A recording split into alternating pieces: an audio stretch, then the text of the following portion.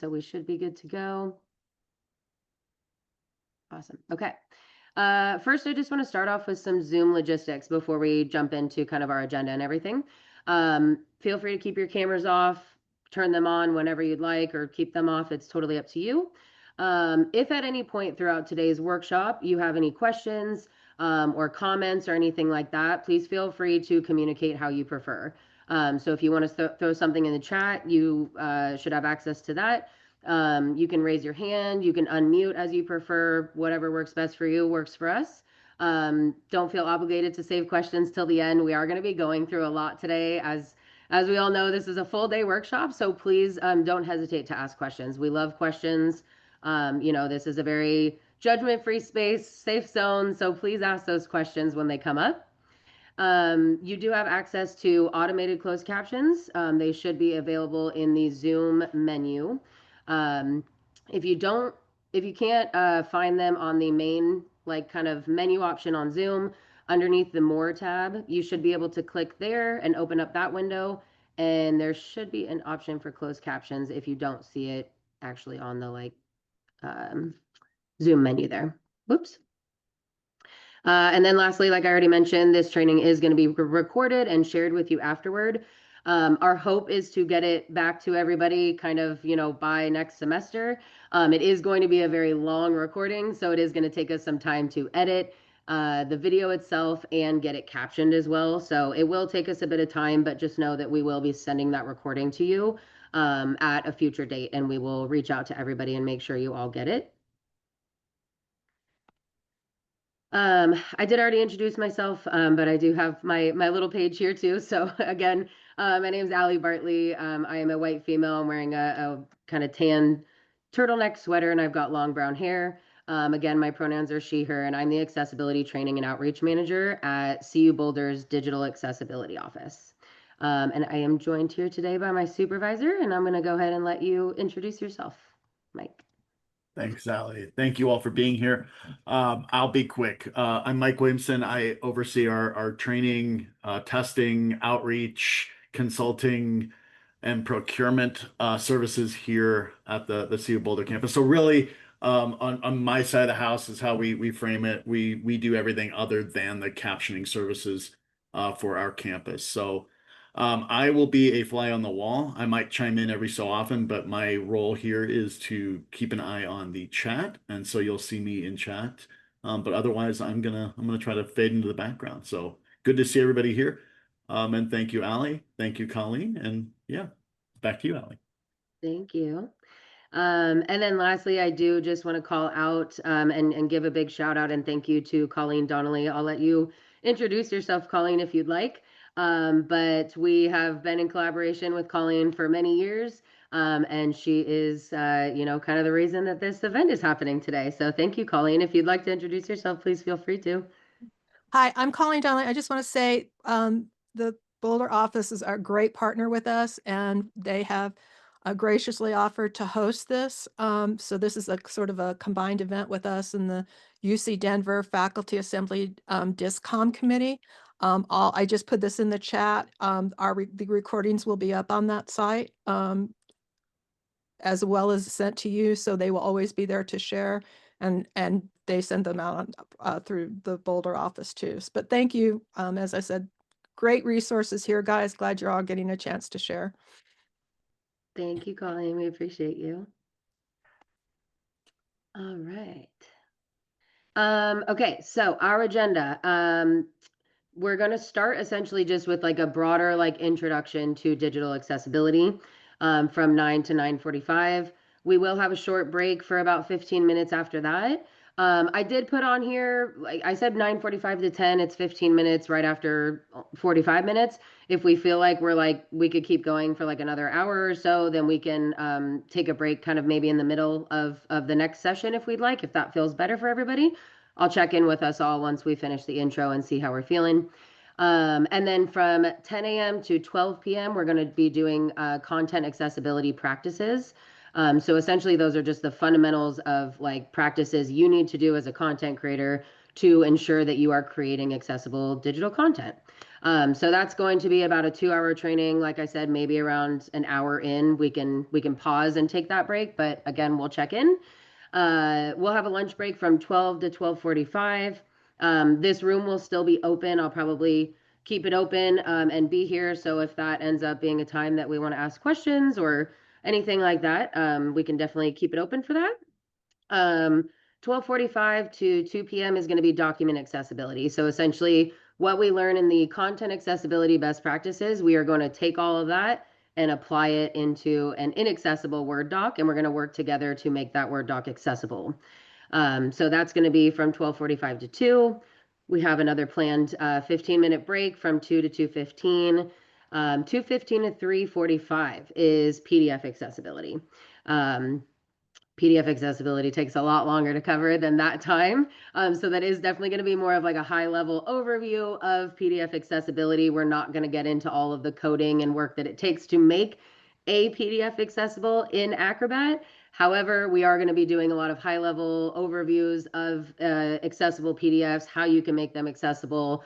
There's a lot of work that you can do beforehand that we're going to be kind of going through today to ensure that if you do need a PDF, you make it accessible. So that's what we're going to be covering till 3:45, and then after that, we've left that space open until 4:30 to give you the opportunity to peace out and say, I'm done and I want to go finish my work.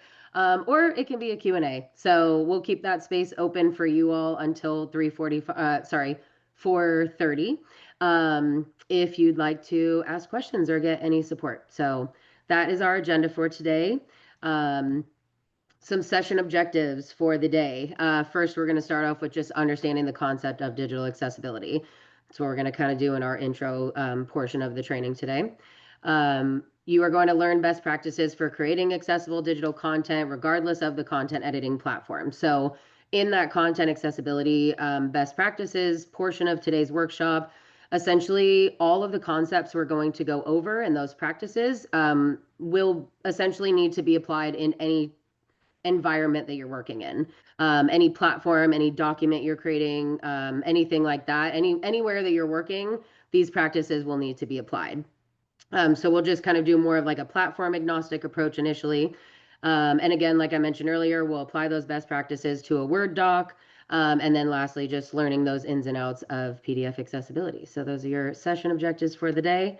I've got Elle Woods here from Legally Blondes asking like, what, like it's hard? It's so not hard. You're going to love it. And so I do want to start off here, and this is Colleen. I'm going to pass it off to you to talk a little bit about access and accessibility. Allie, I'm not seeing the slides. I'm just seeing the host. I'm just seeing you.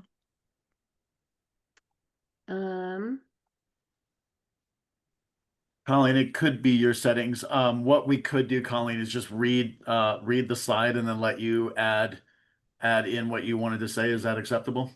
Yeah, I can go to him. I saw him before. I Okay. make sure that everybody else is seeing the slides.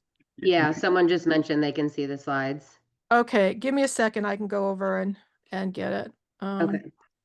So basically what wanted to mention is we're talking about access and accessibility here.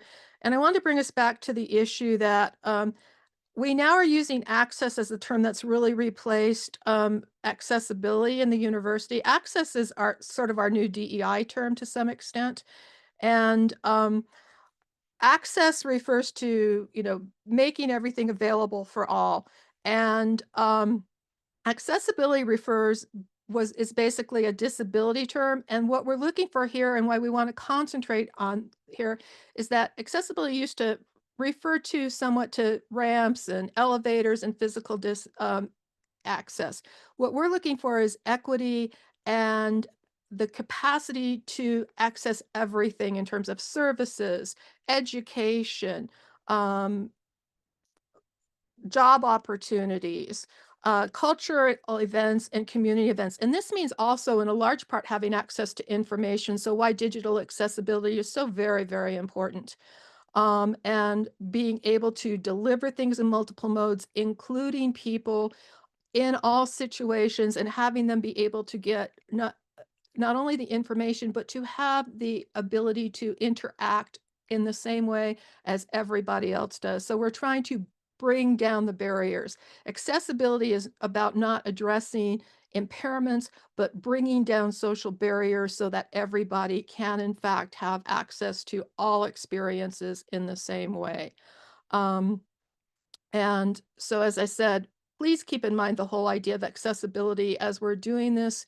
And if you are interested in other aspects of accessibility, that's one of the things to go to our page for. We have a lot of resources on accommodations, on working in classrooms, on language, all of those other aspects. But really, for us, particularly as educators, that issue of how do we get information and the multiple modes by which we deliver that so that everybody has access is very important. And I want to remind you that on our campus, 1 in 15 people have a disability. Usually in our classes, it's more like 1 in 10. Most of those are hidden disabilities. So we are talking about the issues of processing information, cognitive issues, things that you may not notice in people.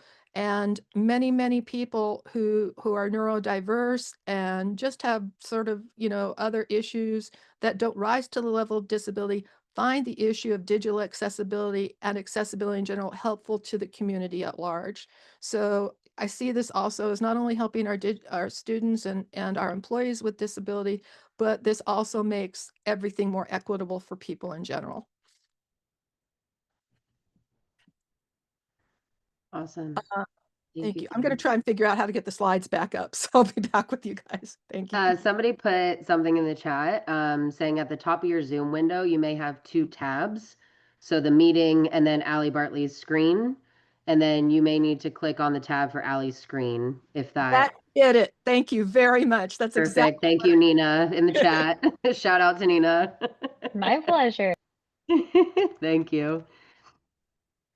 All right. Yes, appreciate that. Thank you, Colleen. Are there any comments, questions, concerns before we move on from this slide and from kind of all of the intro stuff?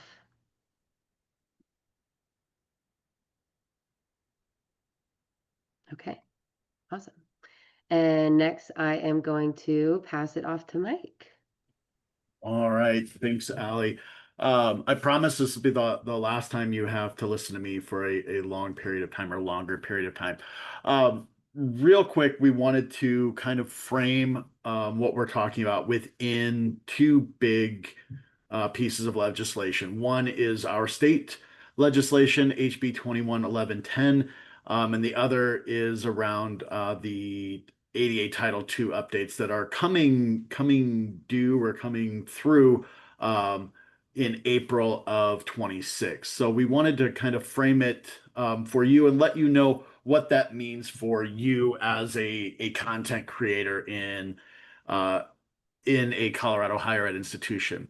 So we've given 2 links to the piece of legislation.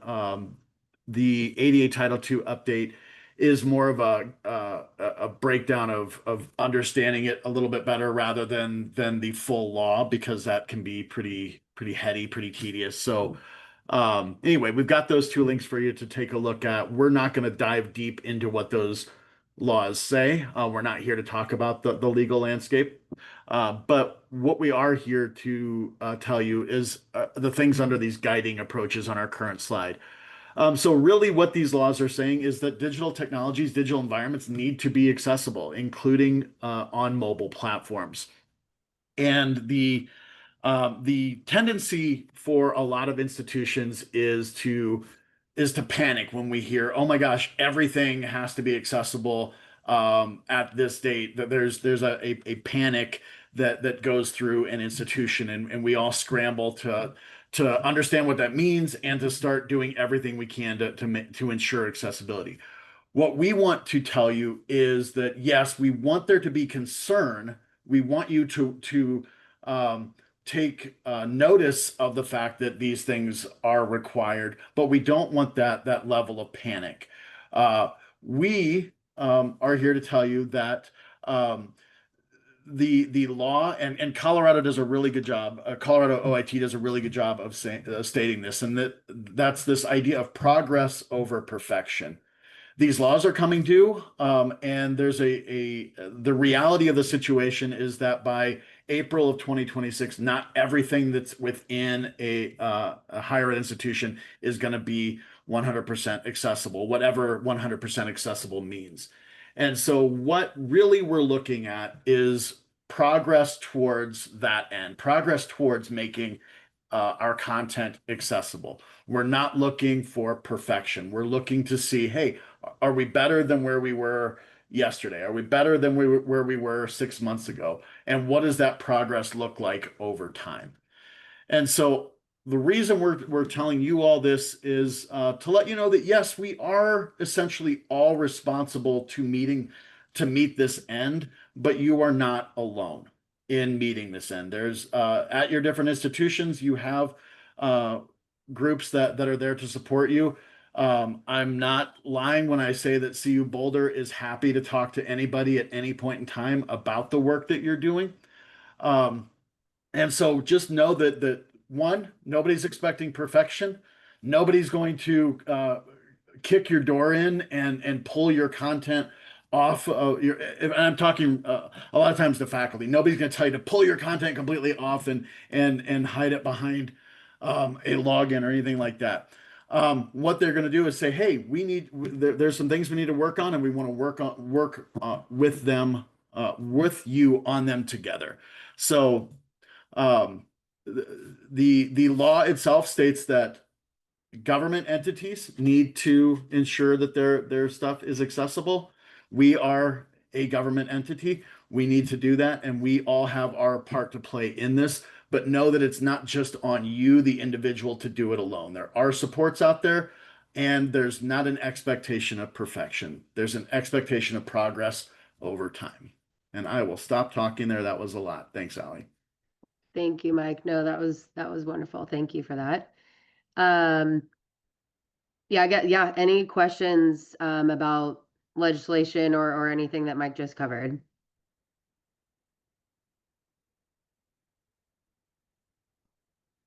Okay, and we will keep moving forward. All right, so like I said, we're starting off with kind of this larger concept of digital accessibility, what it means, what it looks like. So I do just want to start kind of like defining digital accessibility.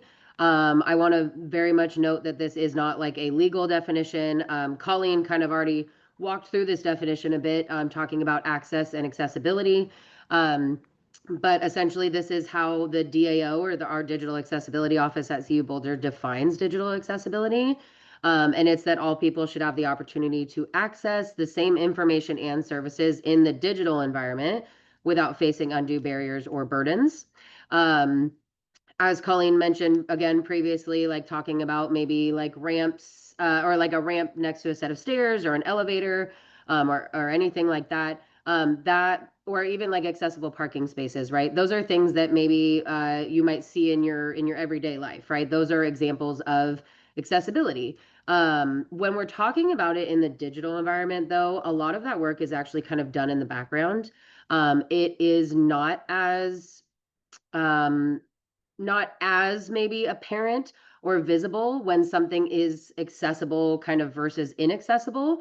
There are a lot of practices that are pretty visible. Like if you were to like compare an inaccessible versus an accessible document, there may be some things you might see, but when we're talking kind of generally, a lot of the work is kind of done in the background. And one part of this definition that I do want to kind of break down here is that last part.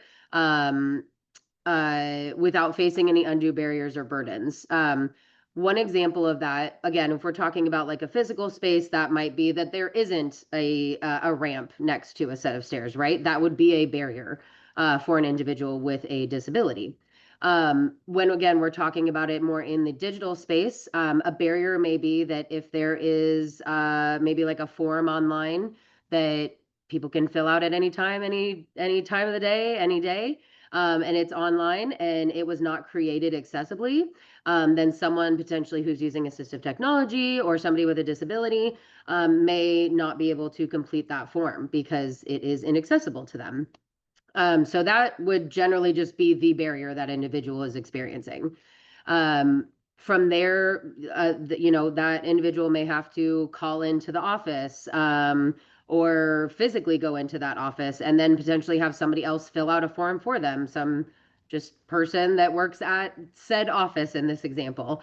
If it is a form that maybe has any sort of like private information, if it's a medical form, if it's something that you need to put maybe your social security number on or anything like that, address, I mean, anything really. Now we're kind of introducing like privacy concerns as well. So like having to physically go into the office, having to call somebody, having to get into contact with somebody else so that they can fill out a form for them, introducing privacy concerns. These are barriers and these are examples of like an undue barrier or burden that somebody may face with a disability who's experiencing inaccessible content to them in the digital environment. Are there any questions about this definition, or if any interest in like other examples or anything like that? See some stuff in the chat. Oh yeah, Mike's. Just me. Yeah. Gotcha. Thank you. All right. Next, I want to talk about assistive technology. I want to go through and kind of define this one because I am going to be referring to it a lot throughout today's workshop. So I want everyone to kind of be on the same page of like, what is assistive technology? Assistive tech, or AT, is just really any item or tool that's used to increase, maintain, improve the functional capabilities of persons with disabilities. On the screen here, I have a picture of reading glasses. And although that may not be in the digital environment or what you might think of initially when you think of like quote unquote technology, reading glasses are considered a form of assistive technology. Even, for example, like a rubber band, for somebody who may have low vision, might use a rubber band to kind of section off a remote, to know that, on the top rubber band, anything above that is the power button, anything in the middle are the channels and volume buttons, and then anything below that second, like a second rubber band might be all of the channels or, other menu settings or anything like that. So anything even as, as simple as like a rubber band is even considered an assistive technology. So when we are talking about it more in the physical space, or sorry, not the physical space, I was looking at the word physical on the screen. When we are talking about it in the digital environment, we're talking pieces of equipment, software programs, product systems, things like that.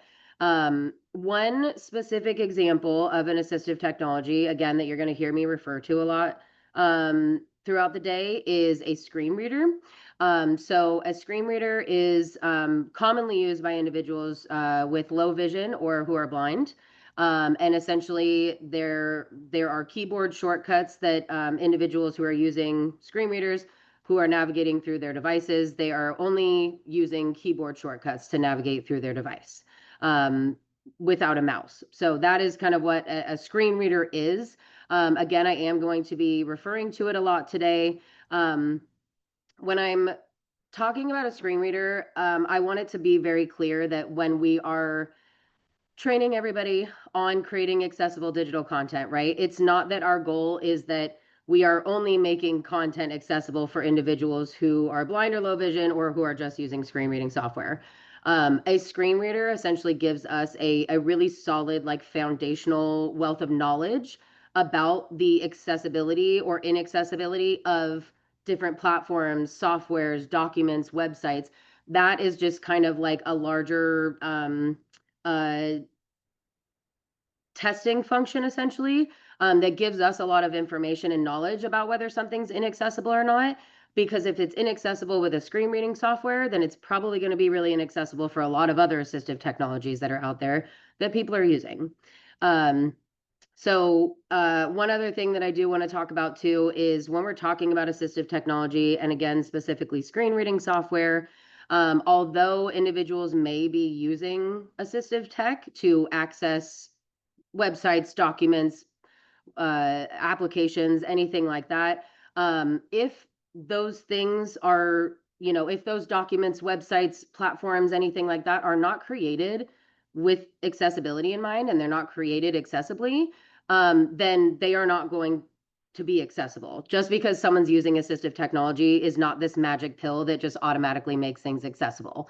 That is up to us as content creators to ensure that we are creating accessible content so that they do work cohesively with assistive technology. And that's why, again, like Mike mentioned earlier, like accessibility is our responsibility. Accessible digital content is our responsibility. So anything that we are creating, we want to ensure that we are creating with accessibility in mind so that they can work cohesively and be accessible to everybody who's interacting with the content that you're creating. I am going to give a short video or share a short video of a demo of a screen reader here. Oops. Just me again, Allie. Yep, no, you're good. So this video here is, oops, there we go. So this is one of our senior accessibility testers in our office. And she is going to run us through using a screen reading software, run us through Buff Portal, which is our student portal at CU Boulder. And she's essentially going to show you how a screen reader works when she's navigating through all of the headings that exist in on this website here. I am going to, I'll pause a few times, but I am going to kind of move my mouse a little bit to kind of show you where things are in focus. A screen reader will kind of put like a little red square or rectangle around whatever's in focus at that time. And it can be a little difficult to see. So I am going to kind of maybe move my mouse around and circle it. I'll pause too to just kind of to give you an example there. But yeah, so I'm going to go ahead and play this. Hopefully, Mike, can you let me know if you can hear it once I start playing it? Yes. Okay. Demonstrate the importance of Sounds proper good. heading structure and how that assists users in navigating websites more efficiently. Buff portal heading level 1. So this is the heading level 1, which tells users the title of the page. And in being familiar with the structure of CU Boulder's Buff portal, I know that every card on Buff portal is assigned a heading level 2. So I can either navigate by heading structure using the shortcut key H, like I just did to get to the heading level 1, or I can press the number 2 and navigate between cards if I'm looking for a specific card. So I will demonstrate that now. Holds into dash news heading level 2. Your classes heading level 2. Buff info help heading level 2. Grades and GPA heading level 2. Class schedule heading level 2. Enrollment dates heading level 2. Tuition and fees heading level 2. No more headings at level 2 in this section. So that is all of the cards on Buff Portal. And then under each card, there could be subheadings, which would be assigned a lower heading designation, like a heading level 3. So I'm going to go back up to the top of the page to see if I can find an example of one of those. Buff portal. Buff portal heading level 1. Holds into dash news heading level 2. So under holds in to do's, I'm going to press the H key. Your classes heading level 2. I went to the next card. Buff info help heading level 2. Contact buff info help heading level 3. So here's an example of a heading level 3 that is associated Buff info help heading level 2. with the buff info help card.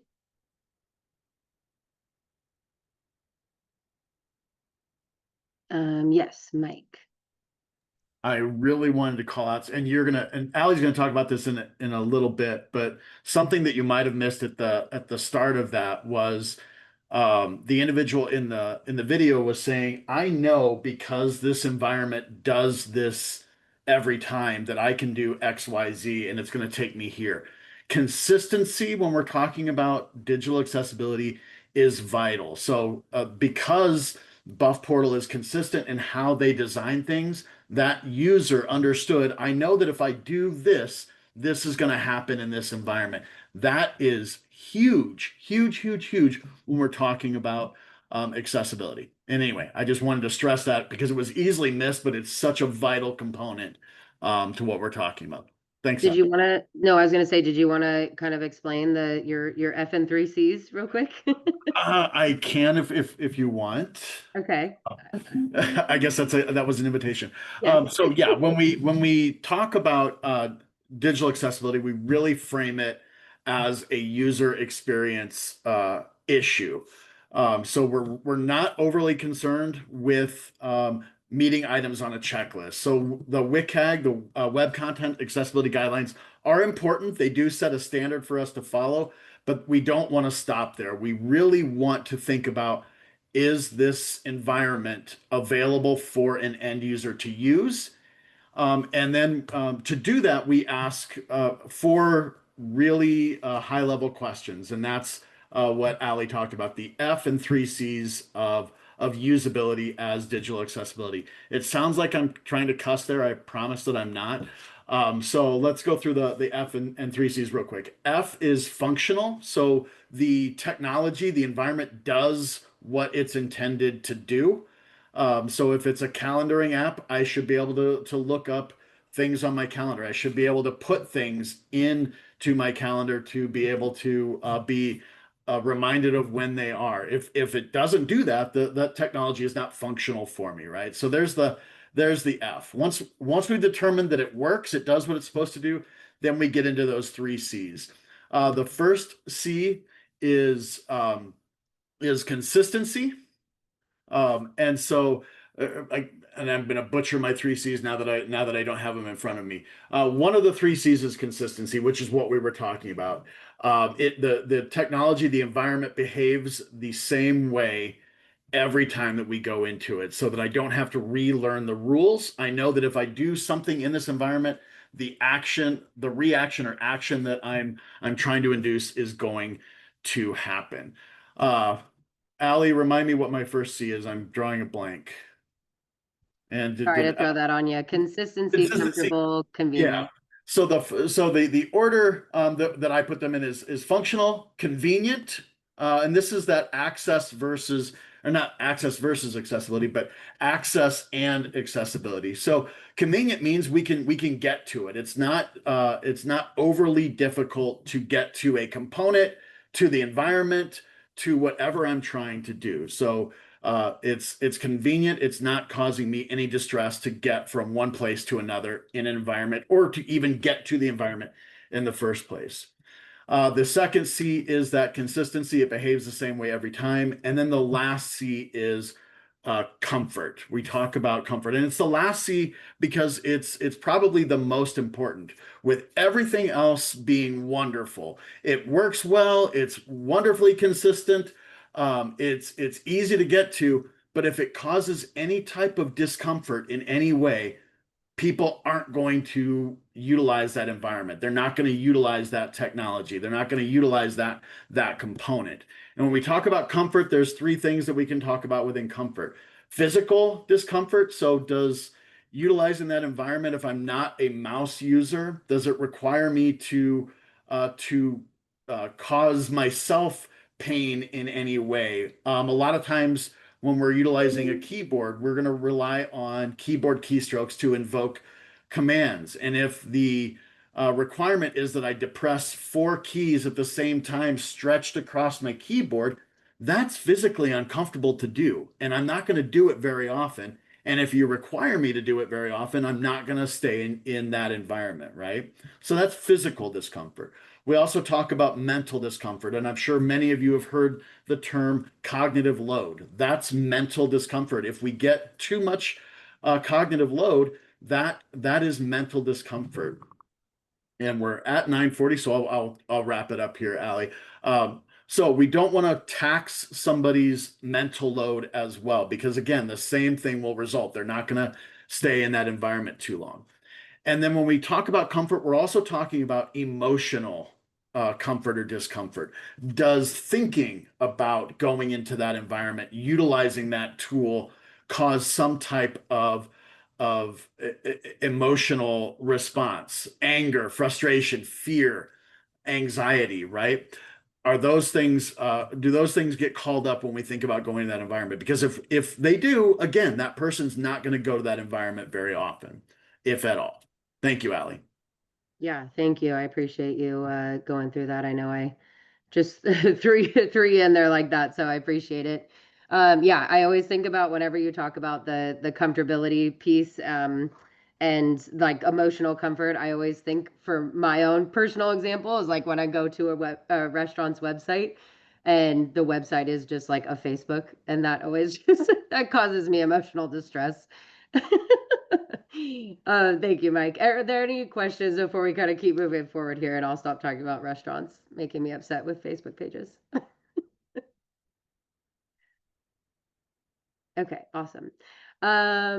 All right, so the next thing I want to talk about is just approaching this work, especially if this is totally new to you. I like to go through this slide and just talk about like how we can approach it. Mike mentioned this earlier, and we really emphasize this, is like we really just encourage progress over perfection. When you leave today, we're not expecting you to be an expert in creating accessible digital content or an expert of digital accessibility. We've all been in this field for a very long time, and there's still new things to learn. Technology is consistently moving, and just there's a lot to learn. So we don't want anyone to feel overwhelmed today. We want this to be very educational, and just learning like how you can approach this to then build these habits and create more accessible content as you're moving forward. So when we're talking about approaching this work, there's kind of two thoughts here.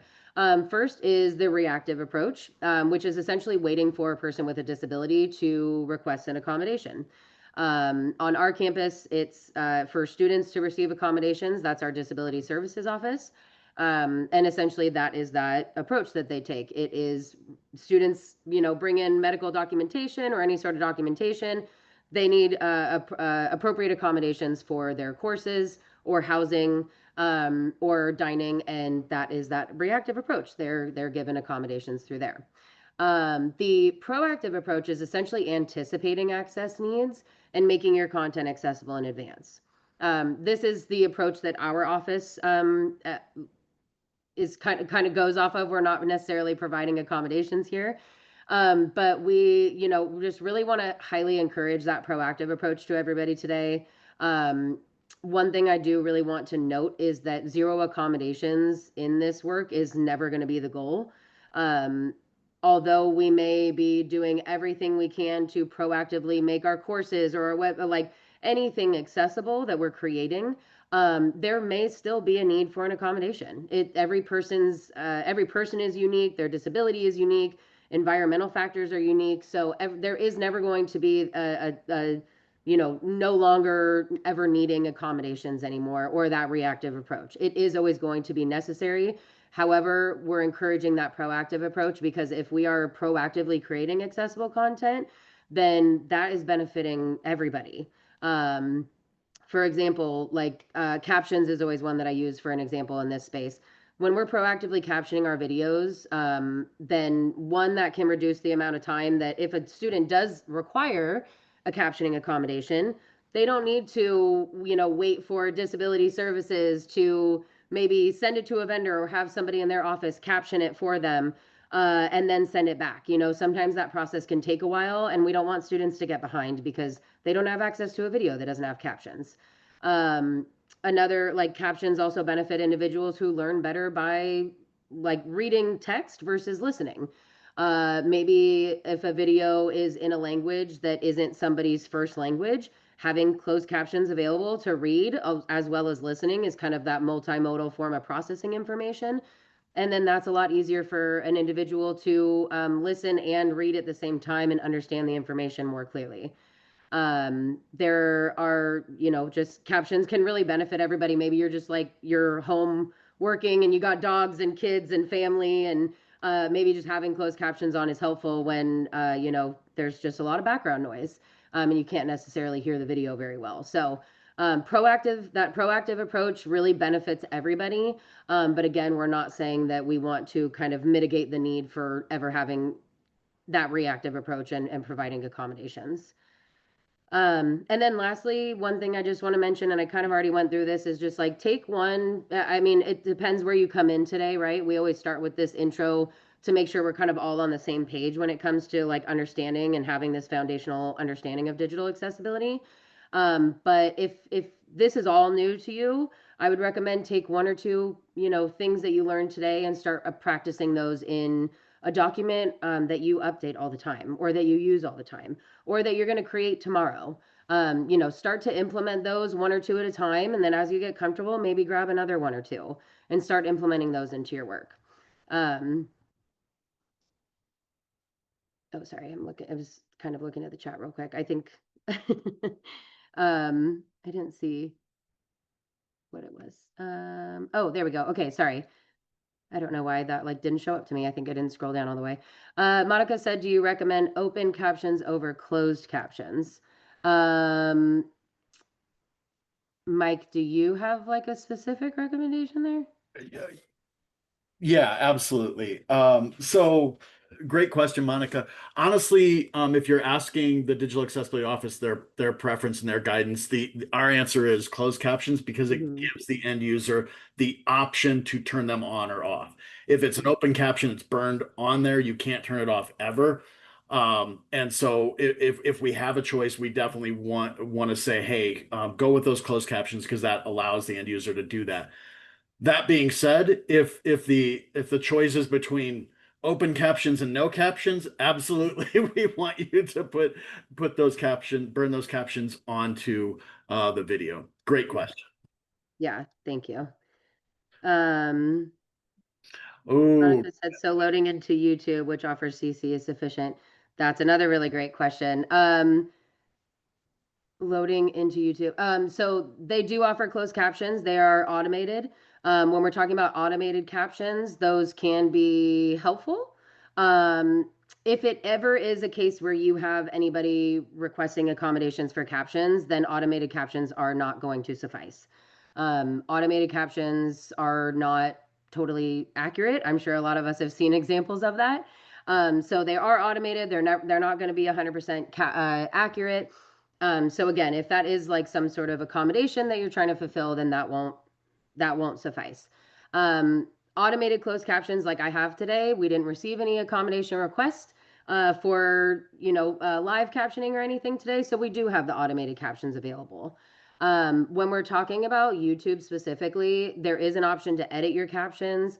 YouTube captions are kind of known for not being great as far as automated captions go. And that's mainly just because they have like zero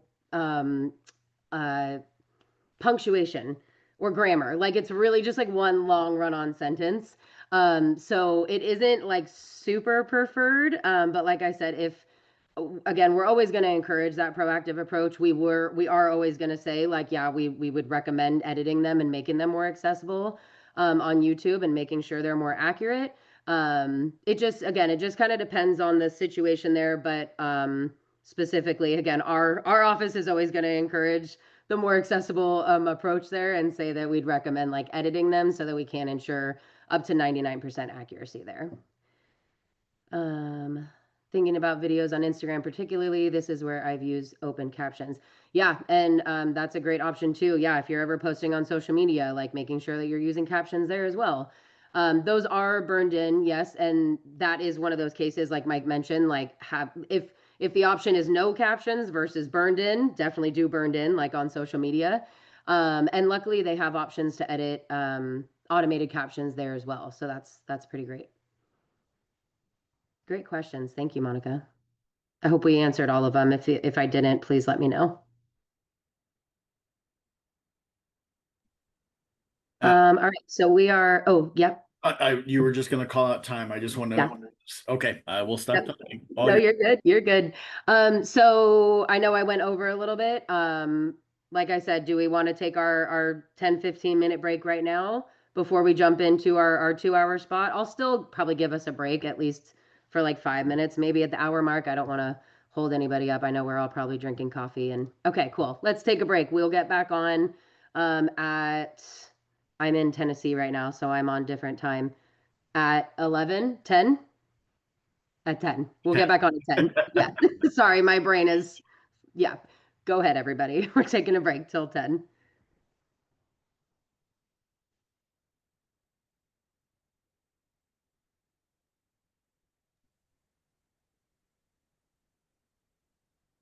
We'll resume the recording and we will jump into kind of part one of our content accessibility training today. So we are going to start with talking about images and visual design practices within any sort of documents that you're going to be creating.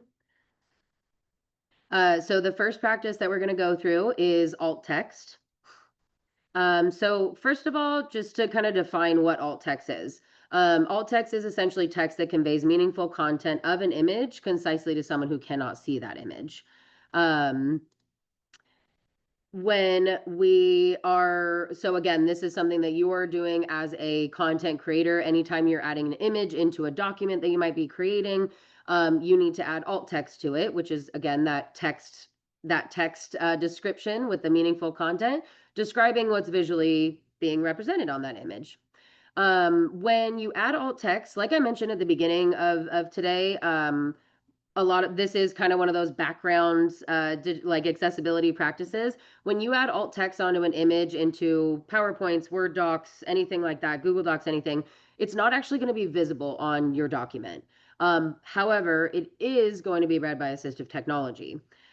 So the only time that you may see, or sighted individuals may see alt text present is if you have maybe like low bandwidth or an image isn't loading correctly. I'm sure, many of us have experienced that before. There's like a small little icon, that there's a picture there, but it's not loading. There's text under it sometimes, and that text is actually the alt text. So that's that code in the back that's kind of actually visible in that time. That's really the only time it's ever gonna actually be visible on a document or on a website or anything like that. But again, when we're adding it as content creators into things that we're creating, it's not actually going to be visible. It's just going to be read by assistive tech. One thing to note is that if you are adding images into any of your content and you're not adding alt text, screen readers essentially try to kind of grab what they can. So it may try to read like the metadata of the image, which oftentimes is the file name of the image, and try to read that as alt text. Or it might just say blank. So it'll let the user know that this is an image, there's an image present, and if there's no alt text, it's either going to read a file name or it might just say blank. And then that end user is really not getting any sort of description of what is visually represented in the image that they're coming across at that time. So an example that I have here on the screen, I have an aerial view of CU Boulder picture. To the right of that, there's two screenshots of text boxes. And that is from a screen reading software that's built into Apple products. So like on an iPhone or a MacBook, there is a screen reader built into Apple products called VoiceOver. And so in this specific example, the first option that we have here is when there is alt text present on this image I have, what's going to be read by VoiceOver is aerial view of CU Boulder. That is the alt text that the content creator added in as a visual or as a text description of what's visually being represented on the image. There's text after it that would read in line with text, comma, image. That portion of that's represented here is what the screen reader is reading. So the screen reader is reading that formatting information, which is in line with text. That's not anything that you as the content creator are writing in your alt text fields. And then lastly, it does at the end always announce that it's an image. So all of that second portion there, in line with text, comma, image, that is information from the screen reader being read. The aerial view of CU Boulder is the alt text that the content creator added, and that's all you need to worry about. The second example that I have here is a screenshot of what is going to be read if what was read if there was no alt text present, and it's essentially the file name. So what's read when there is no alt text present on this image is screenshot 2019-06-26 at 9:15:40 p.m. .png image. So obviously that is not a very good description. That doesn't give us any sort of information about what's visually being represented on this image, thus making it very inaccessible to end users. So again, we just want to make sure, just to kind of give you like a user experience example, kind of show you how it works, what alt text does and doesn't. Next we'll go through kind of how you can write sufficient alt text as a content creator. So first little bit of kind of guidance here is that it should be short and concise. If you feel like you're writing a novel, that's maybe not what we recommend.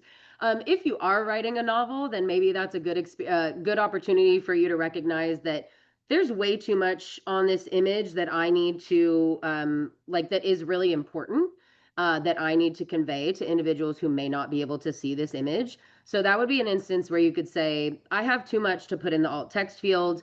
Maybe I need to actually do like a description in the body of the text that's around that image. That might happen often with things like charts, graphs, infographics. If there's just way too much, you might just in the alt text field say infographic showing X, Y, and Z and give it kind of a general alt text description and then put a description of all of the actual information that's conveyed in that image in the body of the text or something like that. So yeah, I kind of got in the weeds a little bit there, but it should always be short and concise. Approximately 150 characters or 1 to 2 sentences is kind of a good guideline to keep in mind when you're creating alt text. And again, and I kind of mentioned this a little bit, but make sure you're prioritizing an accurate description over worrying too heavily about like, you know, if I got 151 characters, it's okay. So just make sure you're prioritizing accuracy. Again, if you're like, I'm writing a small novel in this alt text field, kind of clock that and say, I'm going a little overboard. Maybe I need a separate description, or maybe I'm including information that's really like not meaningful that I don't need to include. If the subject of the image is, you know, myself standing in front of a coffee shop, then I might say that I'm standing in front of a coffee shop. I might not mention the telephone poles in the background or that the sky is blue or that there's a bird flying in the background. That's unnecessary information that we don't need to include unless it is really meaningful context about the image that you do want your end users to understand. So just kind of asking yourself those questions as you're writing alt text can be really helpful to ensure that you're giving really accurate descriptions of your images. When you're writing alt text, it should only describe what can be seen in that image. So we want to keep a very, you know, like making sure we're not adding any opinions or historical information or scientific information. My favorite example that I always use is if it's a giraffe standing in a field, that's going to be my alt text probably. It's very context dependent, but just for the sake of this example, I'm going to put a giraffe standing in a field. What I'm not going to put is the average weight and height of a male and female giraffe.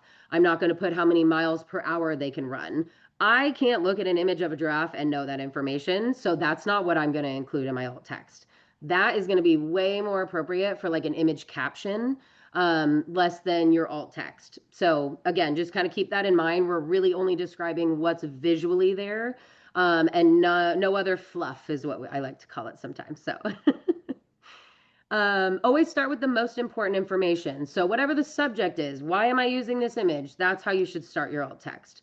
And one other thing is omit starting, and it's a hard practice. I've been in this field for like 10 years. Sometimes I still just want to say image of because it just feels like that's what I'm saying in my head. So I want to write it. Don't start your alt text with image of. And the reason is because, I mean, even on this last slide, we saw at the end of the alt text that's being read via screen reader, it announces that it's an image. So end users who are using a screen reading software know that there's an image present, and that was the alt text that was just read. So if I said image of aerial view of CU Boulder, and then a screen reader is going to say image of aerial view of CU Boulder image, then now it's just repetitive. So you don't need to start off with image of, just go straight into it and start describing it. Start with that most important information or the subject of the image. And you don't need to include any of that kind of intro stuff. The only times, there are always exceptions, right? We're being very broad today into this workshop. We're getting into stuff, but like, you know, there's always going to be exceptions. There's a lot of nuance that comes with digital accessibility and just technology in general. So if you're taking a picture of a Polaroid, like I'm thinking of like Monica mentioning like social media, like there are instances where like some images are, you know, we're taking pictures of a strip from a photo booth. If that's contextually important to you taking a picture of that strip of a photo booth strip, then that might be something that you do want to include in the description.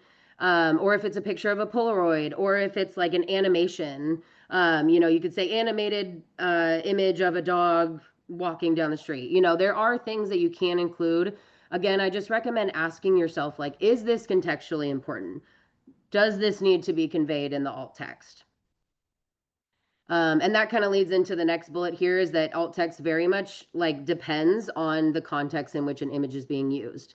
You might have that same image, that aerial view of CU Boulder. You might have that image in 10 different places. And depending on the context of why I'm using it, I might have 10 different alt texts. And the reason is because, again, like the subject and why I'm using it might vary depending on what I'm writing about or where I'm using it. If I'm using it as just the front cover of a pamphlet, that might be a decorative image, which we're going to talk about in the next slide. So I don't need to have alt text for it. If I'm talking about the vicinity of the Flatiron Mountains in the background to campus, then I might be focusing more on that. If I'm just talking about maybe the bricks that are used throughout campus, maybe I'm focusing on that in my alt text. You know, there's lots of different reasons why we use images and in the context in which they're being used. So if you are using the same image in a lot of different places, make sure you are assessing if the alt text that you had previously needs to be updated or edited. And again, it should be a very like neutral description. I kind of mentioned this with like only describe what you can be seen. Very neutral description, no commentary, historical context, info, anything like that. Again, that neutral description or neutral tone. I always use the example of like if you're putting a headshot or something of yourself on your staff page and you're like, oh, my hair looked bad that day. I'm not gonna write in Allie had a bad hair day and here's a headshot of her. Or like, you know, anything like that. So none of that type of information or opinions. Sure, maybe it's visibly apparent that my hair looked bad that day. But again, that is an opinion. That's an opinion. So we want to make sure that when we're writing alt text, there's no additional commentary, opinions, keeping a very neutral description and tone in your alt text. Next, we recommend avoiding using like automated tools to generate alt text for you. And that honestly is directly related to the bullet right before that. Alt text varies depending on the context in which the image is being used. Auto-generated tools, they don't know the context in which you're using an image. So it can get you a little bit, it can get you started. I recommend, like, if alt text is a new practice to you, maybe test it out, see what the auto-generated kind of tools within these different platforms create for you. There's one in all Microsoft platforms.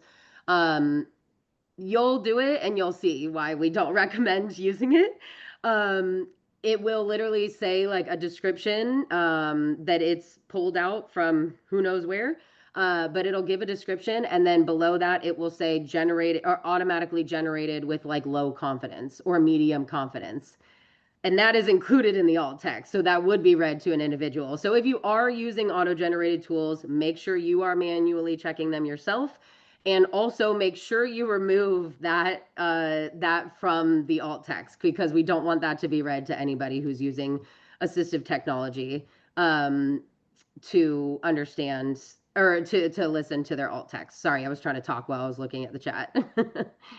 Yeah, 150, Mike said 152 characters. Allie will come to your office looking for trouble.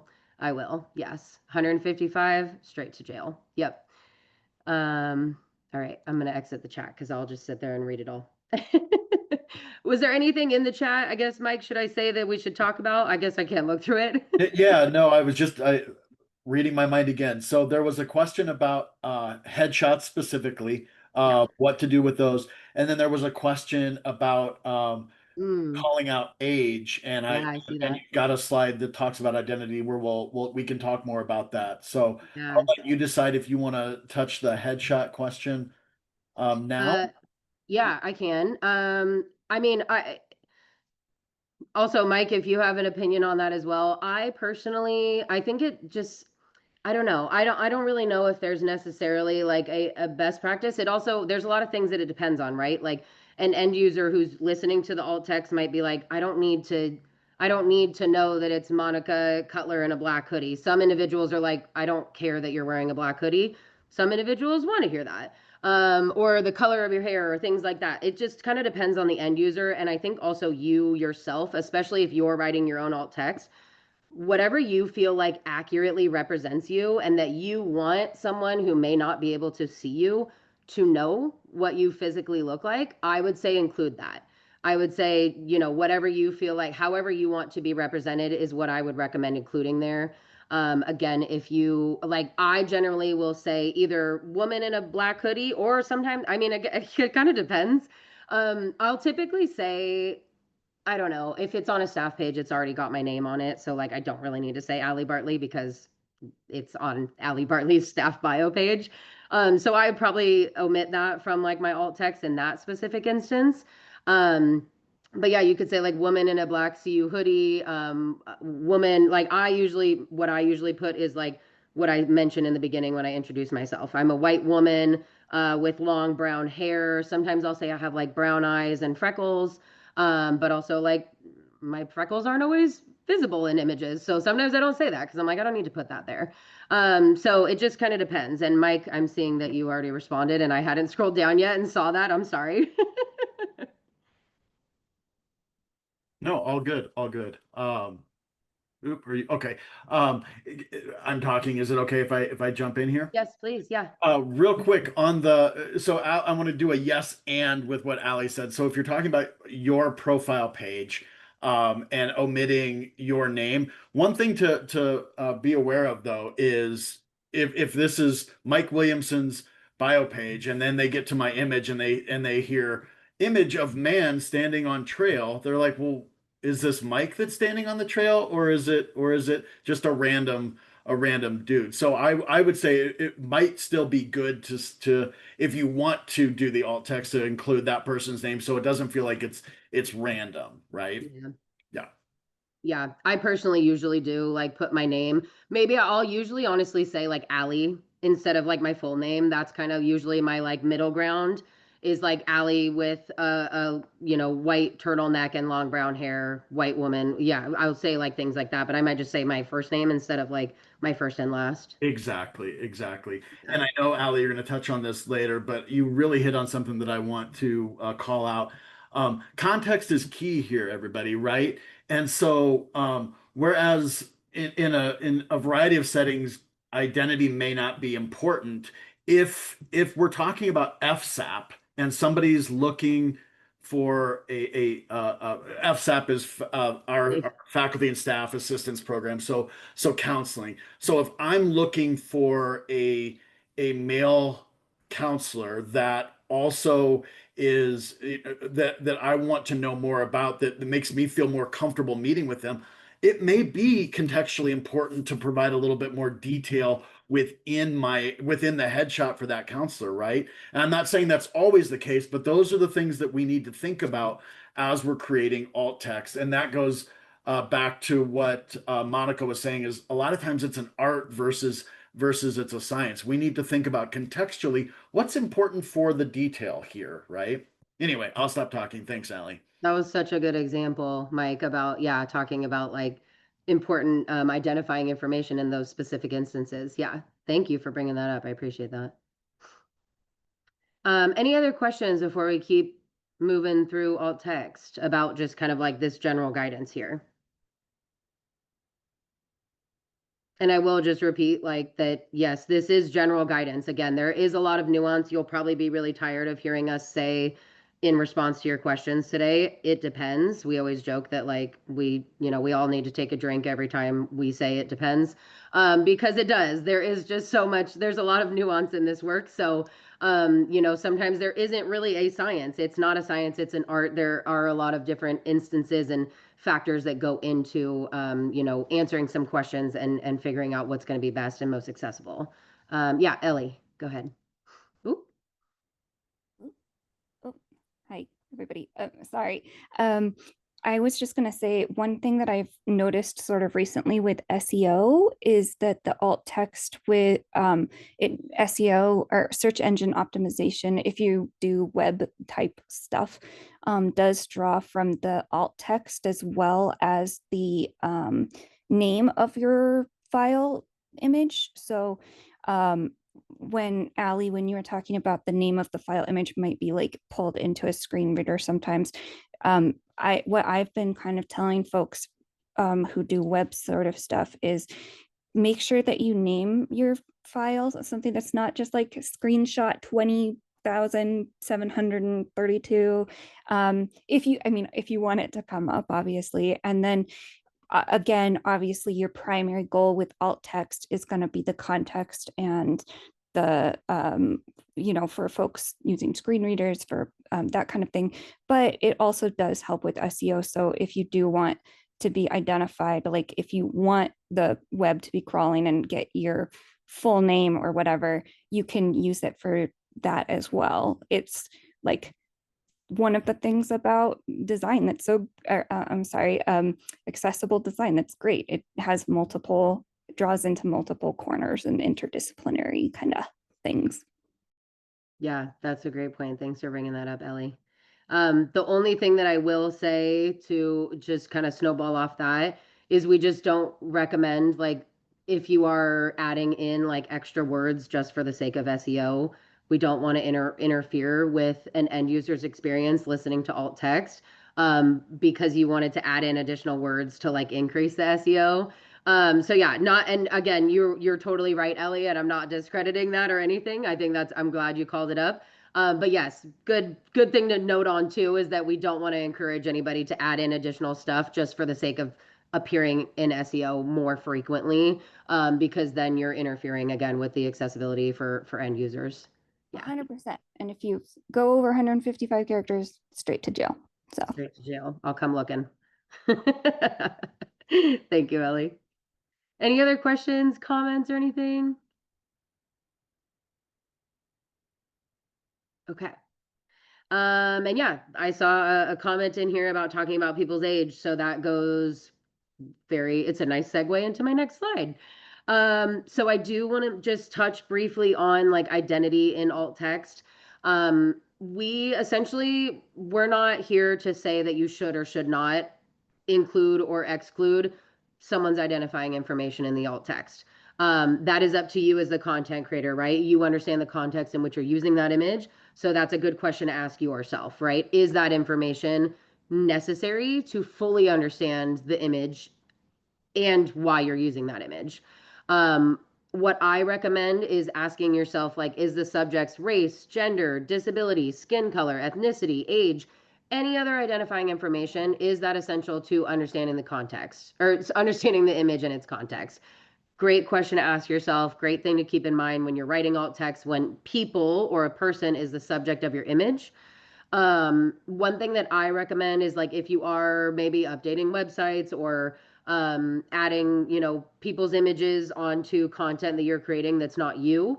I always say, like, I manage our website. So when we hire new people and I'm adding them onto our staff page, I say, can you please share your bio and your picture? And then can you tell me can you write alt text for yourself so that I can include it into the image? So I always, like I would say if it's a known individual or someone you work with, ask them how they'd like to write alt text for themselves. There may be instances where they're like, I don't really know how to write alt text very well. So you can say like, I know how to write it pretty well, hopefully after today. And say, like, what information would you want me to include in it? You can gather that, write alt text, and then say, how does this sound? I just actually did that recently for somebody. So, that's a great way to ensure that like how that person wants to be represented is how they're represented in the alt text. When there are obviously going to be instances where people's identifying information is extremely contextually important, depending on maybe the course you're teaching or what you're writing about. So what I would recommend, and this is a great, again, kind of segue for talking about kind of age and things like that, if those are things we want to comment on. If it's yourself, you're more than welcome to, again, like explain yourself or describe yourself however you'd like to. For images, I have an image on the screen right now, and it is a black and white photo of a group of activists, and they're holding up a sign at a march. The fact that these individuals are at a march that has to do with disabilities and disability rights and civil rights, that how they are perceived through this image visually is contextually very important. So I do want to include that. However, I do not want to make assumptions about the individuals in this image. I don't know how old they are. I don't know their ethnicity or their race or their age. I can never look at anybody and know what their gender is. I can never look at anybody and know what their pronouns are. There are a lot of things that we can't visually just know by looking at somebody. So we highly encourage that you don't make assumptions about anybody.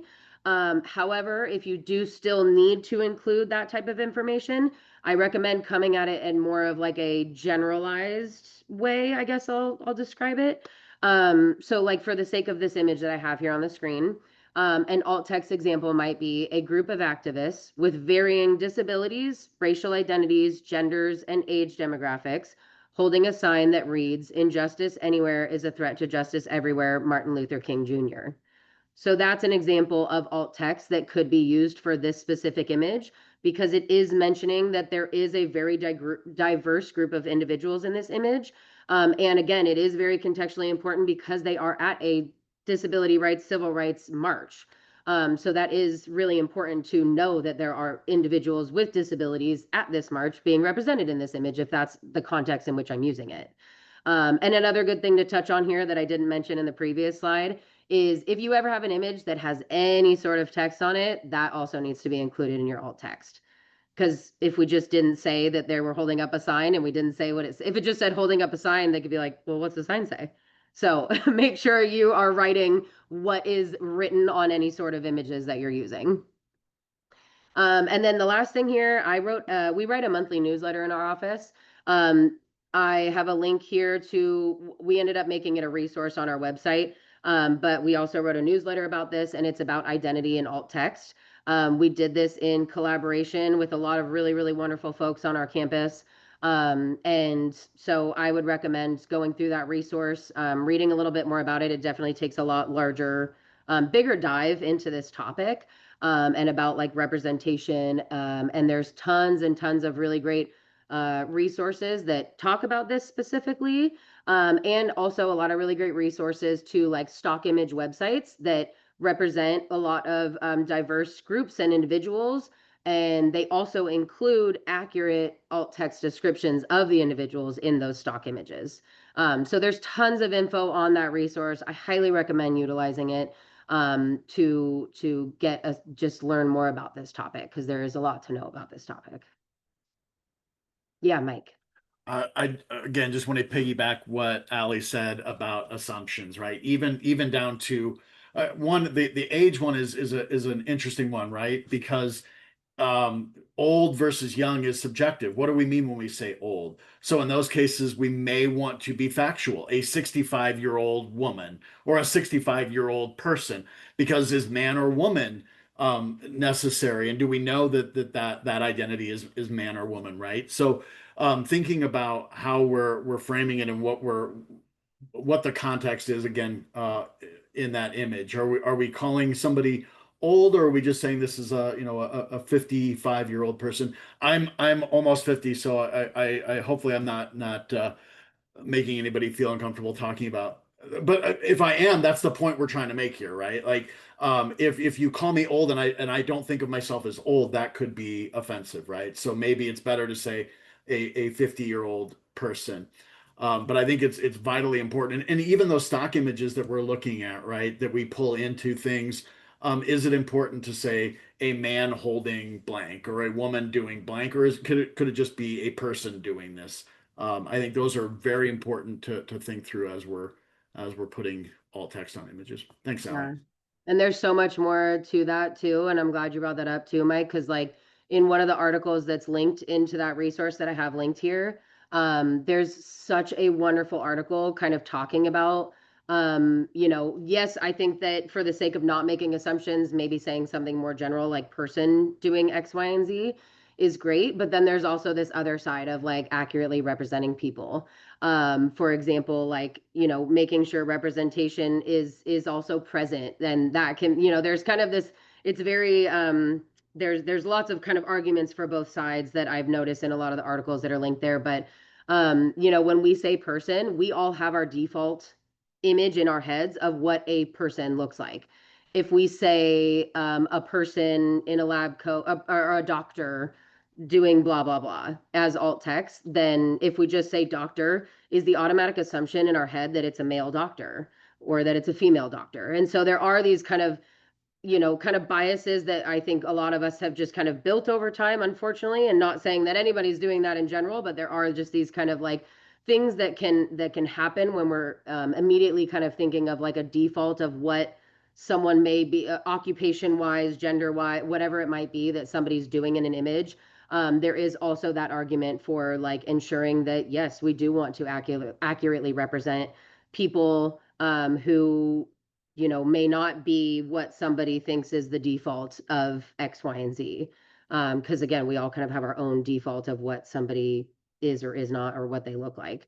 I kind of just went down a whole little rabbit hole there with that, but do we have any questions or comments or anything on this at all? There's a lot. Elizabeth said, I would also take into account how quickly that information will no longer be relevant. You don't want to go back into 30 web bios every year and update the alt text for folks with specific ages. That is such a good point, Elizabeth. Thank you. I love that. And I was typing and retyping a response, Elizabeth. You're absolutely right. So what are ways that we could provide those bios that stand the test of time? And what are we trying to accomplish with those bios? If we are we trying to call the faculty that we're outlining old, or are we trying to say that they have many years of experience? There's other ways to show experience other than age, right? Yep. Yep. Amazing. Yeah. Thank you for bringing that up. Anything else? Any comments, questions, concerns?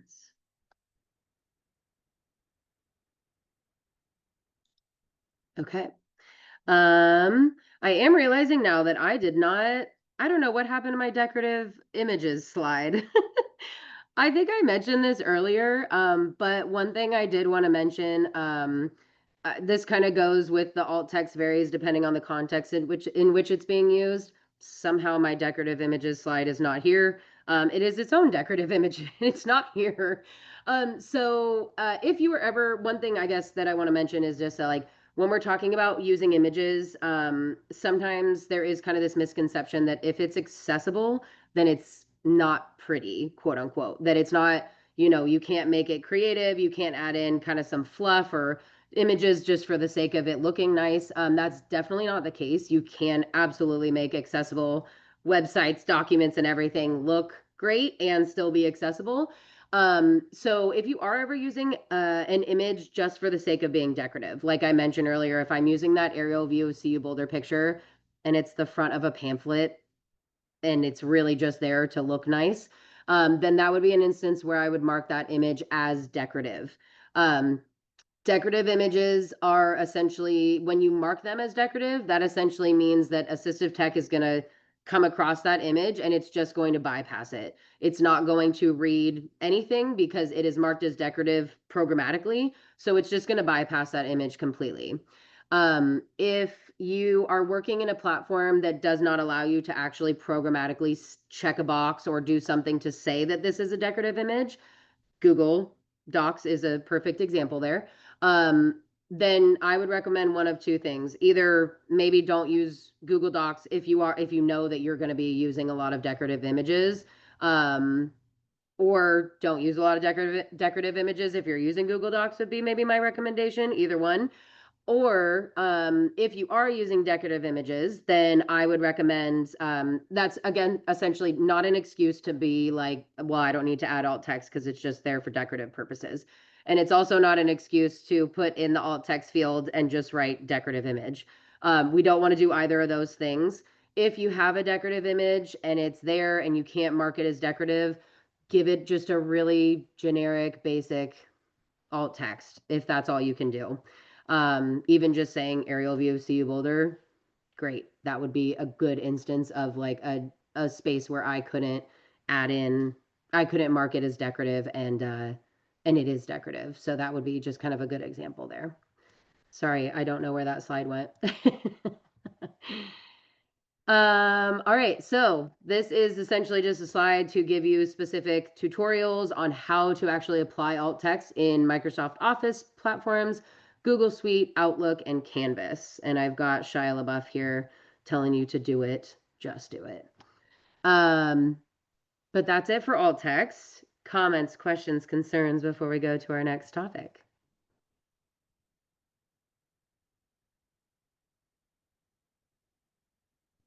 Okay.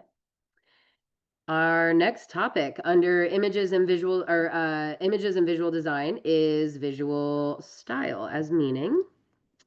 When we're talking about visual style as meaning, this is one of those instances where I mentioned, like, digital accessibility is kind of done in the background. This is an instance where you may look at something and say that's an example of an inaccessible or accessible practice when we're talking about visual style.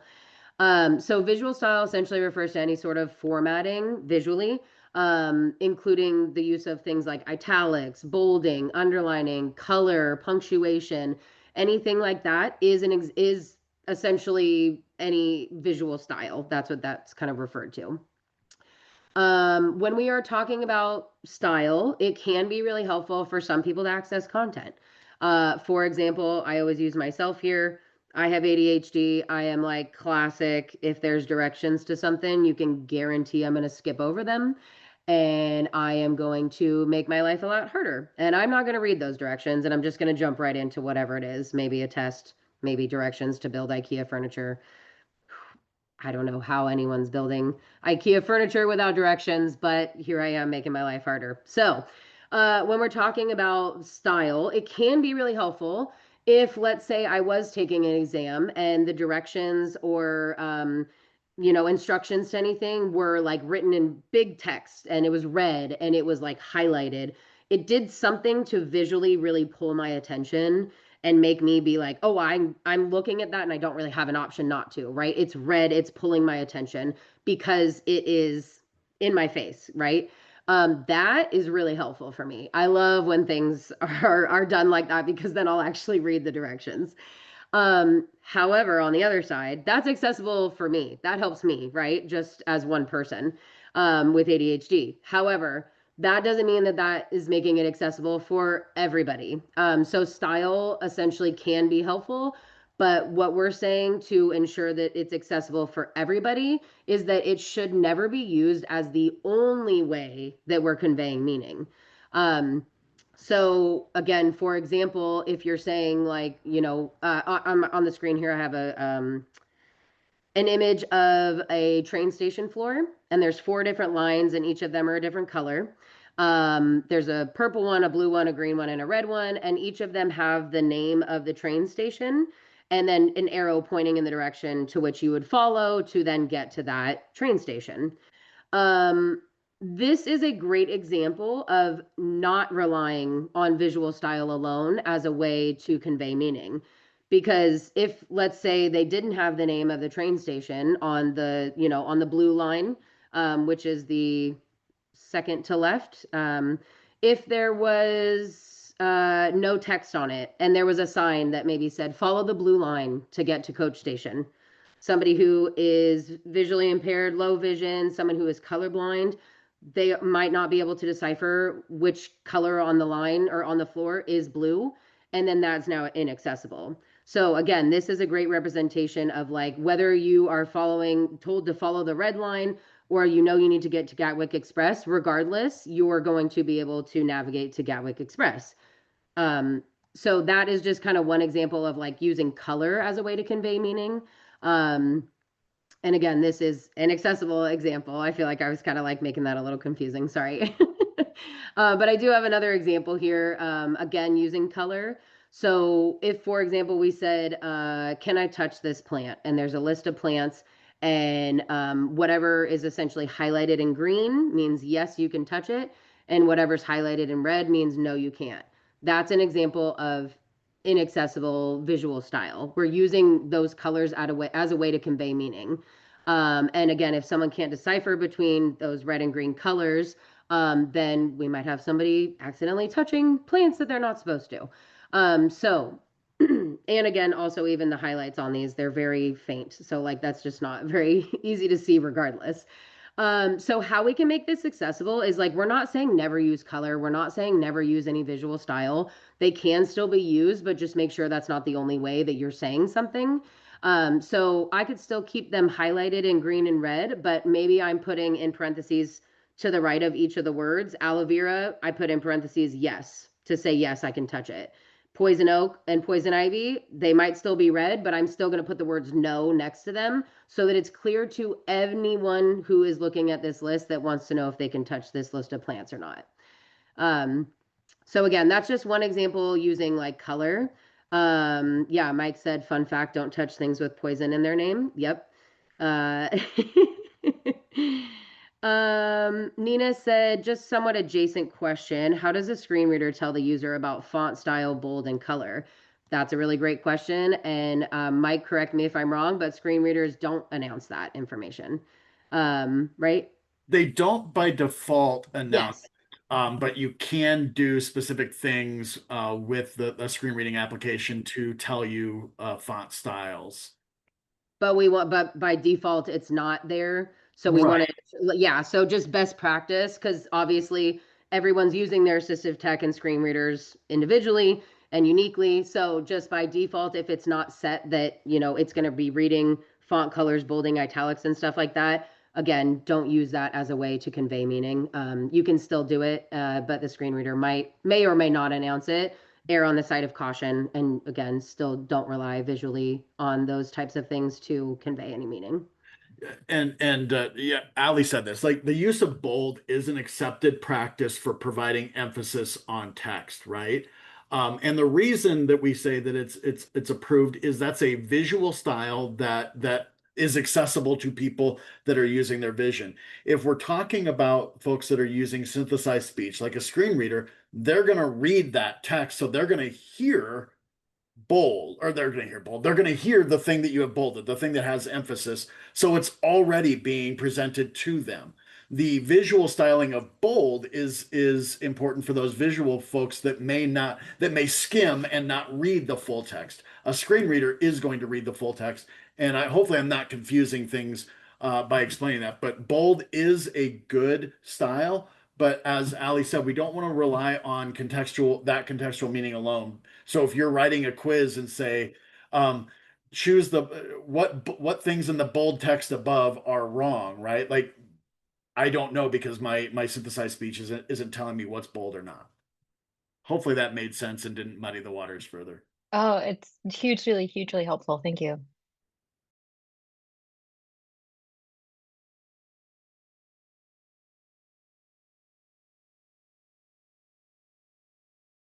Ah, if I may, Ali, sorry, I'm doing a lot of talking. Elizabeth says, is it also true if you're working in HTML and using strong or some other emphasis tag? So yeah, I mean, if you're using strong, you can apply that visual style, which provides that information to an end user. Like here's emphasis for this. But again, if you're utilizing that strong to convey me.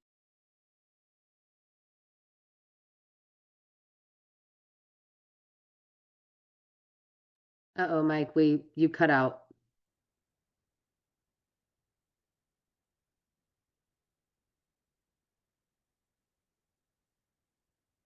He was over 150 characters. He went to jail. Oh, he just got dropped out. Okay. He was on something. Oh, there he is. That was really weird. It's weird. Yeah. I was like, oop, where'd he go? I said you went over 150 characters and you went to jail.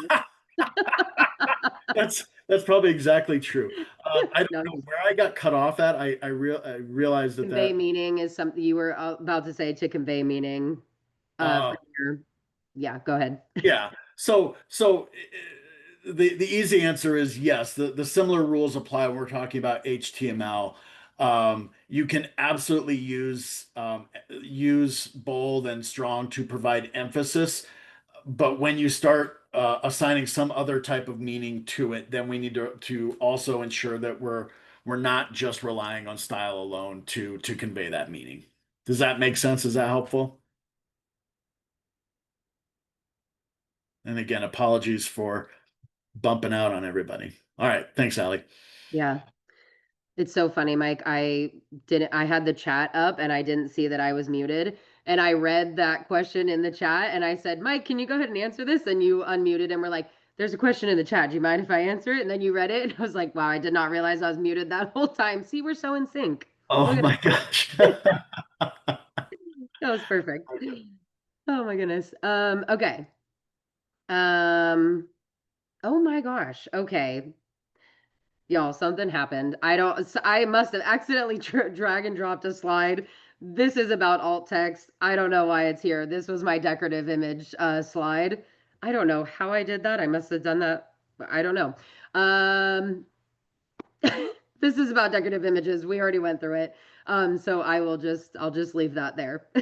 I'll make sure to reorder it for you all later so that it's not all of a sudden out of order and talking about decorative images and alt text.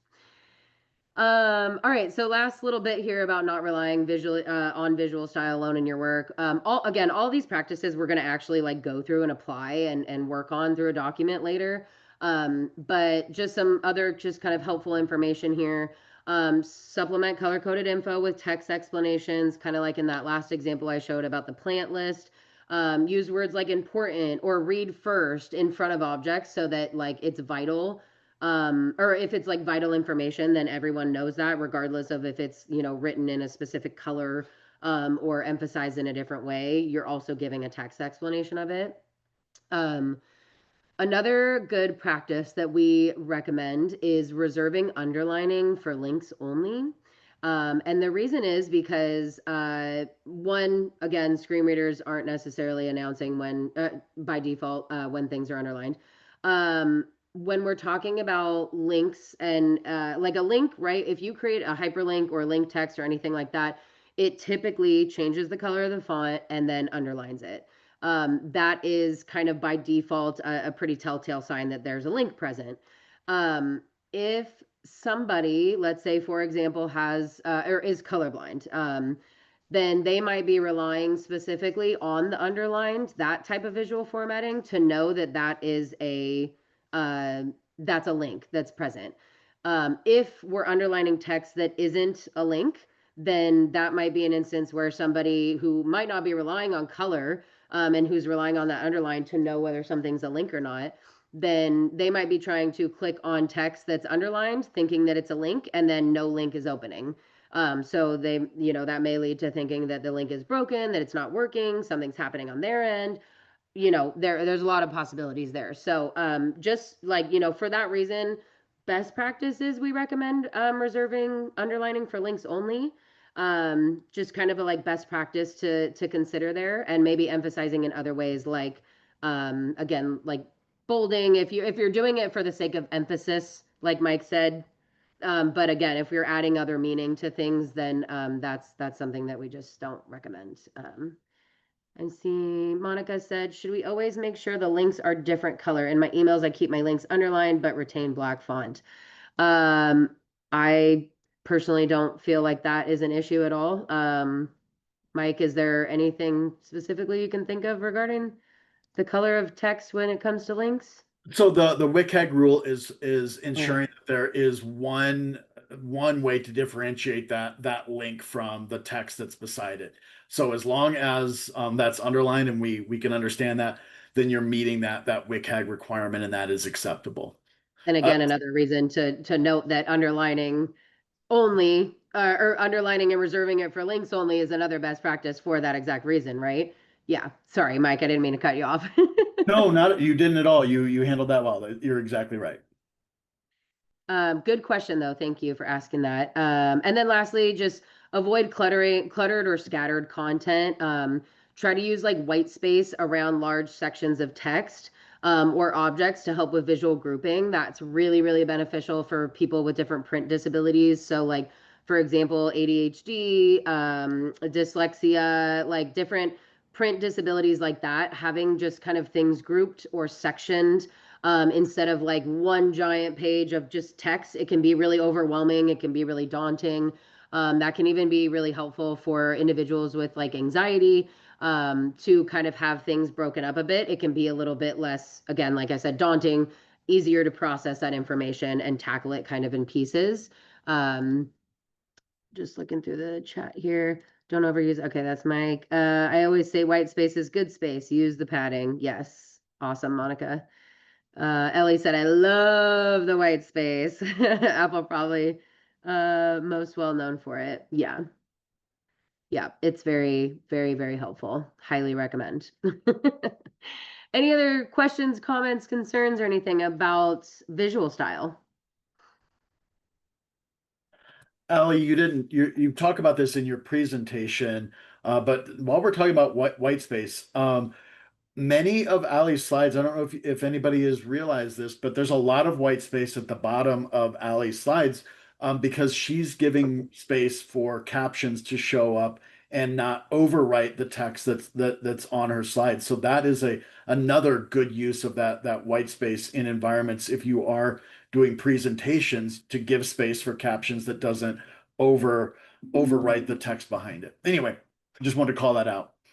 Thanks. Thank you. Yeah, and also don't call me out later when that's not true on a different slide. We break our own rules from time to time. Yeah, sorry. Uh, Monica said, as someone with very long nails, tapping links and such on mobile is very difficult, so padding is beneficial for me personally. That's a great point too. Love that. Okay, anything else? These are all really good combos and questions so far. Thank you so much, everybody. We appreciate it. I don't know if you can all tell, but we love talking accessibility. All right, next is color contrast. So when we're talking color contrast, we are talking about the difference in brightness between the foreground and background colors. Our background color, for example, here is white, and then our foreground color is whatever color the text is, which is black. Huge misconception about color contrast is that you cannot tell what has sufficient color contrast with your eyes alone. What may be sufficient color contrast when you are visually looking at it is going to be sufficient for you, sufficient or insufficient for you. That does not mean that that is true for every potential viewer who is going to be accessing your content. So for that reason, we highly encourage that you use some sort of tool to assess whether it passes specific contrast ratios, to ensure that it is going to be sufficient color contrast for any and all individuals who are accessing your content. My favorite tool linked here is the Color Contrast Analyzer. This is a free software. Whoopsies. This is a free software. It essentially is just a small window that sits on top of whatever you're working on, that allows you to determine the contrast ratio of two colors. You can use an eyedropper tool or putting in the hex code. Err with caution with the eyedropper tool. If you do download this tool, there's essentially this small circle. When you're using the eyedropper, it'll give you a small circle to use the eyedropper on, and it's extremely magnified. You'll notice that when it's magnified, even on like text on this slide here, you'll notice a gradient from the background to the text color. So just for the sake of accuracy, we don't recommend using the eyedropper tool as much, unless it's like large chunks of things, then that's okay. But we recommend using the hex code instead, to assess whether you have sufficient color contrast or not, just to ensure that like you might not be using, the darkest color that's in the middle. You might be using a gradient color and it passes, but it's actually not accessible.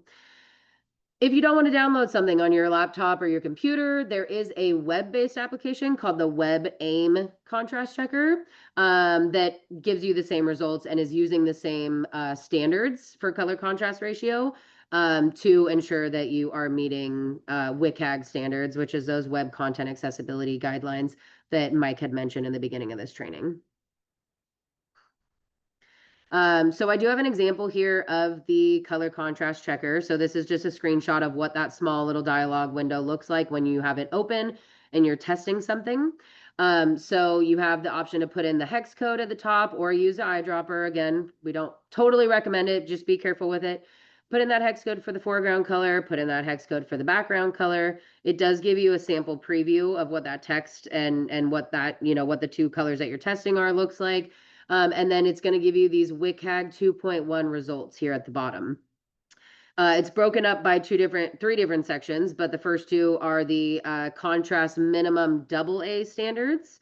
And then there's also the contrast enhanced AAA version of WCAG standards and then you'll get whether it fails or passes with regular text or large text.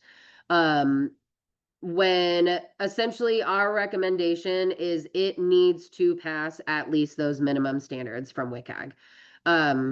I personally, my general recommendation is make sure it passes on with regular text and with large text. Large text is referred to 18-point font or higher. Regular text is 18-point font or below. If you are maybe creating, a text and you're using like a larger font or something and it passes for large font but it doesn't pass for a regular font, regular text size, then I recommend usually just like making sure it passes on both. People may be accessing or maneuvering like the content you're creating in a way that works best for them. So they may be increasing or decreasing font sizes. They may be using a screen magnifier. There's lots of different ways that people are accessing your content and we're not aware of how how everyone's accessing it. So my personal recommendation is make sure it passes with large and regular font size. But I do like to use this as an example. The bold, or sorry, the CU gold color on a white background, which we see used heavily, is failing on every single option here. So it is not passing. If you're ever using that CU gold, make sure you're using it on a dark gray or black background. There are a lot of colors and hex codes that are provided by CU Boulder and by a lot of other campuses that show you those accessible color combination options. I don't think I have that linked here, but if Mike, if you maybe have a quick second to maybe drop that in there in the chat, that would be awesome. So you can see kind of all the different accessible color combinations that work for branding for our campuses. But yeah, so this is just what the color contrast analyzer looks like. Make sure it passes so that you're ensuring that everybody has access to the text that you're adding into your content. Sorry, I'm really bad at trying to look at the chat and talking at the same time. Any questions about color contrast at all before we move into our next section? I'm curious, and forgive me if I missed this, but with our CU Gold and then a few places with Denver's weird colored branding, I've seen where like the CU Gold will fail unless it's like super heavy and giant font. And that just I mean, I guess it makes sense to me, right? If it's giant, you can see it. But is that a good idea to like figure out your design to make it super heavy, thick font, or would it just be better to just pick a different color? I mean, generally our recommendation is always just going to be like, let's just totally ensure that it's accessible. And we'd probably, our initial guidance would probably, yeah, maybe just use a different color. There are a lot of additional guidelines through WCAG that talk a lot more about like bolded text, larger font size. There's a lot more that goes into it versus just like font size. And there are again more like kind of deeper guidelines that you can look through to ensure that like what you are doing, if you are using those colors and you're like, okay, well it's bolded and it's this thick, so it is still technically passing. So our in our heads we're like, if we have to cut corners, right, or kind of do these creative things and kind of workarounds to make it so that it's accessible, even though it's like towing that line of inaccessible, of course we're going to say, well, we'd probably just say, let's not even go through all that. Let's just pick a different color. It'll be easier for you. And we're also totally confirming that it is accessible. But no, I mean, there are, again, when it comes to branding and, I almost just said interior design. When it comes to, like web design and content design, like we totally understand that like you want it to look the way you want. But again, it will just kind of save you a little bit of a headache and also just totally ensure that it's accessible. If we're not kind of trying to like create workarounds around things to ensure that, it's accessible, but it's kind of on the line there. I hope that answered your question. Yes, thank you. Susan said, can you go back to the presentation part about padding? Any recommendations on how much padding below to give for captioning? Let me see. I know, Mike, I see you. Yeah, easy answer there is for presentations, you are the creator of your content, so test it out yourself. So turn on the captions when you're putting your slide deck forward, and that will give you the idea of how much space you need to give for the captions you're presenting out.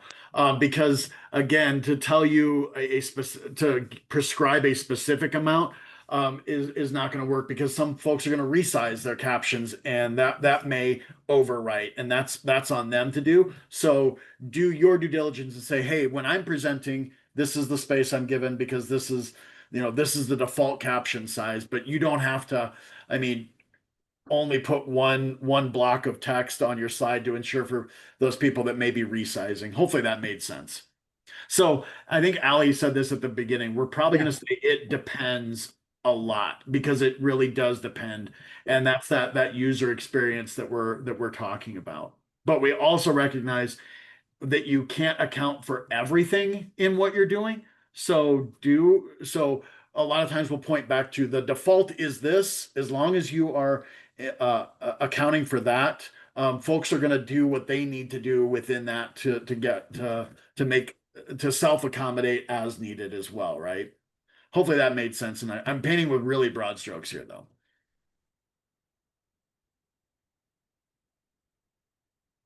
And Ellie, sorry, just dumped a ton of resources for UC Denver, accessibility and branding and marketing. So thank you, Ellie. Okay. Anything else before we keep moving forward?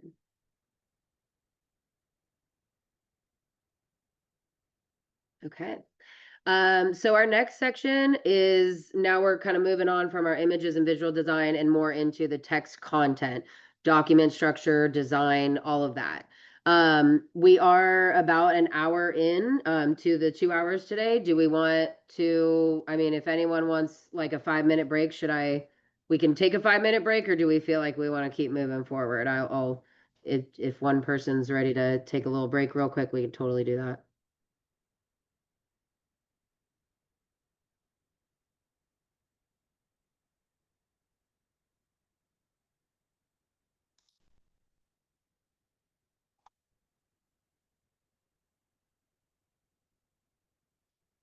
Okay, I'm not seeing anybody saying yes to a break. Allie, if you need a break, please take a break. Thank you. I appreciate that.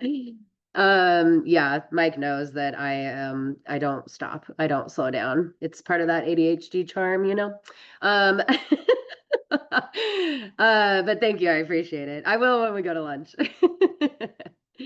Okay, well, if everyone's good, then we'll keep going. I love it. All right. So let's move into document structure and design. First, we're going to talk a little bit about images of text. So I kind of touched on this a little bit when we're talking about alt text, right? If we're writing alt text and if there's text on the image we're using, like for example, that one of people holding up a sign, that's a great instance where we need to add alt text and add in what is actually written on the screen, or on the image there. However, when we are talking about full on images of text, I have a screenshot, or I have an image here on the screen. It is a flatbed scanned page with 2 full columns of text. It's tilted a little to the right. It's so blurry. It's really difficult to read. So that is like an example of what we're talking about here when we're talking about images of text. They are typically like digital flyers and posters end up being like images of text a lot of times, like through Canva, if we're downloading as PNGs or JPEGs, that's oftentimes going to end up being an image of text, or a photocopied document like I have on the screen here as an example. They are completely inaccessible. The reason is because the text, even if it is, really clearly scanned document, even if it's made on Canva and the text is really clear, and maybe myself as a sighted individual who's reading it, I can still read it. If anybody is using assistive technology to read through their content or access content, what assistive technology is going to do is recognize that that is an image, and it's essentially just going to say there's no alt text, so there's nothing to read. Even if there is 2 full columns of text, not a single bit of those, not a single word on that example that I have here on the screen is going to be accessible to somebody who's using assistive technology, screen reading softwares, text to speech, anything like that. So they are just totally inaccessible. One way to check if you're ever working with an image of text is if you can select any of the text. If you try to select any of the text and it just highlights the whole page, telltale sign you're working with an image of text. Just keep that in mind if you are ever, flatbed scanning content, especially like faculty. I know I had a lot of faculty when I was in school that, would maybe scan in the first chapter or 2 of a book just so that, they're ensuring that their students can read the first couple chapters. Maybe they can't afford their books right away. Maybe their books aren't getting there in time for, the first couple chapters that need to be read in the first few weeks. So like, again, great intention and great practice there. However, what we can do to ensure that it's accessible is trying to make it at least selectable. And so that's when tools like Census Access come in. I do have on here that CU Denver uses Census Access. CU Boulder also has a campus license to Census Access. Do we know if Anschutz or Springs uses Census Access? Mike, I see your hand up. Real quick, I want to clarify. Colleen said that Denver no longer has access to. Oh, Census shoot. Okay, Access, so it's sorry. Boulder that I know of. Sorry about that. Okay, then that link is wrong. Colleen, did you want to mention anything else, or is that?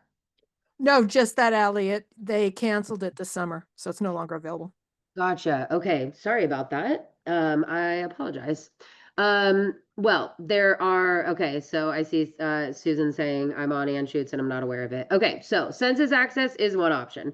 There's lots of other options, so don't worry. Census Access is a tool that I know that we do have at CU Boulder, so if you are at CU Boulder, you can use that. Essentially, it's a conversion tool. So if you have an image of text, you can upload it into it, and then you can download it as an audio file, as a selectable PDF. You can download it as HTML. There's tons of different file types or content types that you can download it as through Census Access. There are tons and tons of other tools that do this. Acrobat, even Google. I think Google Docs has an option for this as well. There's tons of Claro PDF is another great tool that I've used in the past. So yeah, there's lots of tools that you can use to essentially take an image of text and convert it into actual selectable text. Someone said it looks like Anschutz canceled as well. Likely was a joint UCD Anschutz OIT license. Okay, gotcha. Okay, well, Census Access, CU Boulder, you'll have that. There's other options, like I said, but essentially what it does is, and this is any tool really that I just mentioned, they all go through this process called OCR or optical character recognition. And it goes through and takes all the text that is present on this image of text and converts it into actual readable, selectable text. Big thing to mention here is that does not just guarantee that you now have an accessible document, right? It's just going to make it so that it's readable and selectable. And even then, that conversion process, if the scan is bad enough, I mean, I've had really bad scans that I try to do this to, and it has every other word wrong because the scan's so bad, or it might be really old or something like that. So it's not guaranteeing accessibility, but it is going to give you something to work off of so that then maybe you can then go in and make it accessible. And it also is just kind of a good, I have in here, just-in-time option for you to utilize if you are kind of needing something immediately. You can use something like Census Access, Acrobat, Google Docs. Yeah, I mean, I know I think some campuses right now have Ally. There's lots of other options out there that would. Oh, Monica said I would imagine a ChatGPT or Copilot would convert a doc like this into text, then you can move it into a Word doc. Indeed, Mike says, indeed, as with all other tools, we still need to do human-based review of the output, but absolutely AI can do this. There we go. Great options. So yeah, lots of options to do this. If you're ever working with images of text, just making sure that they're at least selectable, and then you have something to work off to then make it accessible. And again, like I'm mentioning it in the context of somebody using assistive technology, but I think probably all of us in this call right now have experienced trying to copy and paste something from something we're reading, and it just grabs the whole page, and it's really frustrating. So again, just like a generally good practice that's going to make it really beneficial for everybody. All right, any questions about images of text here?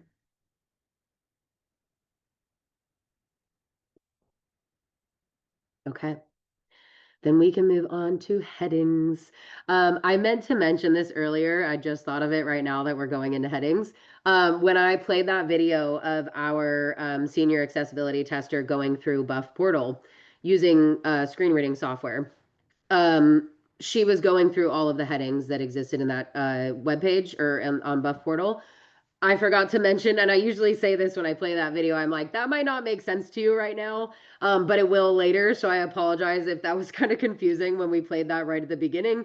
But this is essentially what Addie was, what our accessibility tester was testing for in that video, is headings. So that's a good example of like what we're kind of going to get into next. But I do see Mike has his hand up. Sorry, Ali. We just got an email from Boulder OIT that there are VPN issues. That's probably why I got booted earlier. So I just wanted to warn everybody that if Ali and I do end up getting booted out, just re-enter the room. We'll come right back and get things set up in case there are any interruptions in service. So sorry to butt in, Ali, but wanted to provide that. No, I'm glad you said that. Thank you. I appreciate it. Hopefully we're good, but TBD. All right, so headings is our next topic. First of all, just want to define headings here. They're essentially just a way to organize and structure our content hierarchically. When we are talking about essentially what is an inaccessible versus an accessible heading, is whether or not it is programmatically a heading in your content editing platforms such as Google, Canvas, Outlook, Word, wherever you're creating documents or content.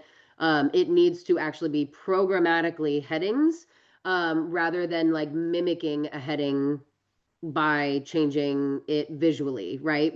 Referring back to our visual style as meaning.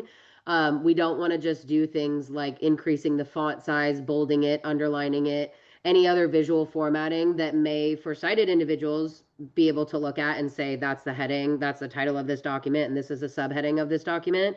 Again, that is what some individuals can rely on are those visual cues to understand that those are the headings and the subheadings throughout a document. But we want to ensure that everybody has access to being able to navigate through a document by using those headings. So when we're talking about headings, we all use them in all the content we create. Again, it's just taking what you're already doing and just ensuring that you are programmatically applying that into your work rather than just mimicking it. So what I have on the screen here is a screenshot, again, of a dialog box from a screen reading software called JAWS. And this is essentially what, in that video, what our tester was doing was using the keyboard shortcut, using just the key H to navigate through all the headings that exist on that website. There are other ways that you can use numbers, which are heading levels, which we're getting to on the next slide. So an end user who's using screen reading software can push different numbers on their keyboard as well to find all of the headings that are at heading level 1, all of them at heading level 2, all of them at heading level 3. So this screenshot here is a dialog box that's again through a screen reading software, and it is showing all of the headings. It's a list of all the headings that exist in an employee handbook. So there's a list here, and each of the names of each of the headings that exist there also have a number associated with it. So the first one on here says About Acme Inc. 1. So that is the heading 1. Again, we're going to go through what these numbers mean and the levels mean in the next couple slides. But that's the title, right? That's the employee handbook. It's about Acme Inc. That's number one. That's the title of this employee handbook. From there, it's going to go through talking about products. So products are a heading level 2. Widgets and gadgets fall under products. So those are heading level 3s. Services 2, blog 2, employee services 3, design notes 3. So that's the heading list that exists in this example. Just to kind of again kind of paint a little bit of a picture of like an end user experience here is if we are simply using visual style to represent headings in our documents, again, if I increase the font and bold the text and maybe center it, then that is not going to do anything for a screen reader to indicate that that's a heading. So if that's what this entire handbook did, then there would not be a single heading that exists in this window here for an end user to quickly jump from one section to the other. Oftentimes, end users may be using this headings list option as a way to kind of create a mental map of what content kind of exists in this employee handbook or a website or a document. So they may just be navigating through all the headings right before or before even jumping into everything, just to kind of get an understanding and a mental map of what this, employee handbook is going to be talking about. Another thing is that it allows end users to be able to jump to sections quickly. For example, if employee services, which is a heading 3, if that's all an end user wanted to get to, myself as a sighted individual, I could open up that book or, navigate to whenever I see the words employee services, and I could say, okay, that's all I needed to look through and I can read through it. If somebody is using assistive technology to navigate to that specific section, if there are no present programmatic headings in this employee handbook, let's say employee services is all that someone needed to look at, it's on page 70 out of 100 of this employee handbook, then that individual may literally have to look through 70 pages of content just to get to that section. And that is a huge burden. And that's a barrier to an individual who's using assistive technology to access this content. Another thing that headings do when they are programmatically applied is they will automatically, if you're creating something in like Word or Google Docs, if you're creating like a table of contents in your content that you're creating, if you're using programmatic headings, it will automatically make you a table of contents in 2 seconds. Saves you a ton of time as a content creator because it's pulling from those programmatic headings that you've applied. Another thing that headings do that really benefit everybody is whenever anybody opens up like an outline view of a Word doc or a Google Doc, it's going to also give that view for all individuals to be able to jump really quick to and navigate to a section that they want to go through that outline view on things, again, like Word or Google. So again, applying programmatic headings is really benefiting everybody. I just want to look through the chat here. Okay. Okay, yeah, sweet. I don't see any questions so far. So yeah, so that's just kind of an example of like what headings are, that's how they work. One other practice that I have as my last kind of bullet here is use familiar heading designs. Again, that is just a really good practice that benefits everybody. Again, different like print disabilities, also like having ADHD, like having all the heading 2s looking similar helps me be able to like navigate quickly through content and know kind of what is maybe broader or more important. Or if I'm just like looking for specific subsections of content, then, if all the H3s are at a 14-point font in Arial, then like I know I can look for those specific sections. So using familiar heading design, and not saying that every single heading level needs to look exactly the same. Maybe your title is bigger and bolder. You can still do all those things. Again, like we mentioned with visual style, we're not saying don't use any sort of visual formatting. We're just saying that it shouldn't be the only way that you're conveying that these are headings or that there's meaning. So your headings, like I said, heading 1 might be big font, bold, centered. Maybe all of your heading 2s are also a little bit bigger font, maybe a little bit smaller than your heading 1. And then, they are not centered, they're left aligned, and they, all of the heading 2s just look exactly the same is essentially what I'm trying to say. I'm rambling about formatting. right here is just essentially more of just kind of like a resource for you all. We won't really go through like all of this right now, but this is just kind of a heading level breakdown to give you a sense of like what each heading level means. So again, like I mentioned earlier, your heading level 1 is typically broadest topic or your document or website's title. That's usually what that's really what that always is. In most cases, you are only going to have one heading 1 in your content. If there are, again, we always say there's exceptions, it depends. There are going to be instances where you might have more heading level 1. For example, I was helping somebody make their annual report accessible. And they had at the bottom of their current annual report for this year, they had last year's annual report attached to the bottom. So it was like 2 kind of title pages, one at the beginning and one in the middle. And so that was an instance where we did have 2 heading level 1s. But generally you're only going to have one. Heading level 2s are essentially used to introduce the main topics. You can have as many heading level 2s as you'd like, obviously if it makes sense, but you can have as many heading levels 2 through 6 really as you'd like. It's typically really just heading level 1 that you're only going to have one. Heading level 3s are subtopics related to heading level 2. And essentially that just is kind of the same process for all of the sequential heading levels that I have here. So essentially if you have a heading 4, that's going to be a subtopic related to heading 3. So I always picture it, if you're writing, you're typically starting really broad and you're narrowing your focus. As you are narrowing that focus, you are increasing with heading levels.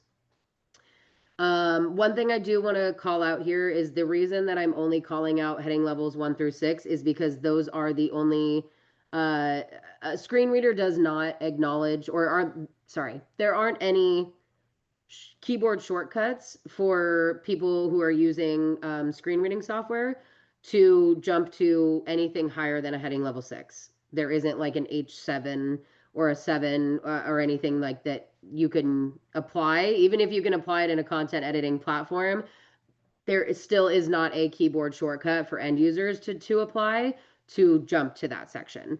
So we just say generally stay within a heading level 1 through 6, because the screen reader is not going to acknowledge anything that's labeled as a heading level 7 through, infinity from there. So generally we're keeping our heading levels 1 through 6.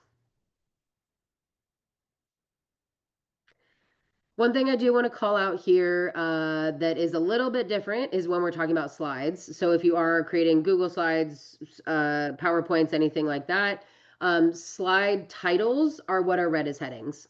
You'll notice in like the menu ribbon where like, for example, on Word, you'll have an option under the styles pane to see that there's like heading levels 1 through 6.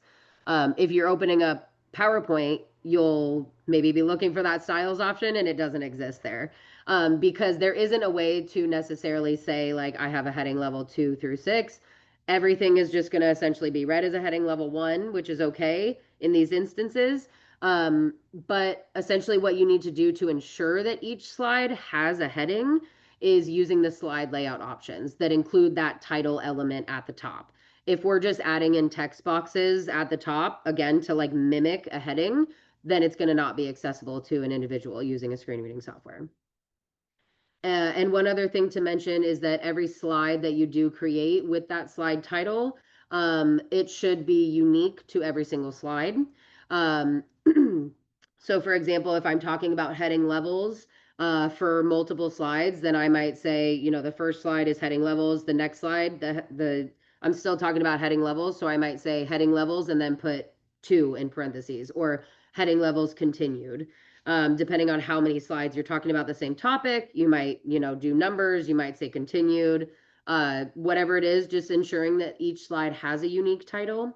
The reason for that is because let's say we do have like 7 slides of the same title. Somebody who's maybe using assistive tech might be navigating just through all the headings in there in the slide. And if they're hearing repeated slide titles, then they may think, oh, this was like an accident, or maybe, it can cause some confusion, and thinking that maybe slides are repeated and there's not actually new information. So just making sure that each slide title is unique is a good practice there.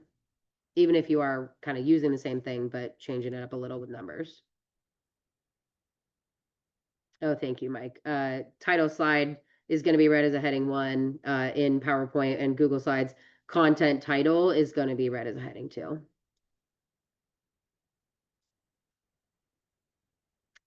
Where?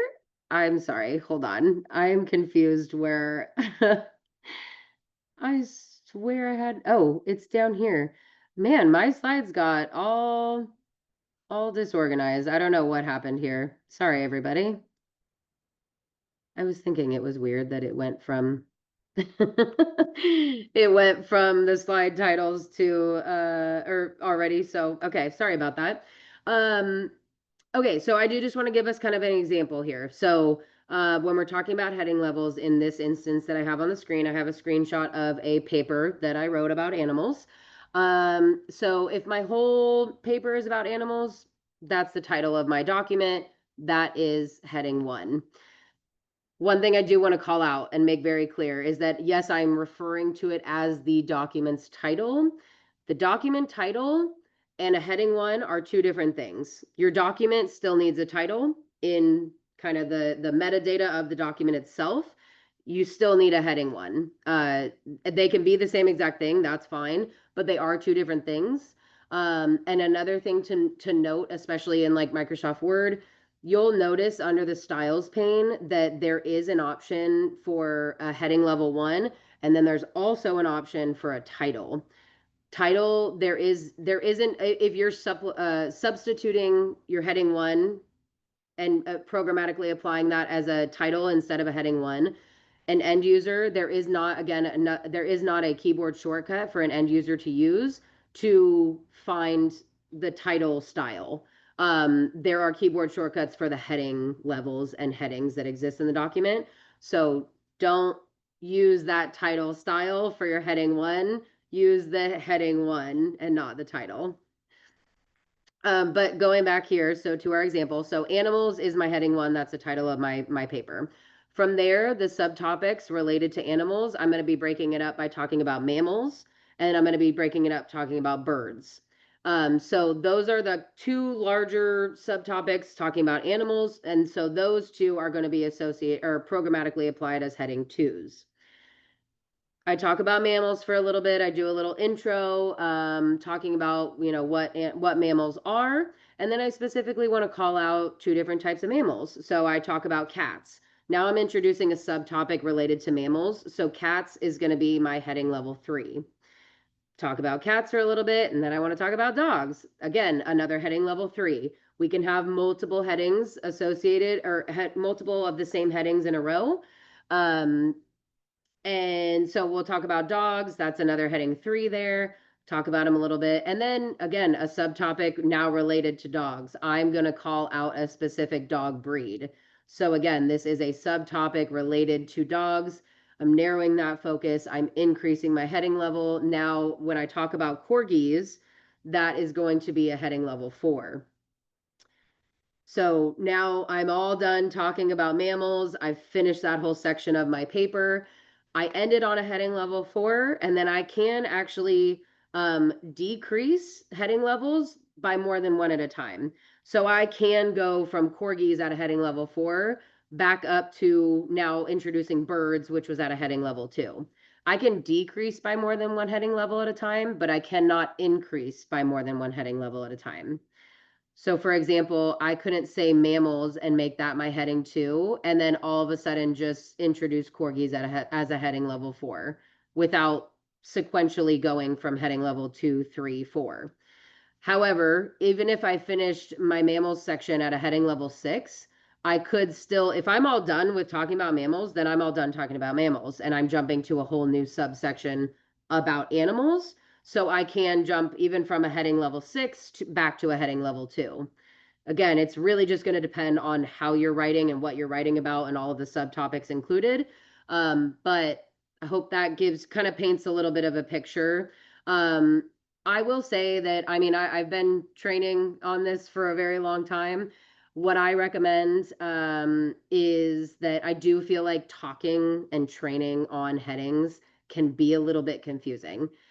I feel like the best way to understand heading levels, personally, is I feel like open up a website, open up a document you created, use, look at, whatever it might be. Anytime you open up anything new, mentally think, what would I, if I created this, what would I make that subheading? Would I make that a heading level 1? Or just go through and say, okay, that would be a heading level 1, that would be 2, 2, 2, 3, 3, 4. So just kind of like look at it. I mean, we're all really doing this already, right? It's just making sure that we're programmatically doing it and applying that appropriate hierarchical structure, essentially. Susan said it becomes second nature when using headers all the time. Yes, it does. We love to hear it. Thank you so much. It really does. It can feel a little overwhelming when you're hearing me try to like explain it. Like I said, that's why I'm like, just practice it. Just literally look at what you're already using and you'll get it. I do feel like walking through it and talking through it can get a little jumbled. But yeah, it really, really does just become second nature. It's a very easy practice, I feel, to like implement. All right. Lastly, here is just kind of a resource page for you all. So how to apply headings into your work. We have Microsoft Word, which is a video, Google Docs, Canvas pages, Web Express, and HTML. Those will all be specific links to tutorials on how to actually apply those things. Do we have any questions about headings at all?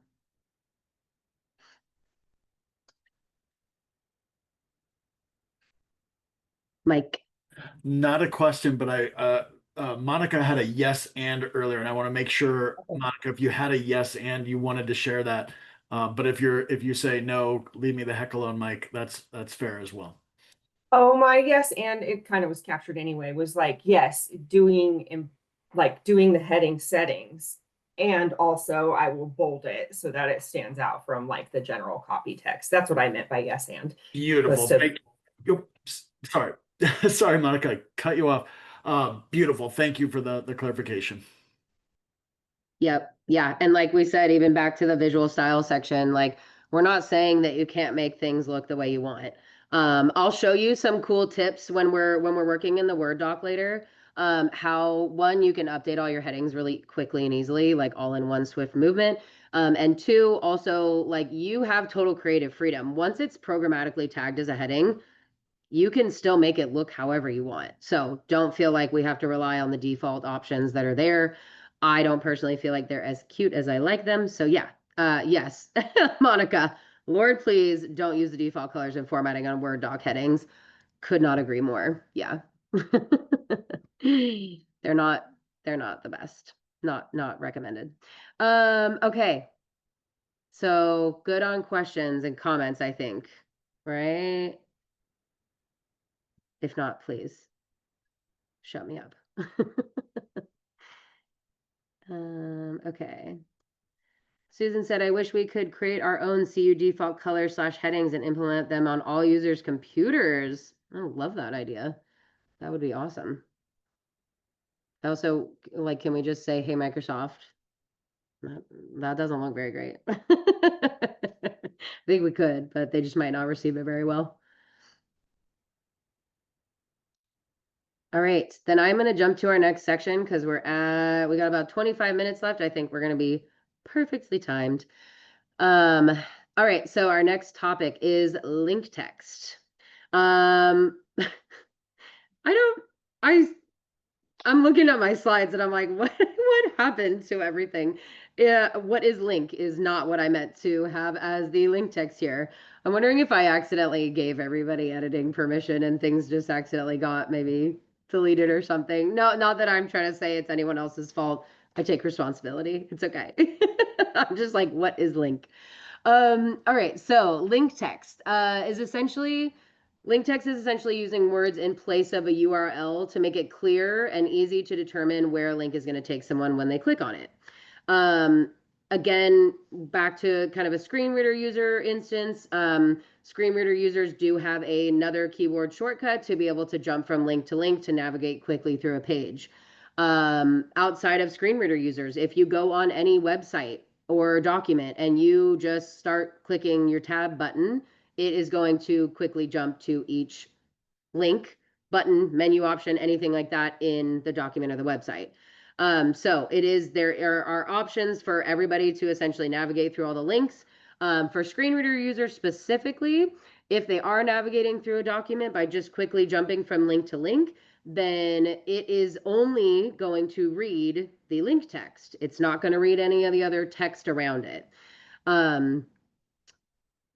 Since that's the case, essentially the way that we want to ensure as content creators that we are creating accessible link text is that we want to make sure that when we're creating links, they make sense outside of their context. Because if we are doing something like the very common, read more, click here for, click here, those are really common link text that we create. However, again, I have a screenshot from a screen reading software again on the screen. It's a dialog box that has a list of all the links that exist in a document, and all of them read, again, we're removing all the context surrounding all these. All that's being read to an end user is going to be read more, 1 comment, 1, click here, read more, 4 comments, click here, 13. Not a single one of us in this call right now know where those are going to take us at all, right? So for that reason, we want to just make sure that like when we're creating link text, it makes sense outside of its context. I will say that if like kind of breaking the habit of stop like not using the phrase click here or read more or something like that, can be, it takes some time. You kind of have to like rethink a little bit how you're structuring sentences, because it is a little bit of like, I'm usually saying for more information about CU Boulder's digital accessibility office, click here. What I might say instead is, the CU Boulder Digital Accessibility Office. I mean, even just that alone, like that's more information. So there are a lot of different ways. Like I said, it does take a little bit of practice. I can't even like think of it off the top of my head right now because sometimes I still am like, wait. Sorry, I'm looking at the chat here. Um, so yeah, essentially best practice here when we're talking about links, just make sure they make sense outside of their context. Some other best practices here, describing that destination concisely. If you are linking to something that is not a website, that's just like the classic what a link is, it's usually going to a different website. If it is not going to a website, so for example, if it's going to open up a video, if it's going to open up a file like a PDF, if it's going to start downloading something on someone's computer, if it's going to open up a different platform, that needs to be clear to everybody. So the way that you can do that is within the link text, include that description in like parentheses at the end of your link text. So for example, I have the CU Boulder Digital Accessibility Standards link, and it is a PDF. So at the end of the link text, I also say parentheses PDF. That lets end users know that it's going to be a PDF that's going to open. We all set different, default setting, or we all set different settings on our computers. So like maybe if I have PDFs, if I click on a PDF on my laptop, it opens up in Adobe Acrobat. It doesn't open up as a web version. So that would open up then a whole nother application for me that I might not be aware of until I click on it. And again, for individuals who are using screen reading software, it may open up different platforms. We just want to really make sure that everyone's aware of what is going to happen when they then click on a link. Another good practice is avoid duplicate link names unless they go to the same destination. Again, there could be, not that we're saying use click here, but if there's 20 click here's, that could literally be 20 different websites. So if you are linking to the same thing, it can have the same link name. If it's not going to the same place, then they should have unique and their own descriptive link text. And then lastly, don't write out full URLs unless they are meant to be memorized. YouTube.com, canvas.colorado.edu, mycuinfo.edu. I kind of like refer to those things, like as their links. And some people do also. So like those are things that we could, those could be open URLs. If you've ever copied a link from OneDrive or Google and you see like 5 lines of text and percentage signs and numbers and letters and special characters and all those things, like that is what we're saying. Don't be copy and pasting huge open URLs like that. that would suck to have to listen to via screen reader, and it sucks to visually look at as well. So we just highly recommend like just making sure you're using link text and not using open URLs unless they are literally meant to be memorized. Yeah, Monica, it definitely hurts my soul. I agree. Seeing those big long URLs is just a nightmare, especially OneDrive. Like, gosh, I'm like, that is a novel of a URL. So this is just my funny little example. So if we're describing our destination, right? On the left-hand side, I have a picture of a beautiful beach, nice blue water, white sand, a bunch of palm trees.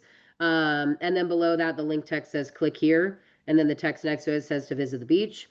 On the right-hand side, I have just a picture of the dump, big pile of trash. Below that, the link text says click here. And then the text surrounding it says to visit the dump. If I remove all the context from this, right, then all I'm left with is click here and click here. I'm trying to go on a nice beachy vacay and I end up clicking on the click here on the right hand side and I end up at the dump and then I'm having a really crappy vacation. We don't want that for anybody. So if we are still removing all the context and all we're left with is these link texts, then what we could do to make sure it's clear to everybody what's going to happen is we change that link text to say to visit the beach, and then the other link text says visit the dump. Then I know exactly which one I want to click on. I think a lot of us are going to end up clicking on visit the beach instead of the dump. But just a good practice to do, uh, or just a good kind of example of like, making sure we're describing that destination clearly when we're creating link text. Okay, any questions, comments, concerns about link text at all? Yeah, and that I'm very cognizant in that, and for exactly what you just showed, what kind of made me realize that is watching a trainer who uses assisted technology. And I didn't realize, but a lot of people who use assisted technology, when they go to a website, the first thing they do is pull up a list of links. And if you just have give more, give more, give now, it has no context. And so thinking about like if these links were just standing alone in a list, would you know where you're going when you click? And not just only thinking about this on the website context, but also in our mass emails that we send and in our Outlook emails that we send to our colleagues as well. Oh, sorry, I couldn't find my unmute button. Yeah, no, that's a great example. And yeah, I mean, yeah, really understanding the experience from, somebody who is using assistive technology and seeing that in real time is a really great way to really fully just kind of understand like that experience. And yeah, it can be, it's frustrating to listen to like tons and tons of URLs. It is not a fun time. So, all right. Any other questions or comments or anything about link text?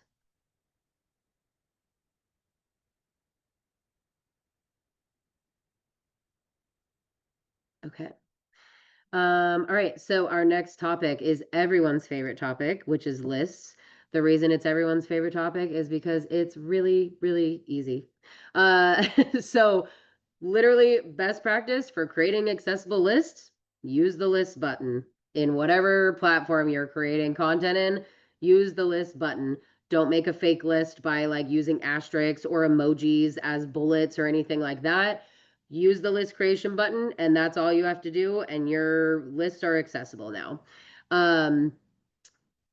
Just to give you kind of an end user again experience or example, if an end user is using assistive text, specifically like a screen reading software, when it comes across a list, for example, on this slide, I have a list of 3 different list items and 3 bullets. When it comes across this, it is going to announce and say that this is a list with 3 list items, and then it's going to say list item 1 and read the text.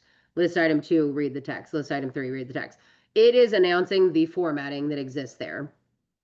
If we are creating quote unquote fake lists by instead of using bulleted programmatic list options in whatever content platform we're using, again, let's say like I see a lot on social media too, like for example, using like emojis as in place of like bullets or anything. What's going to be read to an end user is it's not going to announce that there's any programmatic formatting that this is a list that's present.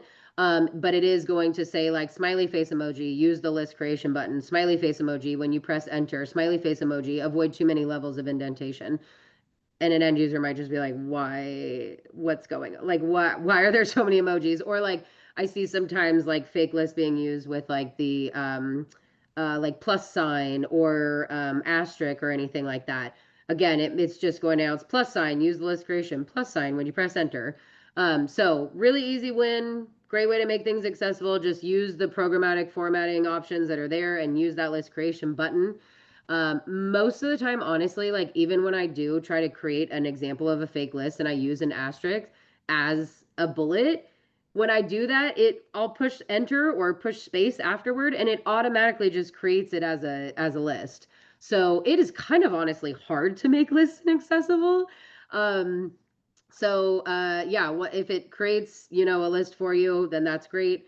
One other just kind of general best practice is avoiding too many levels of indentation. I'm sure a lot of us have experienced documents or content that's like 8 layers of bulleted like nested list items, and it's like at some point you're just like, I don't even know what I'm actually following here. Like there's so many levels of indentation, it's like not even making sense anymore.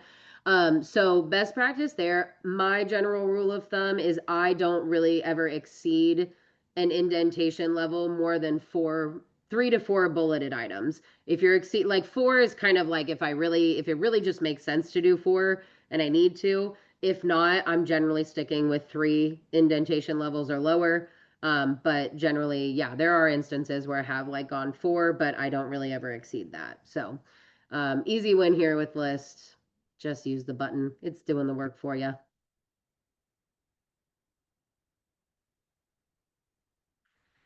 Okay. Our last topic here. I guess, do we have any questions about lists? It's usually a pretty easy one. Oh, one thing I will say about lists too, I've gotten questions about ordered and unordered lists, meaning an unordered list is like using things like bullets and such. And then an ordered list is, if we are using numbers or letters kind of sequentially to write out a list. Just as you may assume or imagine, when we recommend using an ordered list, if there is a order to the list that you're creating. So for example, I have 1, 2, 3, 4, 5 as my text content practices because that's the order that all of these practices went in through this training.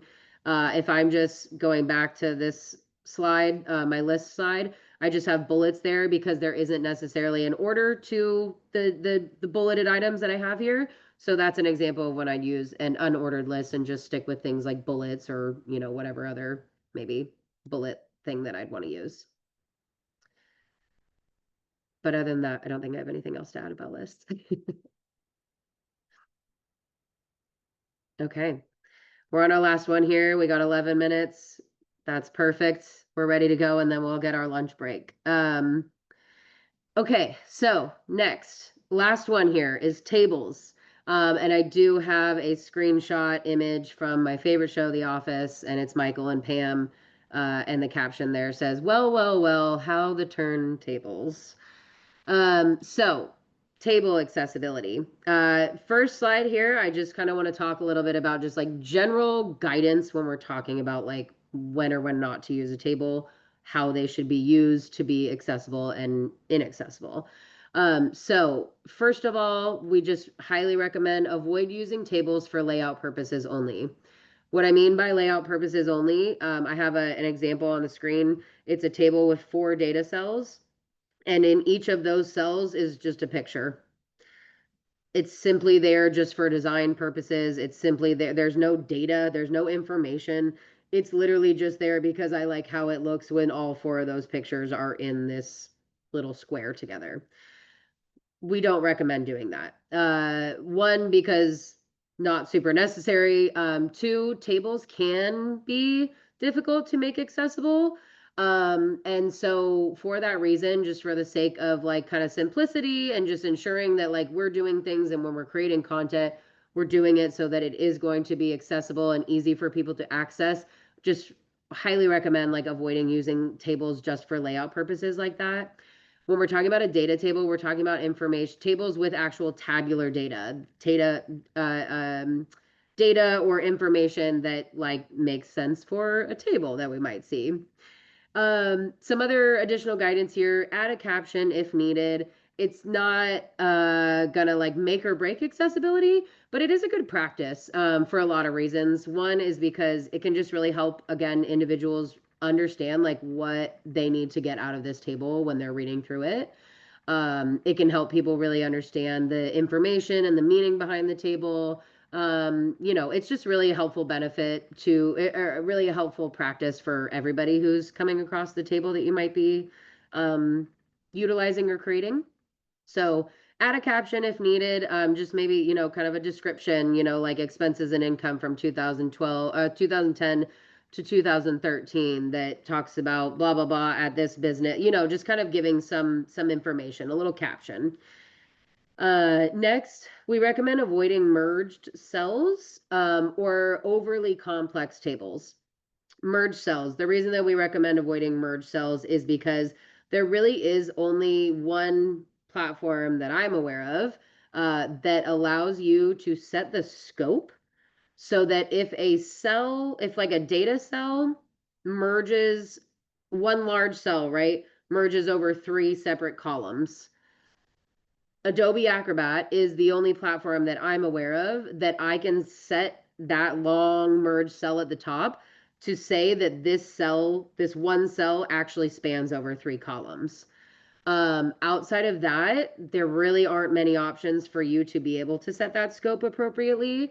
And when we're not setting that scope for merge cells and tables that we're creating, then a screen reader it's going to just create a really confusing experience for individuals who are using assistive tech or screen readers to navigate through that table, because it's not going to recognize that this one long cell, even though visually it might look like it, but if someone can't see that cell is spanning over 3 different columns, then it's just going to cause a really confusing experience for somebody navigating through that table. Same with complex tables, really overly complex tables. If you have tons and tons of information, maybe breaking it up into multiple, tables to make it a little more comprehensive, make it a little bit easier to digest that information, rather than having one giant table that spans over 20 pages that has like new titles and intros like on every other page. If that's the case, then let's just make some new tables instead of making a really long, giant, complex table. And then lastly, the last little piece of guidance here is avoid empty data cells. The reason is because if we're leaving a lot of tables, wow, I can't say that. Table data cells. If we're leaving a lot of them empty, then again, if somebody's navigating through that table by just hearing the information or the data that's in each cell, if they just keep hearing blank cell, blank cell, blank cell, blank cell, blank cell, because maybe you created a table and there weren't any expenses. What a dream. Let's say there weren't any expenses from 2010 to 2013. I don't think that would ever be true for anybody, but what a nice way to think. But if there really isn't any information in those that are corresponding with expenses from 2010 to 2013, then instead of leaving those data cells empty, put $0 or put NA or not, or well, I guess not applicable as NA, or put like unsure. It depends on obviously what information you're trying to represent in that data table. But if we're leaving a bunch of cells blank, then again, somebody who's just listening to those cells via screen reader, if they just keep hearing blank cell, blank cell, blank cell, blank cell, blank cell, blank cell, they may think this table is actually done. There's no other additional information. I'm just going to jump out of it and keep reading. But there may be more data information at the bottom of the table. So we just want to make it clear that like there is more information, and we're not just adding in like tons and tons of blank cells if we don't have information specifically for those data cells, if that makes sense. The only exception to that rule is this A1 cell. So the top left corner, top left data cell on your table. If you have column and row headers in your table, then you can leave that A1 cell empty. I didn't finish that sentence. You can leave that A1 cell empty. Because like if I were to put the word like year there, then that wouldn't make sense for expenses and income.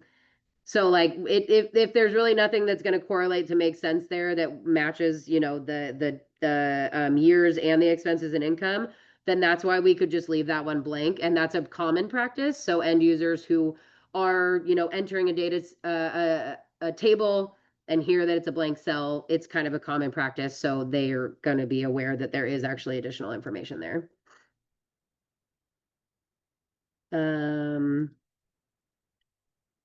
Mike said, oh yeah, we would even encourage avoiding dashes in empty cells, as many assistive technologies will not read a dash by default.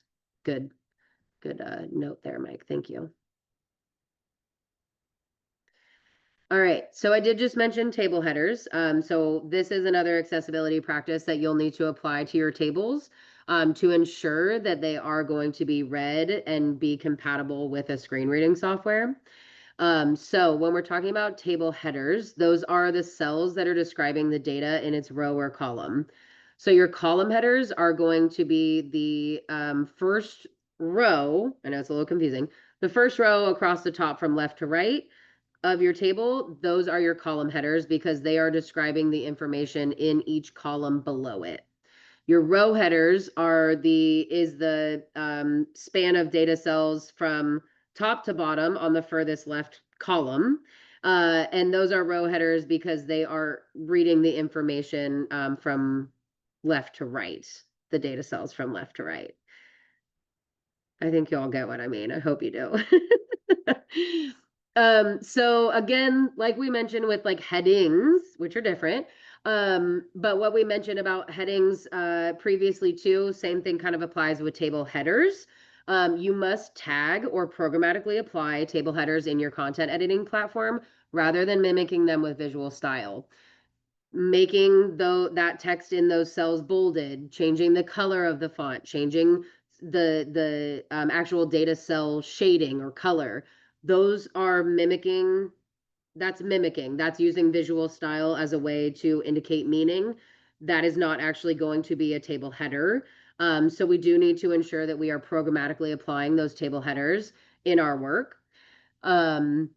And again, I'm going to show you all how to do that in our next section of today's workshop. But we do just need to ensure, and the reason is, and I'm going to give you an example on the next slide, but I'll show you kind of why that's important and the impact that it makes on the tables for end users. But just some additional guidance that I want to talk about here. Column headers specifically, they are generally required, whereas a row header is generally nice to have. It obviously is going to depend on the table, the information you're trying to provide and display. There's a lot of things that go into that, but keep in mind that like column headers are generally required. Oftentimes one thing that I always kind of say is like, if you only have row headers, which this isn't always true, this is just kind of like my little 2 cents, I guess. You could take it or leave it. But if you just have a table with just row headers, then I would suggest asking yourself, could I just make a list? A list might be a lot easier, one, for me to make, and also two, for end users to read through. It might be easier to navigate through that information, whether it's through assistive technology or not, if it's just a simple list versus just a table with row headers only, or with a row header only.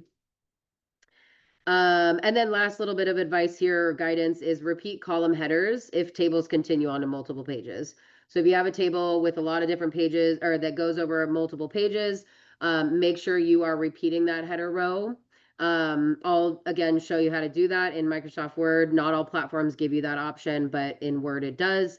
So yeah, repeat those header rows if they span across multiple pages. I went to an accessibility conference and they had the schedule all printed out, which was already not super accessible, obviously. It's just a print version.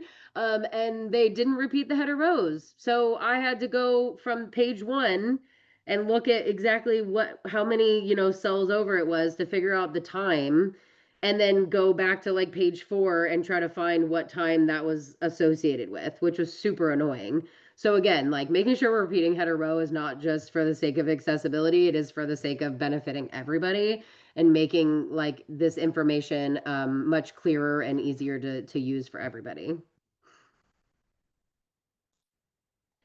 Okay, last thing here. I know we're right at time. I just want to show you this last little bit here. So for a user experience example, this is essentially giving you a demonstration of why table rows are so important because of how assistive technology is going to work with those applied and programmatic table headers. So if we're reading the second row of this table that I have on the screen here, it's a number of minutes at the gym by the day of the week. In our row headers, we have a blank cell in that A1 cell, and then we have Jeremiah and Ariel. And then in our column table headers, we have Monday through Thursday. And then the number of minutes at the gym are the data cells. So if this is an accessible table and there are all of our, even though, yep, they still look, our table headers look different design wise, but they are also programmatically applied table headers. A screen reader is going to read Jeremiah and then jump up to Monday and say 78. So it's giving all the information we need. And then it's going to go back and then it's going to jump up again to Tuesday, 56, Wednesday, 42, Thursday, 23. So that's an accessible experience for an end user who's using assistive technology to navigate through this table. If the table headers were not tagged appropriately, then a screen reader is just going to read it left to right, top to bottom. So it's going to say blank cell, Monday, Tuesday, Wednesday, Thursday, Jeremiah, 78, 56, 42, 23, Ariel, 74, 50, 54, 33. So it's just going to read top to bottom, left to right. This is a very small example and an easy example. When we're talking about big data tables, listening to that information in that way without jumping back up to the table header, the table column headers up here is going to be an extremely difficult and confusing experience for end users. Okay, I'm just looking at some of the chat here. I do have some additional slide accessibility practices, but I'm going to stop us right here. Let's take a break. This is a quick one we can finish in our next session after lunch. But I'm going to stop sharing real quick. I'm going to pause our recording. Before we do, if anybody, so there's kind of a couple different options for everybody before we jump into like document accessibility and actually applying everything we've learned today. I do still have just those last couple slides about slide accessibility. So I'll go over those, but from there, if you do want to open up the practice document and work alongside me demonstrating, then you will need the link that's in the slide deck.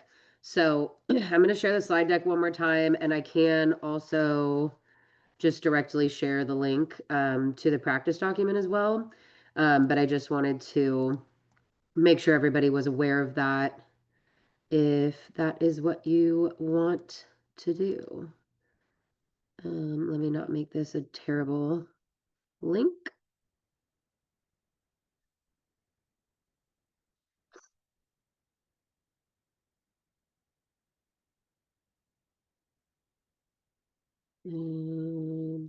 Okay, there we go. All right. So like I said, the link to the slide deck's in the chat again. The link to the practice document is in the slide deck, but I also threw the practice document right in there. We don't need to open it just yet. I'll kind of let us know when, but if you do want to actually like apply the things that we're going to be talking through in real time, you're more than welcome to. With me, I will still be sharing my screen. So you'll see, so you'll still get to see, kind of the whole application piece. Okay, cool. Thank you, Mike. All right. Let's see here. Okay, so we left off talking about tables. But there is just one last kind of little piece here regarding content accessibility that I wanted to cover. All of the things that we talked about already are things that are going to apply to Word docs. They also apply to PowerPoints. They, Google Docs. web pages, like the all of those are going to apply everywhere to any sort of documents that you're going to be creating. However, the slide accessibility is something that does have like one little kind of extra component.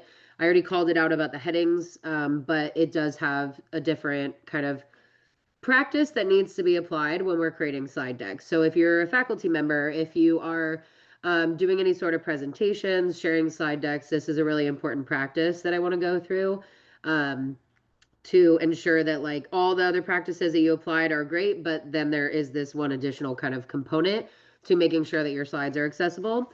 And that is by ensuring that the reading order is accurate.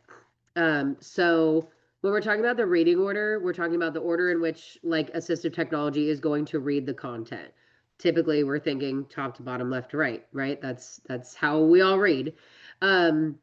So when we're talking about like setting the reading order appropriately and accurately, it makes sure that things are read accurately and in the correct order.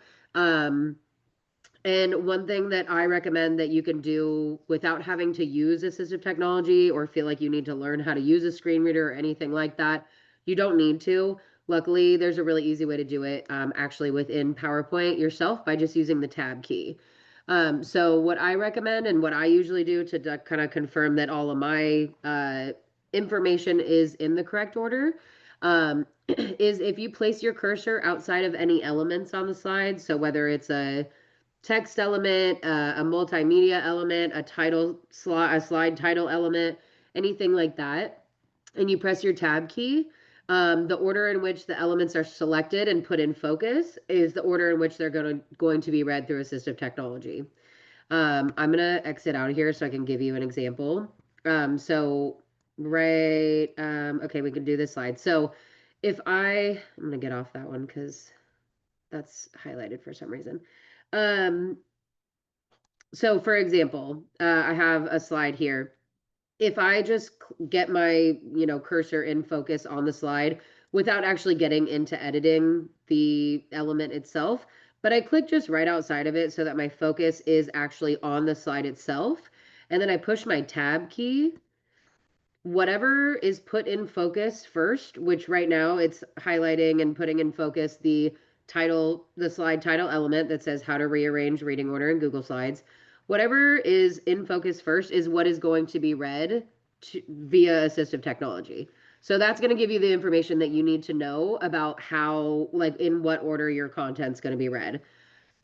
99% of the time, if you are using slide layouts within like PowerPoint or Google Slides, the slide layout that you're getting from it, right? However it's designed and whichever one you pick. If you're using that layout option, then it's always pretty much going to stay in order. If you're adding in images, copy and pasting text, if you're using the insert feature in the main menu over here and you add a text box, that's when things can really get out of order pretty quickly. So to ensure that information is read sequentially and in the correct order, one quick and easy way to do that is just get your focus on the slide, click that tab button, and then click it again. And now I know that it's going to read that title first and then the text element that's below it. If I click the tab button again, it's just going to jump back up and start over from the top. So I know that this slide is in the correct reading order. I would never want it to obviously read the text before it reads the title of the slide. So I know that it is in the correct order. So that's just like kind of a big one that we want to make sure that we're all aware of, that is kind of a bigger difference between like a Word doc versus a PowerPoint that I wanted to make sure everyone's aware of. Reading order is also important in documents, but when you're creating like a Word doc or a Google Doc or anything like that, however you organize it, it is going to be read in that order typically. There's obviously exceptions to everything. Like we said, it always depends. But yeah, once you, well, let me just go to the next slide here. So we won't go through this all in detail, but essentially this is just some information and some guidance for you to understand how to rearrange the reading order in Google Slides. You can go to the Arrange tab, you can change the order. There's a lot of different ways you can do it, but essentially this is just kind of a tutorial on how to do it. This is a description of essentially what each of these menu options mean when you are in the arrange or rearrange order in Google Slides. So send to back is going to place the element at the top of the reading order. Bring to front is going to place it at the bottom, or send backwards is just going to move the element one element higher, basically. So that's just a good thing to use as a reference, because in Google Slides, it really doesn't like tell you. It might be clear or obvious to you, but I did just want to include that there so you have that as a reference for later. And then one other big thing that I do want to point out. So when we're talking about Microsoft PowerPoint specifically, there are essentially two different methods to editing the reading order. The first one is the reading order method. So each of the content elements should be organized from top to bottom. So you'll see like an element, like kind of list in a navigation bar on the right-hand side. Everything that's in order from top to bottom is the order in which it's going to be read. That option is only available in PowerPoint's desktop version. The selection pane method is a different option, and I think this honestly used to be the only option because this is how I learned how to do it, which is frustrating because it is backwards. But if you're doing the selection pane method, and both of these are linked here, so like it'll make more sense if you're like reading through which one of those is which. But each content element, I'm gonna literally cut myself off right now because I think I forgot to start the recording. Oh no, I did. Okay, cool. Sorry. So the selection pane method is just a different way of reorganizing and rearranging the reading order on PowerPoint. Each content element should be organized from bottom to top. A little confusing, but your slide title element should be at the bottom of the list. I know that's backwards. I don't know why that was like that, created like that, but it is, and that's how I learned. So that's what I'm used to now, unfortunately.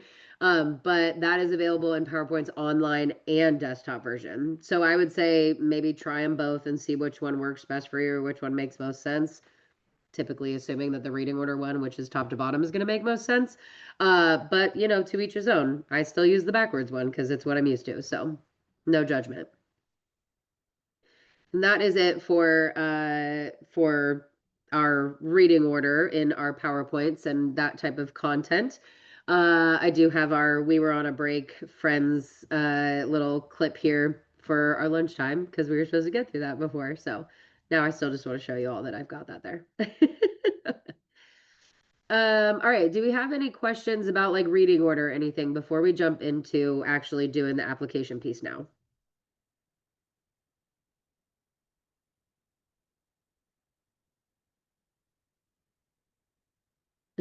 Mike's asking a poll of if Ross and Rachel were on a break.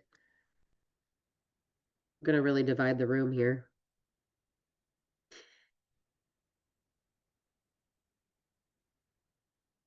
Okay. Then let's get started with our application piece now. I'm excited. All right. So before we jump into actually like opening up the document and really applying everything, I want to start off just with kind of some caveats, or just like information about making your documents accessible before we actually go into it. First and foremost, I just want to talk a little bit about accessibility checkers.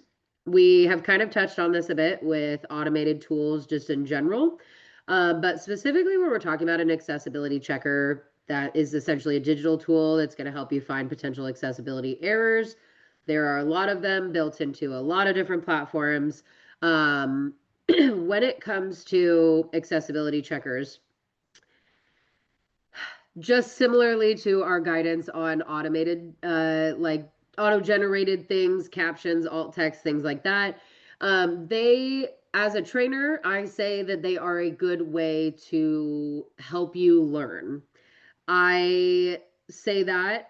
Some of my colleagues are like, don't say that. They're telling me straight to jail, which is understandable. But I think they can be a good learning tool. One, because if you have an accessibility checker open while you are creating content, then you are creating accessible content in that moment. You're getting real-time feedback on the things that an accessibility checker does check for. You're getting immediate feedback. So if you're learning this, you're learning digital accessibility, you're kind of new to it, you're still getting comfortable, you don't want to forget maybe some of the practices that you're supposed to apply, it can be really helpful because you're getting that feedback right away. However, they should always be used with caution. They can very, very much give you a false sense of accessibility of your documents, your content, or anything like that. Relying solely on an accessibility checker is not going to guarantee that you have something that's accessible. Automated checkers are all built different. Some of them check for some things and some of them check for only a few. Some of them check for all of them. It's kind of a, hit or miss, a tool. So essentially, again, like we've like a kind of that same tone or narrative that we've had with talking about automated tools in general when it comes to accessibility checkers. Use them with caution. You are going through this training today to learn how to create accessible content. So keeping those things in mind of things that you need to manually check, which I have kind of a little checklist for you, is going to be the best way to ensure you have accessible content while also, maybe making sure that everything that you do see in your accessibility checker is saying it's good. Word, for example, I mean, even in like a PDF, like I could run the accessibility checker on a PDF and it could say that I have no errors and every single piece of text and content is not in the right order. It could be just so many things. I know Word, I think Word's gotten better with headings, which is great. Sorry, Microsoft. But it used to just say your document's great and it never checked for headings. So it could say that you passed, it's 100% accessible while there's not a single heading that even exists in the document. So those are just good examples to like note, to kind of give you a clearer sense of like why we recommend like erring on the side of caution when it comes to using accessibility checkers for more than just, using it as a learning tool.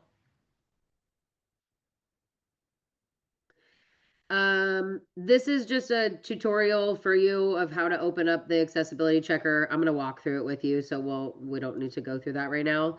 But the manual accessibility check. So this is essentially just kind of like a smaller checklist for you. As I mentioned earlier, good thing that I recommend doing is keeping that accessibility checker open as you create documents. When I tell you I have edited and created thousands upon thousands upon thousands of documents for accessibility, I still keep the accessibility checker open because it helps me just remember things. Or especially if it's a big document, I might still, I've made it totally accessible and I feel great about it. And then I run that at the end and I realize I forgot one image. I forgot to add alt text to one of the images on a random page that I missed. So again, they're just good to have open and they just help you maybe lower the margin for error in regard to like missing accessibility things potentially. But again, still back to that, still err on the side of caution. They are still not going to ensure that you have accessible content because they're not checking for everything. And to go back, move forward with this list that I have here. These are all kind of a list of things that you do need to check manually. Like they are things that sure an accessibility checker might tell you is, wrong or has an error. But you still need to check this as a human. So making sure the language of the document is in English, adding a document's title, heading structure, use of visual design as meaning. That's not anything that an automated checker is going to be able to check for you. It really just can't do that, really. Making sure that lists aren't programmatic lists. If you have a fake list, it's not going to tell you that it's a fake list. It's just thinking that you might just be putting special characters in places for no reason. So that's something that a checker won't check. The quality of your alt text and your link text. Again, I could just put a period in my alt text field and it would be like, great, you have alt text now. Programmatic line spacing, which we can go through in our document. And then, yeah, same with color contrast. So lots of things that you do need to check for manually. But you're all here in training today, so you're going to have all those, you're going to be able to check all those things manually. All right, so we can start practicing now, but before we jump into it, any comments, questions, concerns before I kind of walk us through how to edit this document?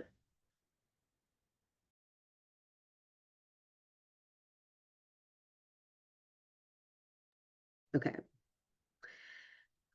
So I have it here at the top of the page. I'm please asking that you don't edit the practice document that opens when you click on this link. You need to download your own copy. This practice document is purposefully inaccessible. It is used to, get everybody through this part of the training. If you edit that one, then it's gonna make it accessible, and then everyone's gonna be like, wow, accessibility is so easy because the document's already accessible. So we need to make sure that we're downloading all of our own individual copies. So basically starting by just clicking on the link here. I did throw the link in the chat as well. And I do see some anonymous hyenas and lizards and stuff, so that's good. We're in there. So how we're gonna make sure that we're all getting our own copy, go up to File in your main menu.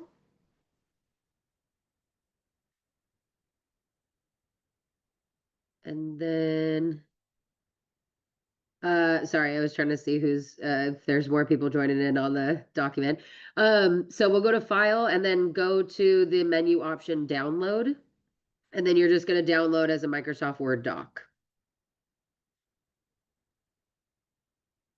And that should give you your own copy of this inaccessible practice document that we're all going to be working through if you would like to follow along with me for today's training.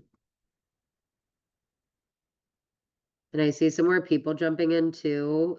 So I'm going to just walk through that one more time. Go ahead and click, open up the document, click on File, go to download, and then select Microsoft Word. And then it should appear in your downloads, either top right corner of your web browser or in your files in the download option.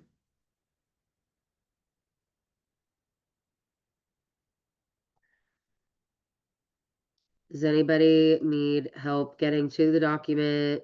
Can I share the link again to the document? Are we all feeling good? I saw a lot of people in there, so hopefully we're good, but please let me know if not.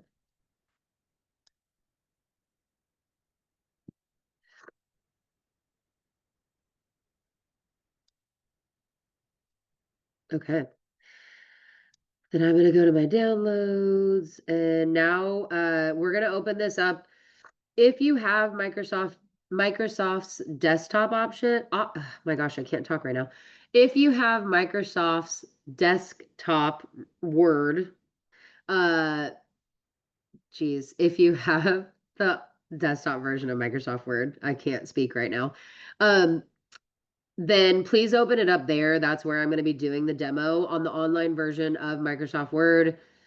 There's just not as many of these features available, and they're kind of in different spots, so it may get a little confusing.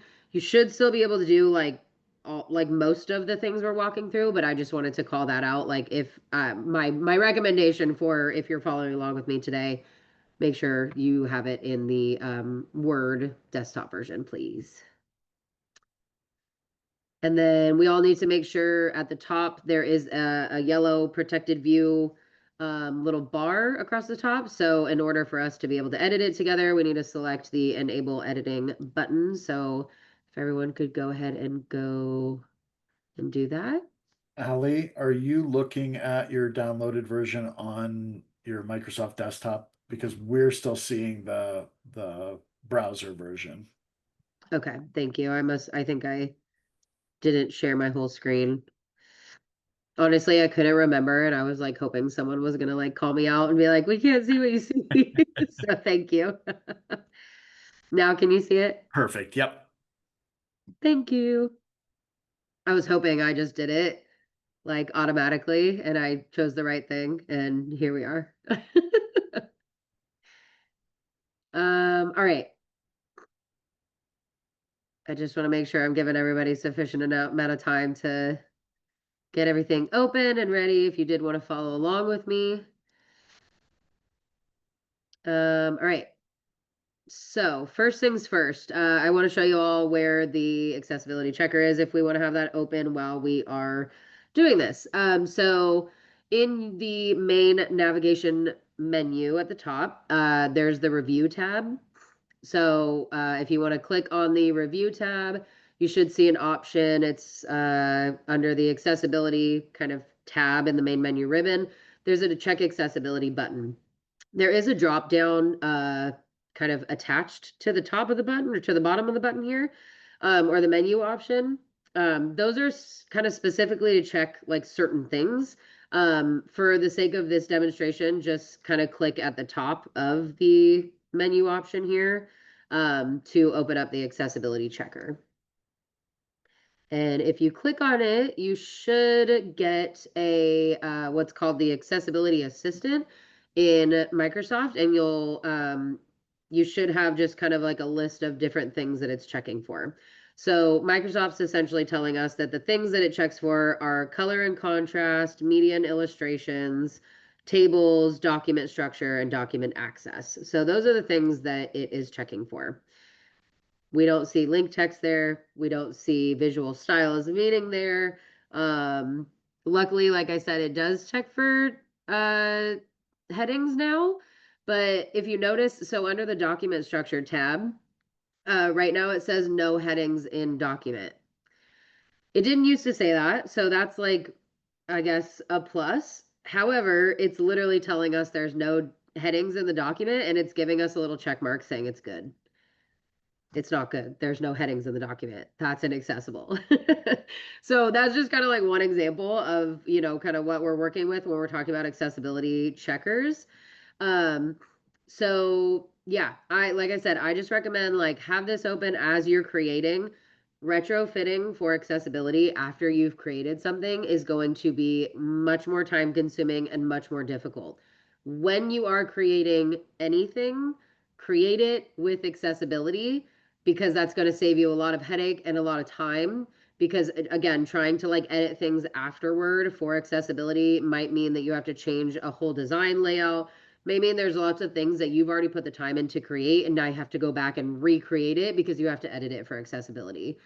When we're creating things with accessibility in mind during the design and creation phase, you are saving so much time, so much effort, and that's just best practice for really anything in the digital environment. Yeah, I see a hand from Susan. Go ahead. I'm gonna just jump in here really quick. I'm over out at Anschutz. We have study plans. I know everybody else pretty much has study plans too. I will just tell you, I am like so excited. We downloaded the study plans and looked at them, and the study plans have a lot of tables and everything. I kid you not, some of the study plans, because it would be the master's, all these different degrees, 70 to 90 issues with the tables. And it boggled me. And so I did a lot of research and figured out what I had to do. And it was, yeah, I know, right? And so as I went through the process and did everything that you were talking about in the tables about headers and descriptions and literally listening to the words being displayed, read back to me, I got it down to 0. I was like, yes, I'm like so excited. So not only did it get the accessibility down to 0, but the look actually looked a lot more prettier too, that everybody's like, oh my gosh, this is awesome. For those that are using Sitefinity, I have basically in the past week did a 65% turnover getting most of our PDFs. I still got like about 40 more PDFs to go, but I got about 65% of our PDFs converted over to accessibility. It has been a struggle. It's been hard getting everybody on board, but this right here, when I go back to the campus and to the college and talk to them about it, I love this part. So sorry. I love it. Oh my gosh, that's incredible. Yeah, shout out to you. That is incredible. Tables are tricky to make accessible. PDFs, very tricky to make accessible. Very tricky. And I did all the work over on the PDF side. I had to make sure that was it. Everything that you've been going for, I'm all like, oop, I'm doing it. I'm doing it. I'm doing it. I mean, yes.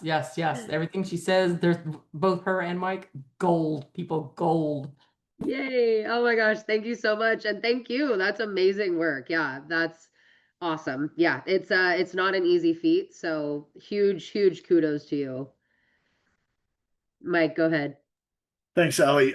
This conversation made me realize that I forgot to account for what Colleen had asked. I think you had stepped away at lunch, but when we're talking about the headings, could you spend a few moments showing how to manipulate the style to account so that you don't get that blue whatever Oh, text yeah. yeah, totally. Okay, yeah, thank you. Yep. And thank you, Colleen. Thanks, Allie. Yeah. Okay. So, yes, I will definitely go through that. The first thing that we are going to go through is headings, actually. So let's start with that. All right. So, like I said, we've looked through our accessibility checker if you want. So we can, it's telling us right now that we have two. So there's a number on each of them saying that there's two images with missing alt text. So if I click on this, it's telling me that I'm missing alt text. It immediately puts in focus and highlights what one of the images out of the two doesn't have alt text.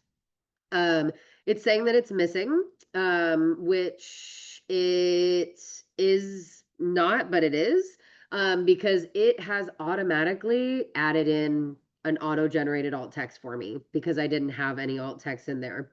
So the automated alt text that it has generated just says letter. Just says letter. So yeah, really not great. And then again, like I mentioned earlier, in the alt text field, it literally says description automatically generated with medium confidence, which I'm like, wow, medium confidence. They're confident for calling that medium confidence. So obviously this is where we want to ensure that we're doing these manual checks. There's a couple things you can do. I am personally going to walk us through as if we were designing this document in real time and we're not editing it for accessibility. Even though that is what we're doing right now, there really isn't a lot of ways to do it otherwise. So yes, I'm not recommending retrofitting and editing afterward, but that's what we're doing for the sake of today's demo. So why I'm saying that is because there's kind of two different ways to add alt text. So you can, if it is giving you an error, you can fix it right here. Obviously, if we've already got it open, it might just be good to add it in since it's already open. Another thing that we can do is after, like, if I just added this image, I can just right click and then do view alt text and add in the alt text. That'll take me to the same exact window that I just had open from the accessibility checker. So there's a couple different ways. I am going to keep the accessibility checker open for us just so that we can kind of get some feedback in real time, just to give you kind of an example of what that looks like. So again, we're gonna pretend like we're creating this document and not like we're retrofitting right at this moment. But I did just want to show you where the accessibility checker is and what it looks like. All right, so let's start with headings. So right now it says document structure. There's no headings in the document. One way that you can know that without the accessibility checker. So I'm going to go back to my home tab instead of the review tab where the accessibility checker lives. So if we all go back to the home tab, I'll give everybody a second.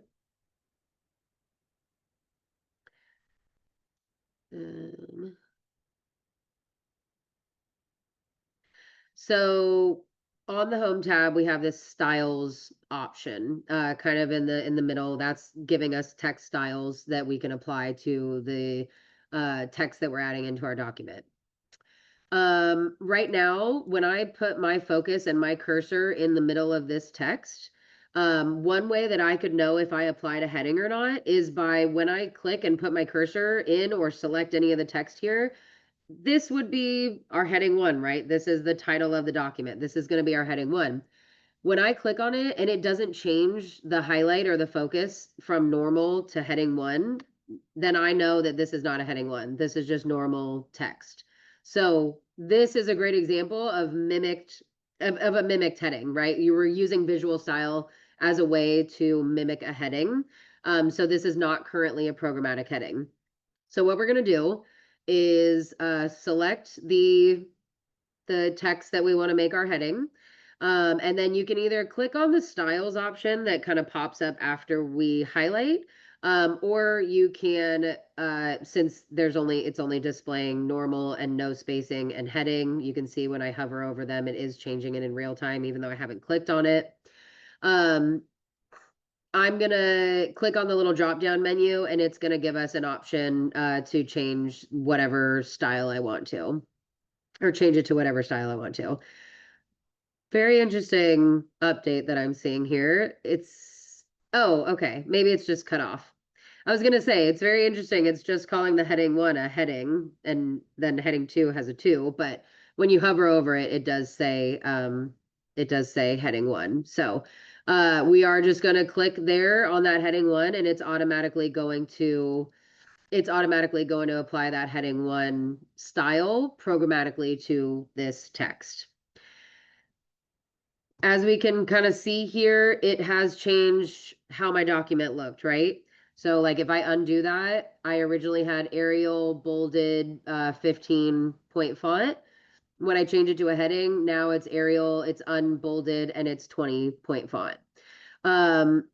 There's a couple different things that I want to call out here. One, if you are using just whatever the programmatic headings are in here, and just letting them be applied, the way that Microsoft Word is essentially forcing you to, you can afterward, it's already programmatic. It is a heading 1. So anything I do to it now in terms of like design wise it's still gonna remain a heading 1. It's not gonna remove anything if I change it to say, maybe I want it to be like 26-point font. It's still a heading 1. And again, you can kind of check that by seeing what's kind of in focus and highlighted under the styles pane when my cursor and my focus is on these words here. So you can go through, you can still change what it looks like. I could go back to my, what would I have, 15-point font, and I had it bolded and I had it centered. So now it looks exactly like I had it, which is great. Another thing that you can do, so I usually just don't recommend, you can if you're like using the same heading style or heading 1 style in like all your documents, because it will remain the same like every time you open up Word now. But what you can do is, instead of having to go through that process, well, okay, hold on. Let me pause for a sec, because I was gonna say we are retrofitting for accessibility right now, but if you are just like adding in your content and you're typing stuff out and you've already applied it as a heading, it'll just kind of stay with what you've already kind of created it as. I'm trying to think. Sorry, I'm making this a little bit confusing. I apologize. Basically, instead of having to redo that with every single heading that you've applied throughout this document, and go in and change it from the default to whatever you want it to look like, and change the font size, the bolding, the font placement, the font itself, instead of having to do that every single time, you can change it so that you can modify what the heading styles actually look like in Word by default for you every time. So the way that I could do that is if I open up the styles pane again and then I right click on the heading 1, then I can click on the modify option. And then I have the option in here to essentially make it look however I want it to look. So I can change it to be bold. I can do 15-point font like I had. I can change the color. I can make it centered. I can make it left align, right align. You can do spacing before, after if you want. You can have it indented. So all of the visual like formatting options that you would like and however you'd like to design your document, you can still do and not have to like redo that every single time you add in a new heading or after you like apply a programmatic heading to text on your document, if that makes sense. So I'm just going to push OK there. So it's edited for me. Now, if you can notice maybe a little bit, it's not super different, but that the heading 1 formatting in the styles pane looks a little bit different now. And that's because I've modified it to make it match what I want it to look like. I'm going to just pause for a sec because I feel like I went down kind of some spirally rabbit holes. So let me just pause and ask if anybody has questions. Not a question, Ali, but I want to highlight what Monica shared, and I believe Colleen has said the same thing. Like, this is mind blowing for people to realize, wait a minute, I can just set this up as my my default moving forward. I don't have to make adjustments every time I do a document. And absolutely true. So one, thank you for showing this, and two, thank you, Monica and Colleen, for calling that out. Exactly. Yep. Yeah, you can modify it, and then you can even go doing the update heading 1 to match selection. So like if I didn't even want to like go through that whole process and just say that like I want to update, I think this is probably what everyone's saying, but yeah, update heading 1 to match my section or match the selection there, then it's just going to automatically convert it. And again, when you are like changing those visual formatting and that design stuff on your heading structure, or within the heading structure, like style option essentially, it should essentially keep it that same way every time you come into Word. It shouldn't revert back to like the default option. And maybe that's what was said in the chat. Sorry if I'm like repeating info. Okay, so from here, let's just go through and add all of our headings. So we've got our heading 1, our content accessibility practice doc. Just based on, again, like those visual cues, maybe looking for things that are bolded. Again, we're kind of trying to pretend like, we're not editing afterward. But so if I select my images section here, then this would be a heading. What number? Is anyone feeling bold? All right, it's a heading 2. I'll give it to you guys. So this is going to be our heading 2, right? Because it's a subheading of like the entire document's title. So it is going to be a heading 2 here. I'm going to do update heading 2 to match selection. So now I don't actually have to go in and edit it. Excuse me. I don't actually have to go in and edit anything about it. I can just do that update to match selection. And now every single time that I apply a heading 2 elsewhere in my document, it's going to automatically look exactly the same. And that's going to also be kind of back to that accessibility practice that I mentioned beforehand, that you want to try to keep consistency throughout your heading levels, so that we're not kind of changing it up every single time. So we can keep going through here. So if we were to do this alt text versus image captions heading, does anyone have an idea of what they would make this, what heading level they would apply to this one? If you're feeling.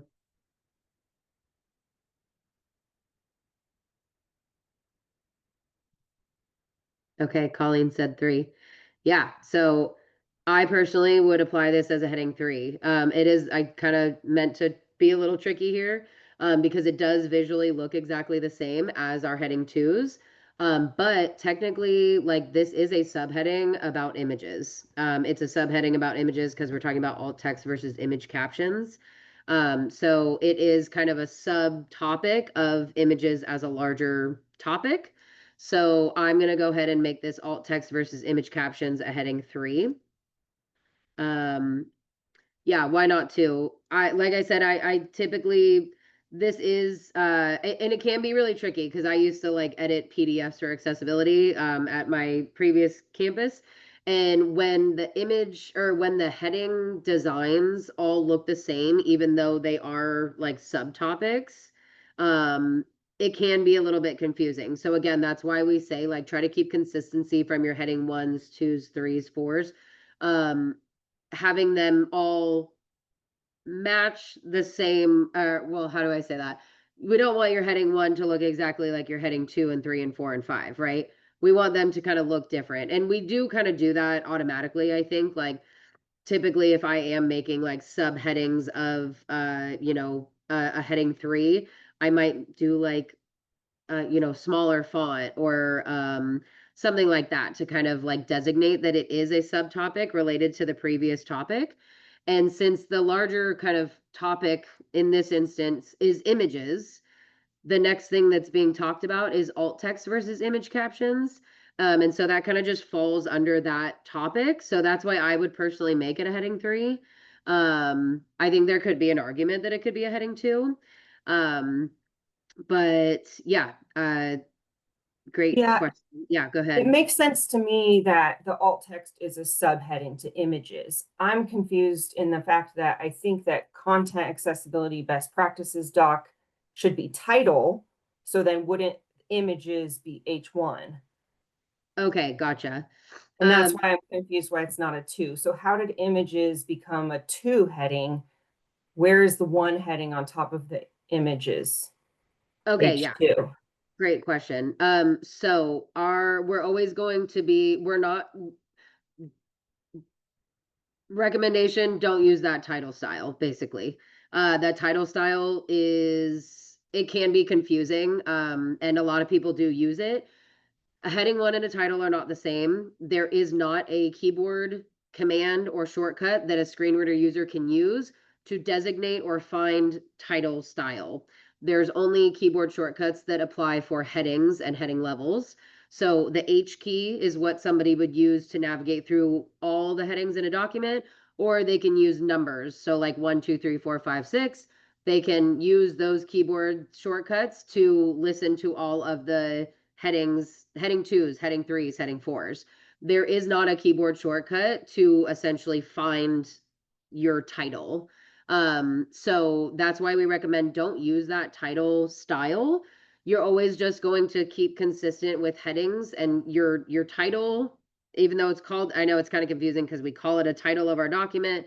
It's a heading 1. It's always going to be a heading 1 in the actual document itself.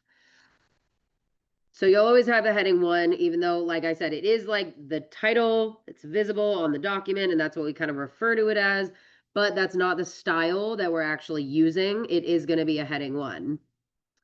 This might make it even more confusing, and I apologize, but I think I mentioned this in the headings section, but your document's title is actually kind of back in like the properties of the document versus actually physically on the document. So in Microsoft Word specifically, so again, this content accessibility best practice or practice doc, gosh, is my heading 1. I can copy that because it's okay if it's the same as the title. But I'm gonna actually go to file, and it's kind of funky because it's really hidden, and I don't love that it's hidden. I wish that I had more control over what Microsoft's doing, but I don't.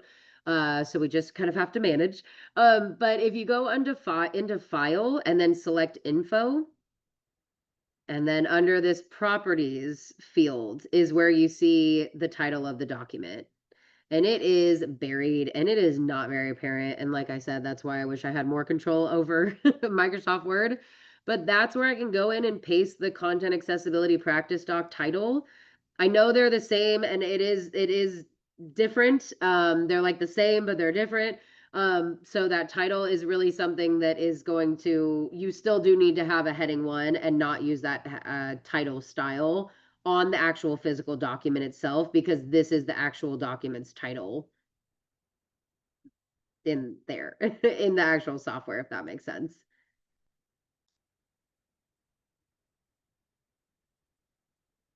Sorry, I'm just looking through the chat a little bit. Did that answer your question, Monica? It's a lot. Thank you. I'm sorry if I had missed that earlier. No, you're fine. You're fine.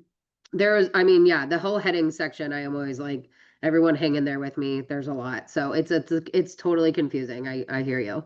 Yeah, and I knew title was important for the PDF, like if you're going to transfer it into a PDF. And so that's why I was like, why wouldn't you use that? So thank you for showing me that back end way to do that.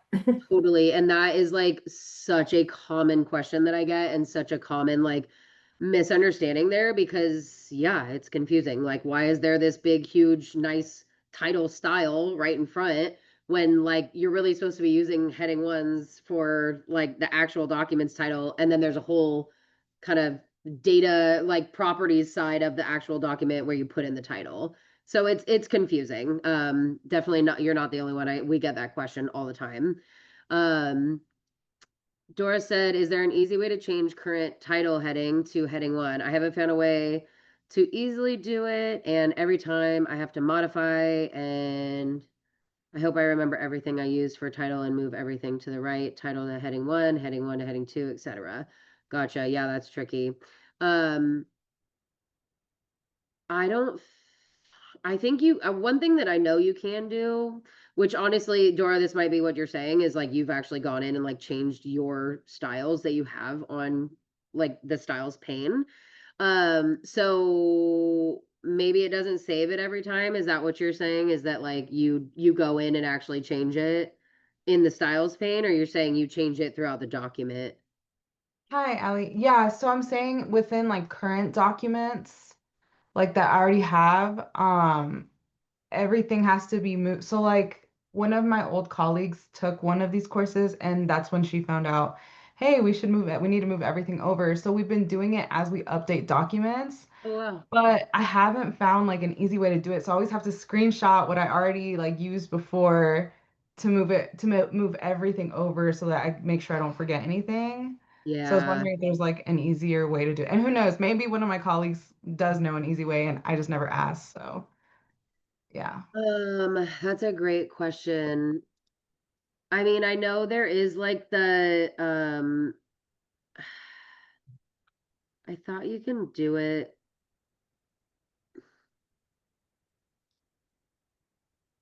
Let me see.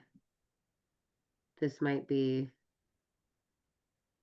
sorry, no one And if needs this to is follow an me here. answer or something to look at later, then it's or if it's like something that can come in a follow-up email, I would appreciate that too. Yeah, no, honestly, I've never really done it myself, so I'm just curious. That's a good question. So what I'm seeing right now, so I just made images and I made visual style as meaning, both heading twos. When I right click on heading two in the style pane here, and then I do select all, it looks like it's selecting visual styles meaning and it's selecting images. So like if I just click heading three now, it looks like it's going to change them all. Okay. Does that make sense? Yes. Okay. So like if I changed it to like all like I wanted them all to be converted to like heading threes and they're heading twos right now, then I can select all the heading twos by right clicking on the style there and then say select all two instances, which I'm assuming in your case there's probably a lot more. So if you have a lot of Yeah. already applied heading twos, but they need to be kind of brought down essentially to a heading three, it looks like you can right click on select all instances and then like go back in here and just click heading three and it changed both of those to a heading three now. Yeah, that makes sense. I guess my question is more like, so if I were to, let's say I had like the top title, right, as title, Oh, and okay. then I have everything else as like heading one, heading two. So I have to like right click. What I normally do is I right click on heading one and I change everything to what title was. And then I have to, oh, Mike, if you want to go ahead. You can search for titles in your find and replace and search, look for all places where I use title, replace all titles with H1 in your find and replace dialog. And Dora, if you, I don't want to take too much time now doing that, but I can show you how to do that. I actually even record a video and share that with everybody if that's something that is interest folks. But I think that if I'm understanding correctly, that's what you're looking to do is like, I've already done this. How do I find them and put the right thing in the place? Is that right? Not, I mean, maybe I'm Okay. not not really, yeah, but I didn't know you could do that, so I'm glad that you brought it up. But for me, it's like changing. So if I were to click on heading one and I were to select modify, I'm gonna or do what you're saying. whatever, yeah, or like how can I like grab everything from title to move it here? Like, is there a way to do that or no? Not that we know of at least. So like this is all of because the way that we have our documents set up, it's like different departments have like different topics have different colors and like different backgrounds and stuff like that. So, and I don't want to take too much time on this topic either. Maybe it's something I can wait for like a break or something. Yeah. Yeah, I think yeah, because I'm sorry, I keep thinking I'm like getting it, and then and then I'm like I don't think I'm getting it. So yeah, if Yeah. I'm happy to talk about this in like one of our breaks that's coming up, or again we can totally meet and like talk through this in real time, and you can share your screen with us so we can help and yeah, yeah. Okay, cool. Yeah, thank you though. Thank you. I mean, I learned something because I didn't know I could right click and say select all two instances and change them all to a heading 3. So,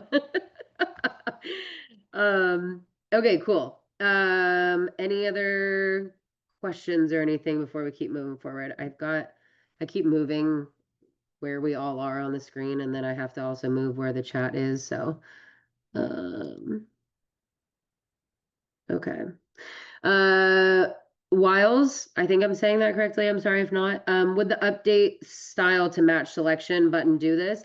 So it essentially that's more like the formatting, like how it looks. That's more like the visual style. So like um right now, okay, so let's say trying to think of an example.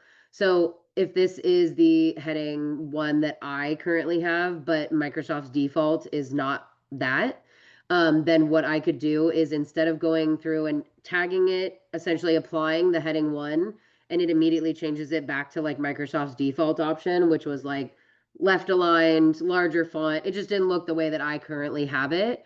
And then instead of basically clicking on it, applying the heading 1, and then going back through over here and changing the font and the size and the placement and everything like individually and myself, like every time I have to change it, I can just right click and do update heading 1 to match my selection. So it's automatically now changed this heading 1 that is an option on my styles pane immediately into however I formatted it initially, if that makes sense.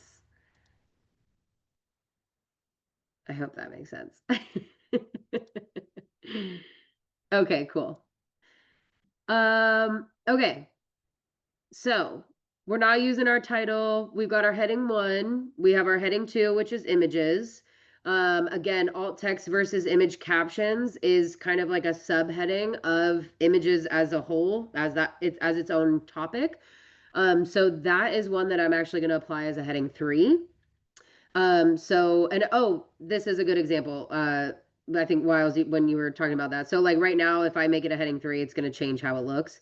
If I right click and then do update heading 3 to match the selection, it's automatically just going to make all my heading 3s look that same exact way. And I don't have to do any extra work to like change them individually. So I'm actually going to do that. So I'm going to do update heading 3 to match. What I will say is that I previously mentioned as like some guidance before, I would recommend not having your heading 2s and 3s look exactly the same. So maybe what I could do to make it kind of, I guess, seemingly look visually like it's a subtopic of the heading 2, I might like unbold it, or maybe I could still bold it, but maybe make it a little smaller. Like it's totally up to you. I personally like having things to kind of look visually how I have designated them programmatically. Not 100% necessary, but it is a good practice. Just makes things a little more comprehensive when we're when individuals are like reading through the content. All right, so we'll keep moving forward. Visual style as meaning is our heading 2. Headings, also a heading 2. We're just introducing new topics, right? These are all just like new headings. Lists, again, it's just like looking different. Not sure why it looks different. But again, we just want to keep that consistency throughout our heading designs. So I mean, again, if I just make it a heading 2, it's automatically going to convert it to match the rest of the heading 2s, which is great. Yeah, so this is a little repetitive. Again, this is just like for you to kind of practice in here and get used to that process. And then converting Word to PDF is our last heading 2 here. They by default always add in like buffer space. So adding like a little bit of space before and after the text for headings. I personally recommend that. We talked about white space and like reducing kind of clutter, visual grouping, things like that. We were talking about visual style as meaning. I personally recommend like leaving that buffer space at least between the heading and the following text below it. That's just, again, kind of my personal preference. You don't have to, but I do think it helps kind of break up the text a little bit and makes it a little bit easier for people to read and kind of do that like visual grouping practice. All right, so any questions about headings now that we've kind of gone through and added in all of our headings in this document?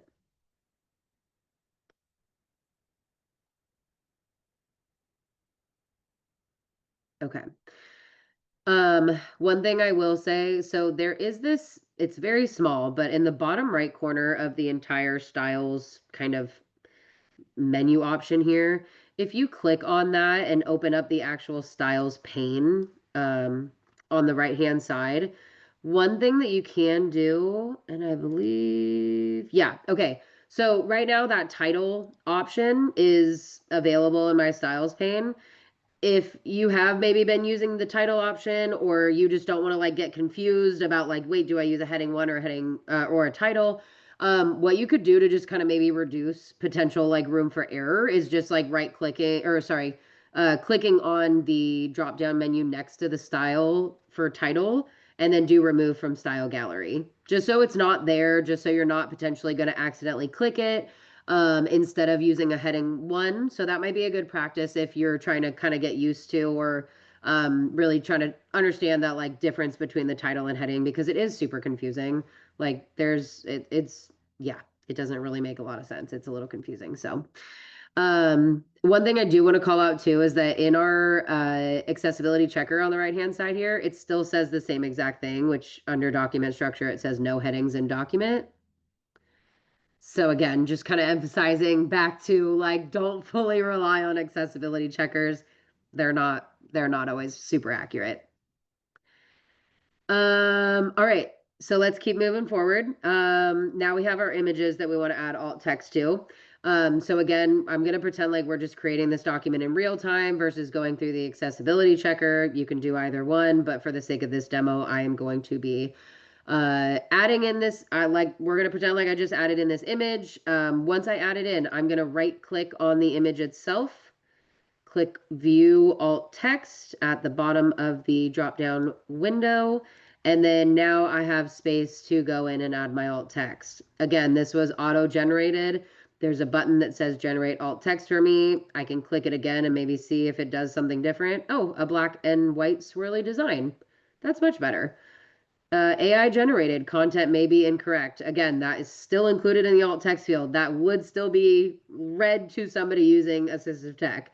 So even if you are using it and it is giving you accurate, responses, make sure you are still manually going back in and removing that.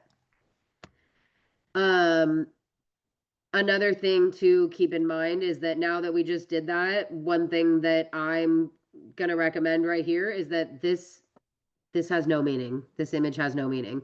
It is a black and white swirly design, but there's nothing to it. It's simply just there for decoration. And so in this instance, we are going to click the checkbox for mark as decorative.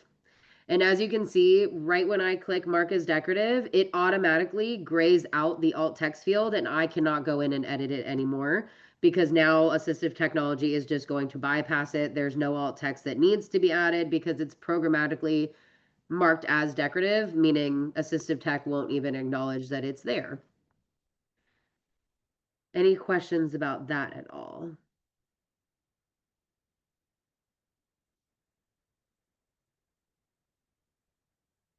Okay, I'm looking through the chat. I see Colleen said, can you show how to get into the style pane again? Yes. So you've got your kind of three that sit there. It also, I know that there are people maybe on Macs right now. So if you, if anything is getting kind of lost in translation between those two, please let me know. So we've got our three kind of style options there visible, even though we have our little drop down menu.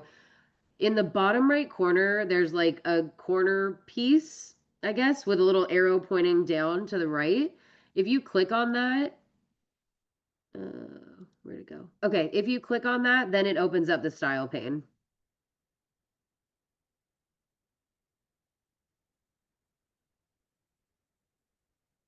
If you're ever unsure also how to get there, you can always just go into the search bar and go into your text styles or apply styles or style pane. Yeah, you should be able to search it. I saw one other question in here. In my experience, using punctuation and alt text helps with the audio experience when using a screen reader. Yay, Monica. I end all my alt text and email pre-headers with punctuation to help distinguish audibly from the rest of the body. Shout out to Monica. We love to hear it. Yes, punctuation is very much important. So is spelling in our alt text. So make sure you are proofreading everything, especially in platforms like, like in Acrobat, in Adobe Acrobat. It will not even give you the little red squiggly to say that this is spelled wrong. If you spell a word wrong, it doesn't even acknowledge it, meaning that an end user who's listening to that alt text is going to get a very confusing, potentially alt text read to them. So make sure you are proofreading. Always use periods at the end of your alt text. Make sure you're using any other grammar that's necessary. But yes, please add periods and capitalization when necessary into your alt text, just like you would write any sentence. All right, our next image that we need to add alt text to is this picture of Chip. So again, we'll right click on the image and then go to view alt text. And right now it doesn't have any alt text in it. Does anybody, well, we don't have really context for this, right? So we're just gonna kind of be generic. But does anybody have any, and there's a lot of right answers since we don't necessarily have context. Anyone want to write in the chat or unmute and give us maybe what you might write as alt text for this image? It is looking really blurry. It's usually not. I don't know why. Sorry about that.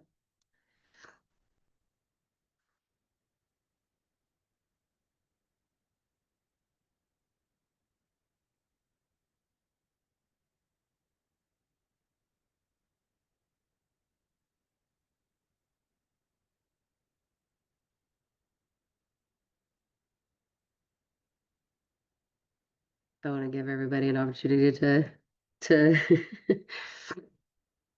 type in the chat. Mike said, man at the 50-yard line screams in the direction of the south end zone. Monica said, see Boulder mascot on a football field waving to a crowd. Yep, that's a great one.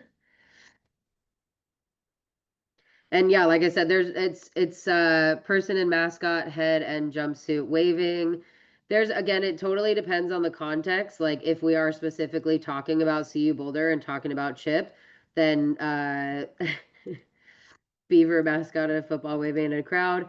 So yeah, if we are specifically talking about CU Boulder, then there may be more detailed description that we might put in there. So like it might be important that we are distinguishing that it is Chip the mascot. So we might say Chip the mascot at Folsom Field in the end zone wearing a spacesuit. If those details aren't really important, it's just kind of used in a generic context. You might say, yeah, like football mascot on a football field. Like it again, we're it's always going to vary depending on the context. We can, really it's hard to say exactly what would be like the right answer because there isn't really one in this instance right this second. But for the sake of our demo, like I said, we'll say I'm gonna give him more detail. So we could say, yeah, Chip the mascot in the or Chip the mascot at football at football. Standing or dancing. Maybe he's dancing. Again, it just kind of depends. Dancing in football end zone or something. Again, there's like lots and lots of options that we could put here. Mike, I saw you unmute. Go ahead. No, this is such a great example of why the subject matter expert and the owner, the quote unquote owner of the image should be the one that provides that alt text, because you've just seen like this could be a million different things depending on what we're trying to draw attention to. And again, that's why I made my snarky uh alt text in the chat. Is it could be the fact that we're talking about the crowd here, right? Even if though it's not in focus, that maybe that's something that's maybe the mascot in the central image has nothing to do with it, and we would think that it does, but the subject matter expert would know, right? Anyway, thanks, Allie. No, that's a great point. Yeah. And we always say that, like, especially when we're talking about like course content, um, you know, if you are a faculty member and you're writing alt text for your images, like anyone that's editing your content is gonna try, but it's probably not gonna be as good as your alt text because you are the subject matter expert. And again, that doesn't just refer to faculty specifically and their course content, that refers to kind of all of us creating our own content. But if you are creating it and you are the subject matter expert, then you're gonna have the best, you're gonna be the best one to be able to write that alt text as accurately as possible, and understanding the context in which it's being used in most accurately. So one other thing that I do want to call out here is that can be kind of like a little, I don't know, I personally find it a little like off-putting. I don't know if that's like the way that I exactly want to say it, but once you add in your alt text, like you're just kind of done. There isn't like a save or like, you know, finish or anything like that in there. You just kind of move on to the next thing. You can exit out of the alt text window on the right-hand side. You can just go back to typing. Like there isn't necessarily like a, okay, I'm done writing my alt text. Now I'm going to save it. It's all, we're done. So that might, I just want to like throw that out there. You're not doing something wrong because you're just moving on or not saving it. There isn't a save option.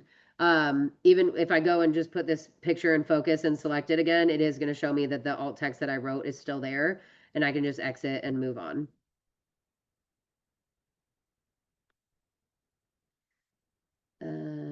Okay, just look at, oh, Mike said hashtag boom. Yep. All right, any questions on alt text at all when we're talking about, I guess, this example or just images or decorative or auto-generated stuff, anything like that that we've talked about?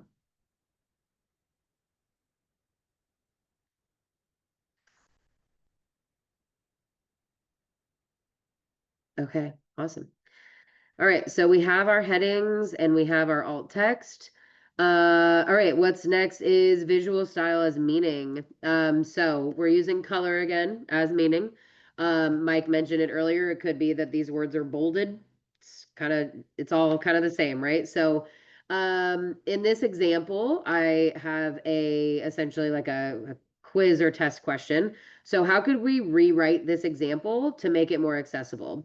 Right now, the kind of quote unquote quiz question says, please indicate which highlighted words are misspelled.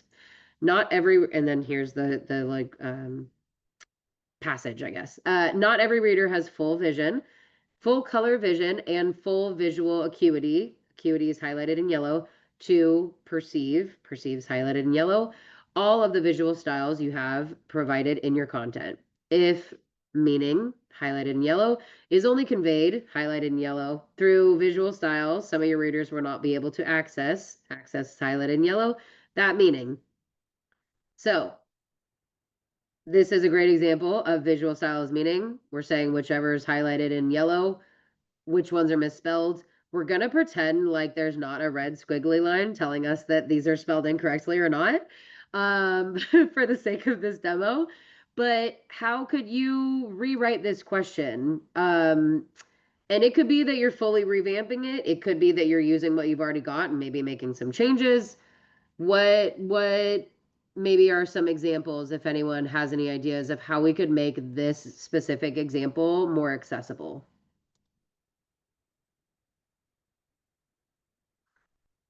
And I'll give everyone a sec.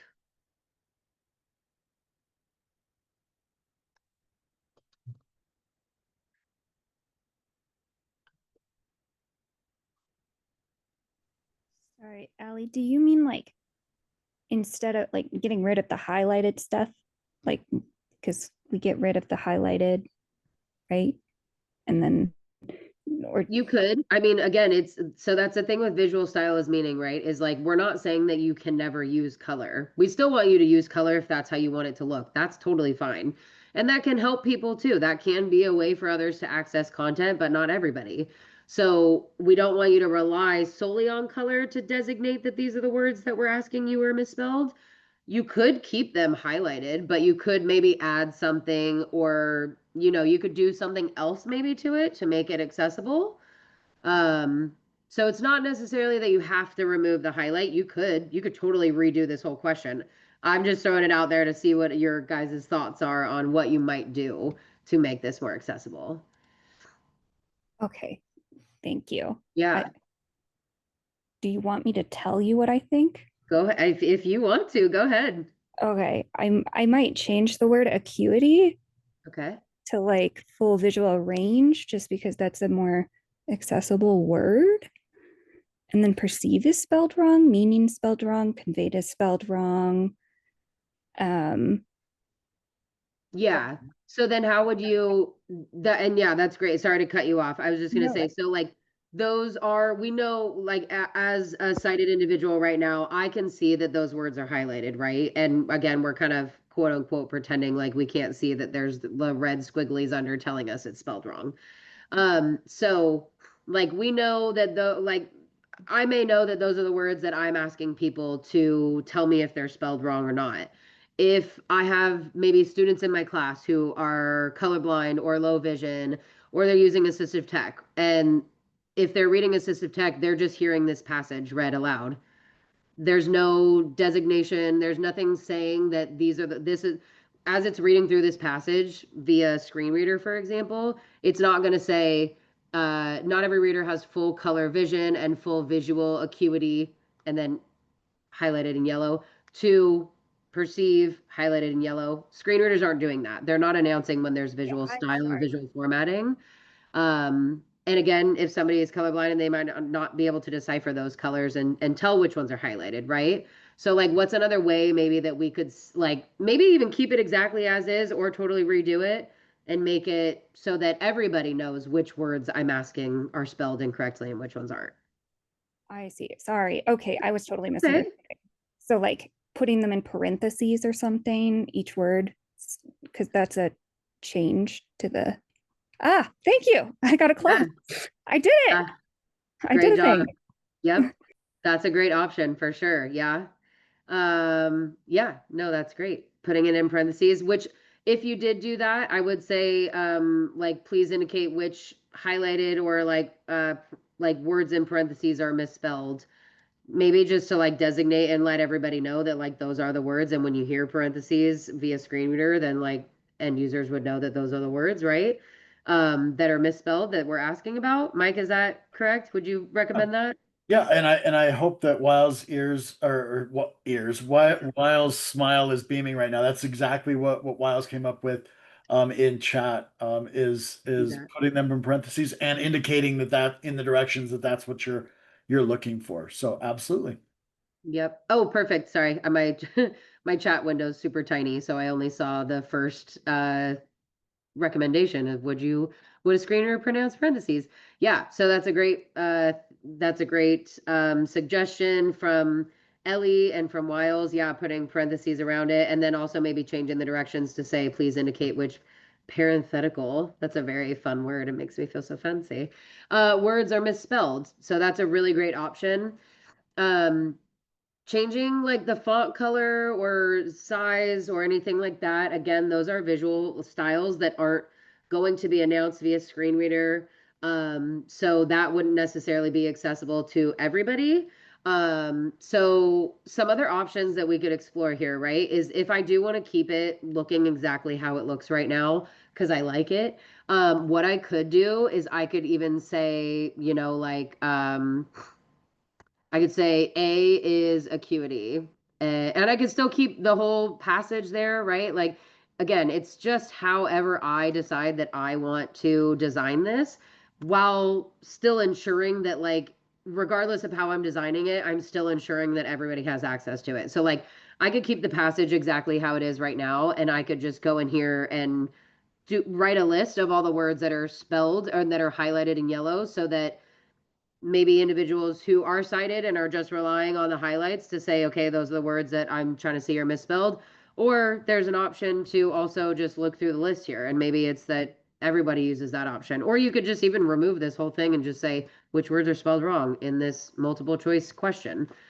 It's kind of like, again, there's not really like a right answer, there's lots of answers. And that's why in accessibility, we always say it depends. Um, oh yeah, Mike, go ahead.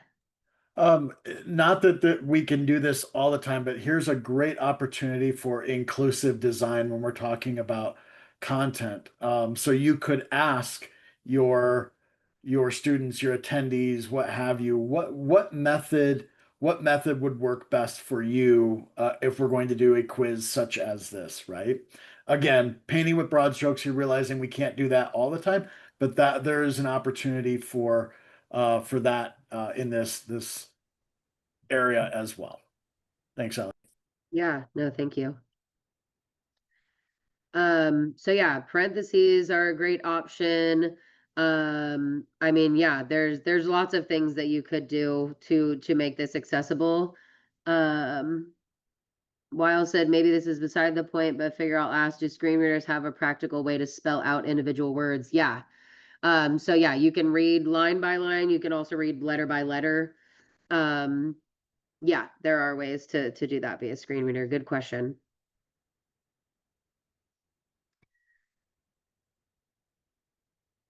Any like comments or questions about visual style? Again, this is just like one example. There's so many out there. And you know, like I mentioned, there's not like one right answer here. There's lots of different ways that we could create this as like a quiz question that can be, you know, accessible to everybody.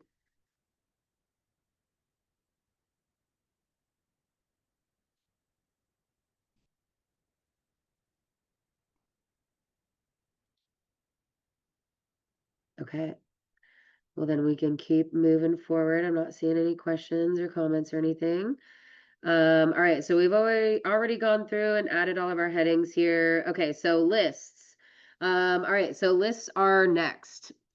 This is an example of an inaccessible list. Like I mentioned earlier, honestly, sometimes I like have hard time even figuring out how to make a inaccessible list, like a fake list, because sometimes it just automatically wants to really create it for me. But right now we have an inaccessible list because it's fake. We have created kind of a mimic of bullets with plus signs. Um, One way that you can tell if you have a fake list or not too is like if I, again, kind of like with headings, if I put my cursor in one of the words or I highlight any of the words or all of them, and I look up in the paragraph like options in Microsoft Word, and I don't see that like the bullet or the numbering or even what's this other one called? Multi-level list. If I don't see that any of those are kind of highlighted, then that's telling me that I know I don't actually have a real programmatic list here. So in this instance, basically, we're just going to go through and like remove all of these plus signs before each of these. This is a pretty easy one, right? That's why everyone loves list. But if we go through and remove all of those plus signs before each of our grocery item lists here, and then I select all the text again, and then I just, you know, push my bullets option, then now I have a programmatic accessible list versus a fake list, which, like I said earlier, when we were talking about it in our content accessibility training portion, it would have just read like a screen reader would have read plus sign bananas, plus sign sugar, plus sign milk, plus sign potatoes. And that is pretty unclear about what that means.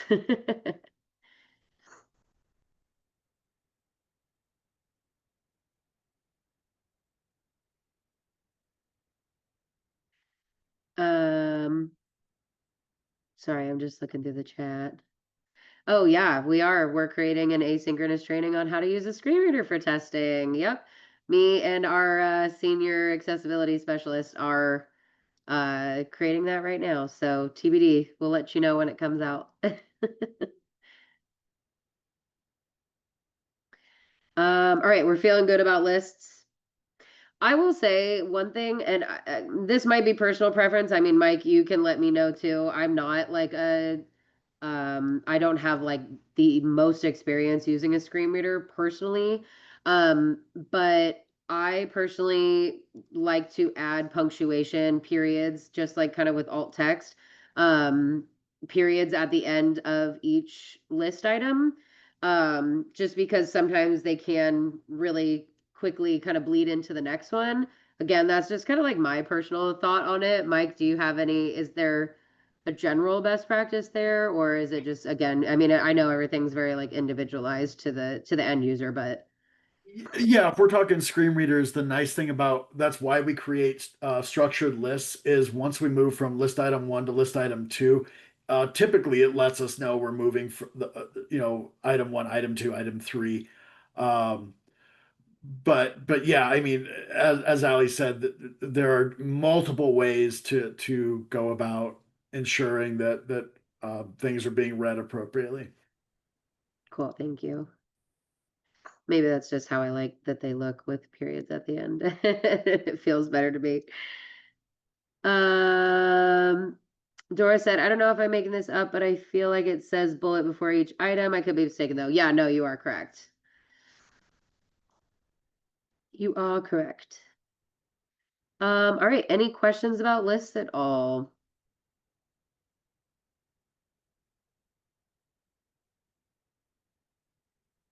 Okay.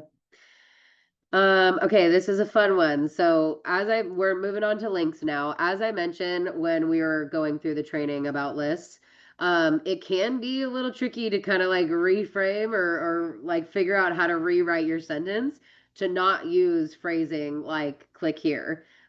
So again, also I should have said this at the beginning. Like this is all we're like I've mentioned this, I guess, at the beginning of today, but like we're not here to judge. This is a very much like a learning space. So feel free to throw all your answers out there. We love them. They open great conversations and we want to hear from you and hear what your thoughts are. So yes, please don't be scared to answer. I know it can be a little. But so for this link example, we have two different links that are in this passage essentially on here under our links section. So it's the DAO has drop in office hours every Monday and every first Monday and second Tuesday of the month. I don't know why it says the first Monday. That's not been true, at least since I've been here. But it says feel free to share the DAO drop in flyer at, and then we have a really long URL with colleagues. For more information about DAO, click here. So have at it. What are our thoughts? How can we rewrite at least the first sentence? What are our thoughts on the first sentence that says feel free to share the DAO drop-in flyer and then enter URL with colleagues? How could we at least rewrite that first sentence?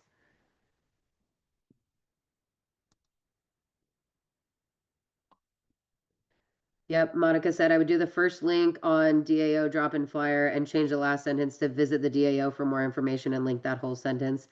Love it. Colleen said make the link for more info about DAO and possible one. Also DAO office hours. Yep. Or DAO drop-in flyer. Yeah. Yep. Those are all great options. Mike, go ahead. Because the drop-in flyer looks like it's a PDF document, should we then also add the file type with it? Good call out. I'm trying to trick everybody, Mike. My fault. I'm just kidding. I'm totally messing with you. No, we're not here for trickery. Yes, I just wanted to see if that was clocked. And really the only way to see that from this angle is just that it's a .pdf. You would have to like open it to really see that. So that is a little sneaky one that I threw in there. Yes, Monica. Yep. Feel free to share the link, DAO drop-in flyer PDF with colleagues. Yep. So we can just copy this link and remove that whole thing. Let's see.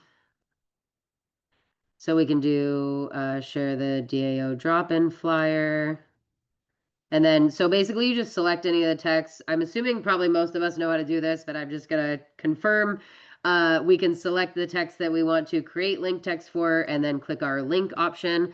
My favorite keyboard shortcut truly is whenever I'm doing that, if you do Control K, that's automatically gonna create a link, like you adding in a link and creating a link text or insert hyperlink. Just in case anybody didn't know that. That's my fave. And then we can just go in and paste this link. What we can do also is in the text to display, that's where we could edit and say PDF up here. I recommend doing it in the insert hyperlink like dialog box, because if we try to add it to the text, sometimes it like won't actually add it into the hyperlink, or I don't know, it's just more annoying. So I'd recommend changing the text to display at the top to insert the verbiage parentheses PDF. And then just push OK, and now we have this nice, beautiful, accessible link text for feel free to share the DAO drop-in flyer PDF with colleagues. Monica said, "Oh, look how much nicer and more readable that paragraph just became." Yes, so simple and huge wins here. Yep. Love it. And then what do we say? So we have our click here. We want to remove that. Right now I'm just going to remove it completely for the sake of this demo. What do we say? Visit the DAO for more information. Is that what we're saying?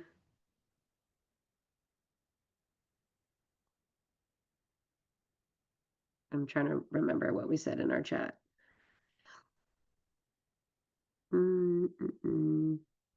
Yeah, for more info about DAO.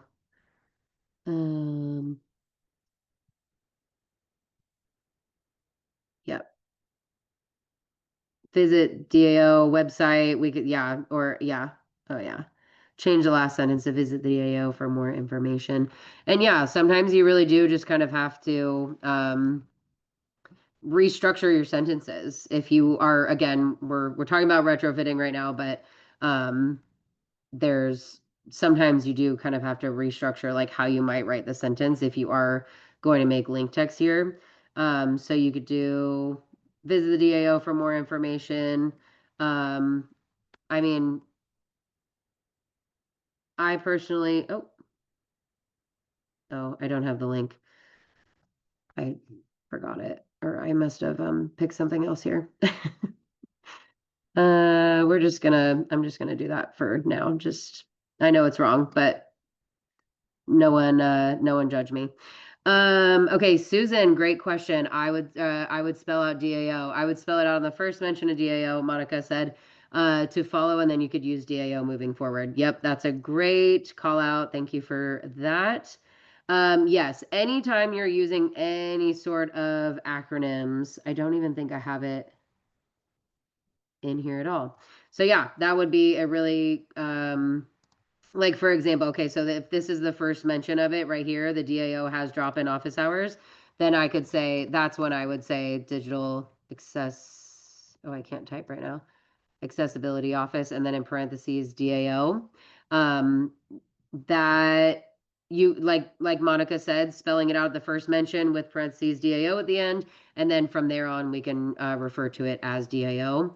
One other thing that I do want to mention that I feel like I kind of forget to, or like it just depends on like the topics that I'm covering in training, mention is about capitalization. So for anybody who's doing specifically like a social media, doing any sort of hashtags or anything like that, really want to make sure that you're always using camel case. Camel case is making sure that at the beginning, the first letter of every word is capitalized. So for example, if we said like hashtag, what is it? I'm trying to remember the one. Oh, Mike and I, no, I won't use that one. So we could say, meet your moment. Meet your moment. Monica said, meet your moment. Yes, so captioning or capitalizing the beginning of each letter like that is camel case. The reason for that is because again, if somebody is using assistive technology to read through your content and it's just all one looking like one word and there aren't any capitalizations, then it's not going to acknowledge that those are all separate words, and it's going to try to read it as one really long word, or it's going to read it as not what you want it, and it's going to be potentially really inappropriate or not at all what you were trying to convey in your hashtag. So I am going to be a little inappropriate because that's what I do. So one that Mike and I always find really funny is one that I just threw and that I'm throwing in the chat. So this is what it might look like if we are doing a hashtag for who remembers. If you take your first glance at it, you might not think it says who remembers, right? We might think that we're talking about some other members. So that is just really emphasizing why that's so important and why we really want to make sure that you're always using camel case. That also applies to like your email. So like, you know, if it's your name, your first name and your last name or something like that, like capitalizing your name just as you would if you were writing it, making sure you're doing that in your email as well. So yeah, anywhere where you are like combining words or anything like that with acronyms, one best practice is making sure you write it all out, the acronym first, the first time you use it, and then you can utilize the acronym later. And then also making sure that you are using camel case anytime you are using hashtags or in your email address or anything like that. Mike, what would you like to say? Sorry, I did not mean to be like, Mike, what? No, was- no. I want to make sure you also get you can conclude your talk about hashtags, because I was going to go back to the link text that we're looking at here real quick. Yes, But I want to please make do. sure I don't cut you off. Please Um, do. Something to consider with the links that we were just playing around with, where we're talking about office hours. We give a flyer for our office hours, and then we say visit the DAO for more information. We want to make sure that it's clear where we're sending people, and that where we're sending people matches where we're saying we're sending people. Because if visit the DAO for more information just goes to the DAO, the Digital Accessibility Office main page, that's not taking them to the office hours page, right? And so maybe we need to rethink what the name of the text that it's associated with that for more information, because that could be unclear as well, and something we need to think about as we're creating those, right? Yeah, that's a great point. Thanks for bringing that up. Yeah, I just maybe like learn more about DAO office hours. How about that? Absolutely. And again, I'm not saying that what we did was wrong here, because maybe we are just directing people to our homepage and they can peruse around. But those are things that we should really think about as we're creating those. Yes, thank you. No, I'm glad you called that out. Definitely, yeah, making sure that we are describing the destination concisely, and that was very vague. So I'm glad you called that out, Mike. Thank you. Monica said you could even shorten the link to just DAO office hours. Yep, totally.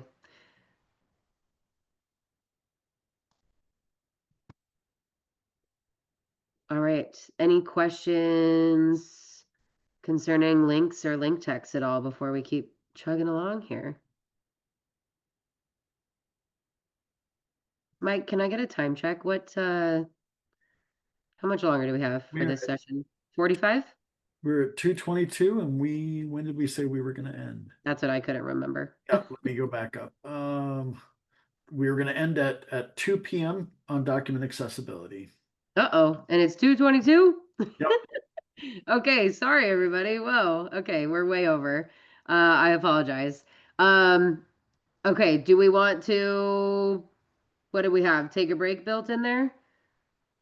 Or do we want to finish out tables and then we can take a break? I think that's probably a good plan. Let's finish where we're at, and then we can take our 15-minute break. Okay, cool. All right, last section here. Just like we did previously, talking about tables. So we want to make sure that we have our headings applied, right? So how we're gonna do that? One, let's just start off like there's some obvious inaccessible practices here, right? So to make sure that we have our headings applied, you do actually have to create the table before you can then actually really apply or start creating the table. Not fully, you don't have to, but you do actually have to like start adding in a table before you can apply any of the accessibility practices here. So since we have a table already built, we can click into the table on any cell. It doesn't really matter. And now you have two new menu options all the way at the top to the left of the Acrobat menu option. Now you have two new menu options for table design and table layout. If we click on table design, it's going to open up the window that's got like table styles. It's got table style options and just some like shading and design info or options here. To the left-hand side, there are table style options, and there's 6 different check boxes. In this instance, for this table, we do have a header row and we do have a column row, header row or header row. Yeah, header row, and then our first column is also a table row. So in this instance for this table, we are going to check the box for header row. And then we are also going to check the box for first column because that first column is also a table header. And so is this header row across the top. They are called something different here than what we refer to them as in like training. So that can be a little bit confusing. It might be named something different in other content editing platforms, but just know that you've got your first column that is going to be the headers, and then your header row, which goes across the top left to right, that first row.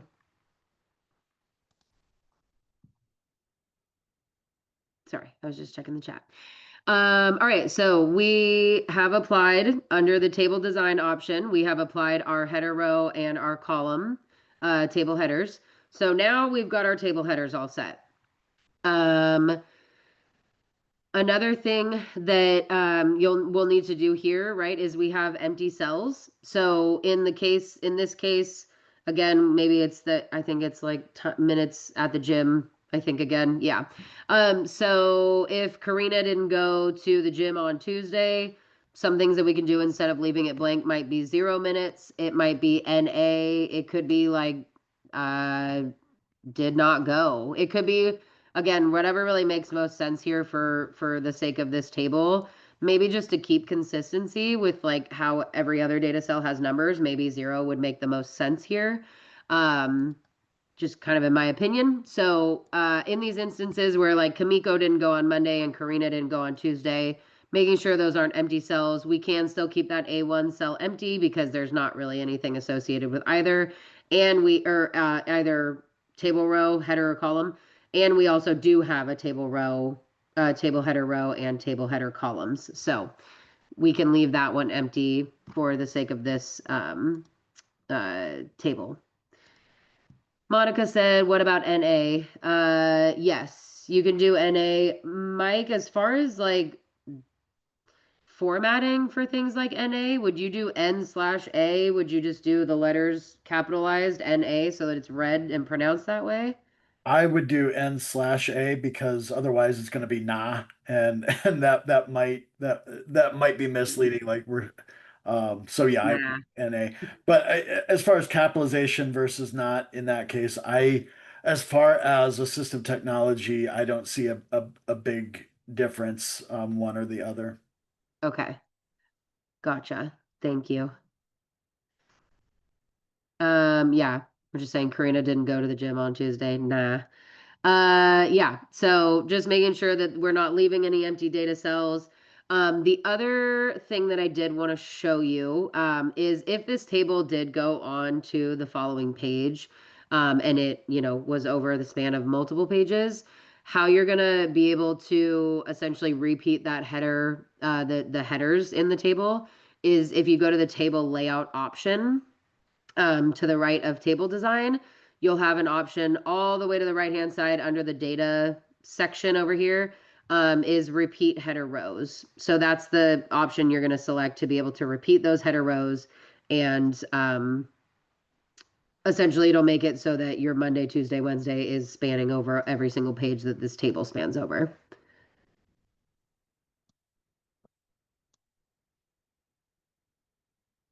I feel like I'm missing something for tables right now, but I think I'm okay. All right, any questions about tables at all? Sorry I went over so long. I was not paying attention to time whatsoever. You have my apologies, everybody.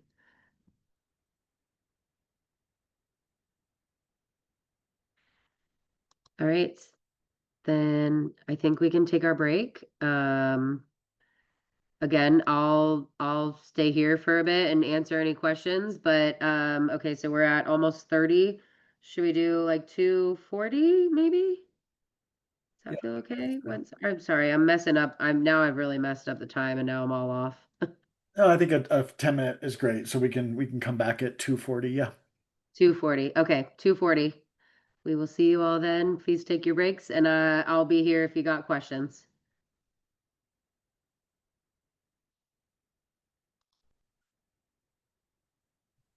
Hi, Allie. Hi.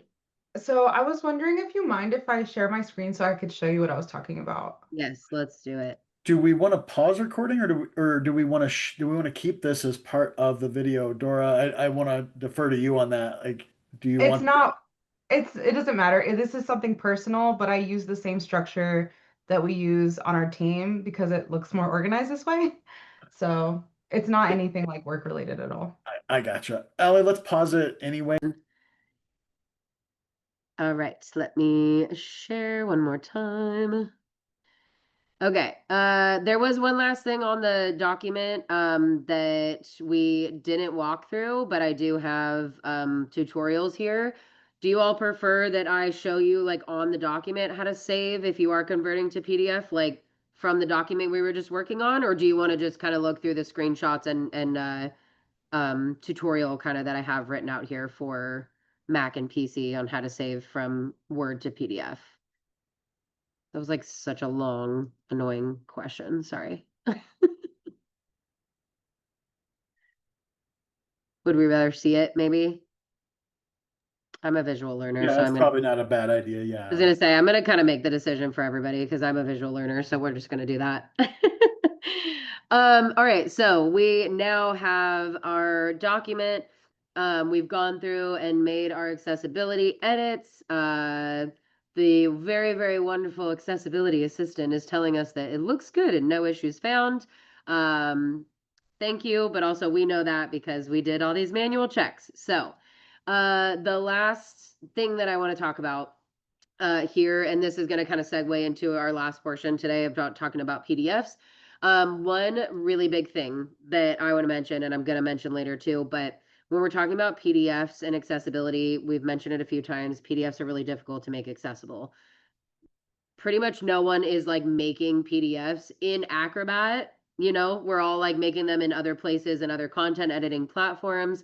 And then we are converting or saving to PDF. So now, again, I'm probably going to repeat myself. I was going to wait to say it, but I'm like, I'll say it right now. Best practice is make your document as accessible as you possibly can in its original file form rather than editing it afterward. Again, I want to keep emphasizing like retrofitting is just going to cause a lot of headache and a lot more time. Make it as accessible in Word as you can.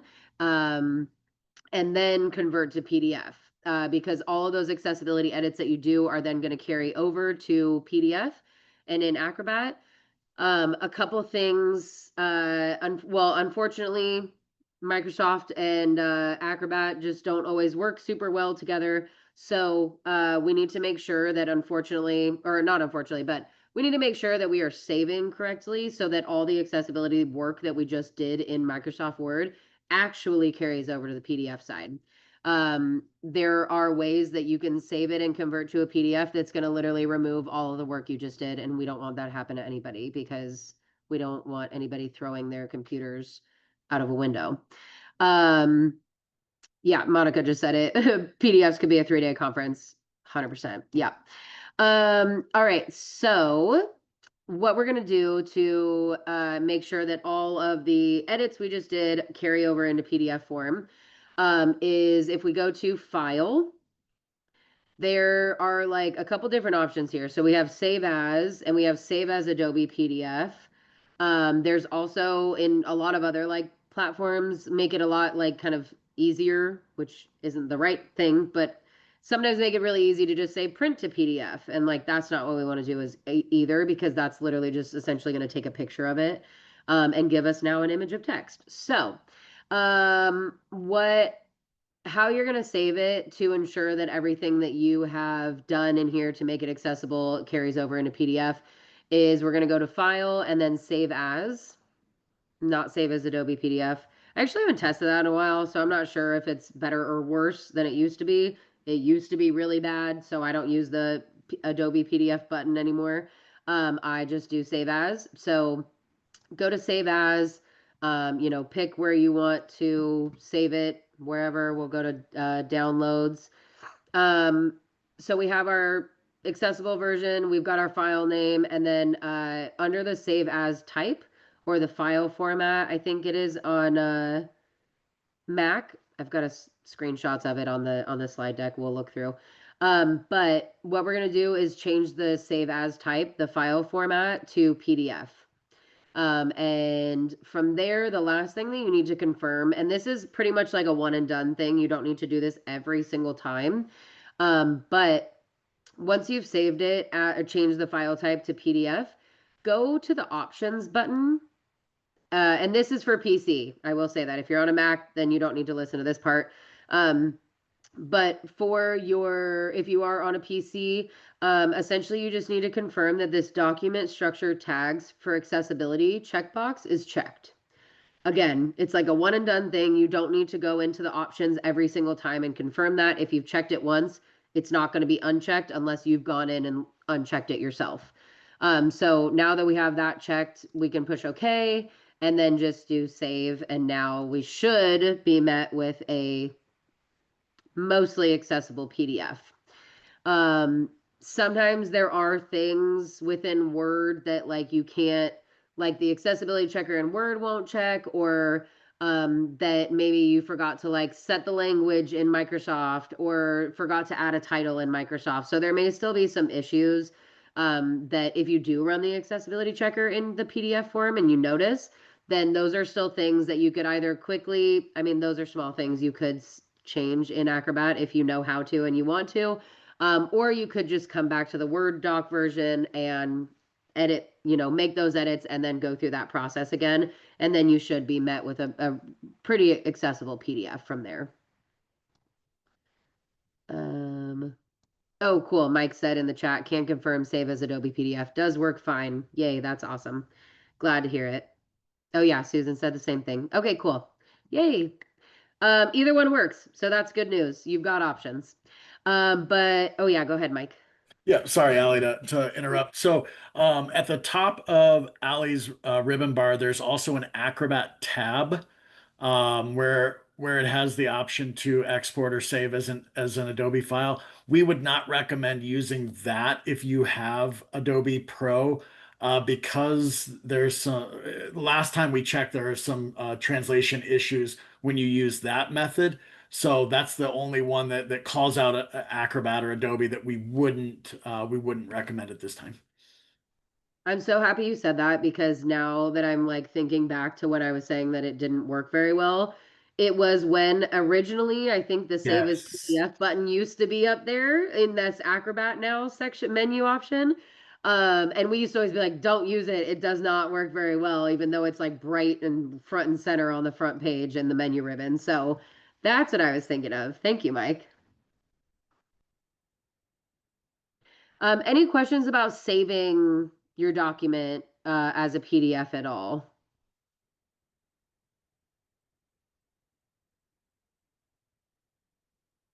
Okay.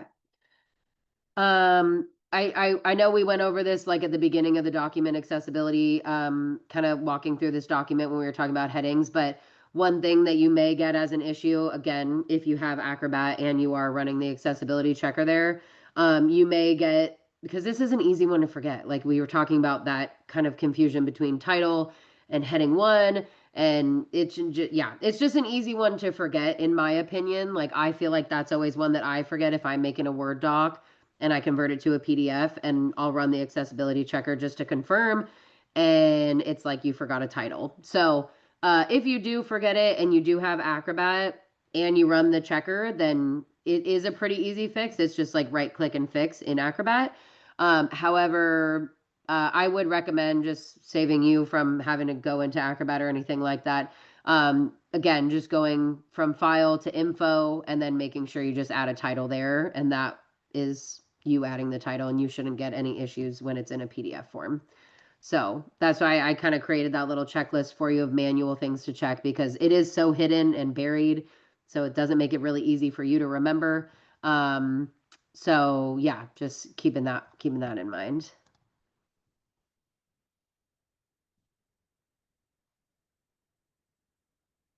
All right. Any other questions, comments, concerns, or anything before we jump into PDFs?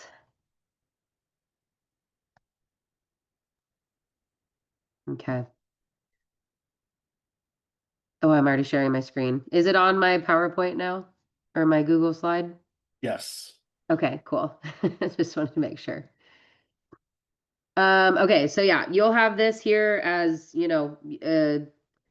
reference or resource for later.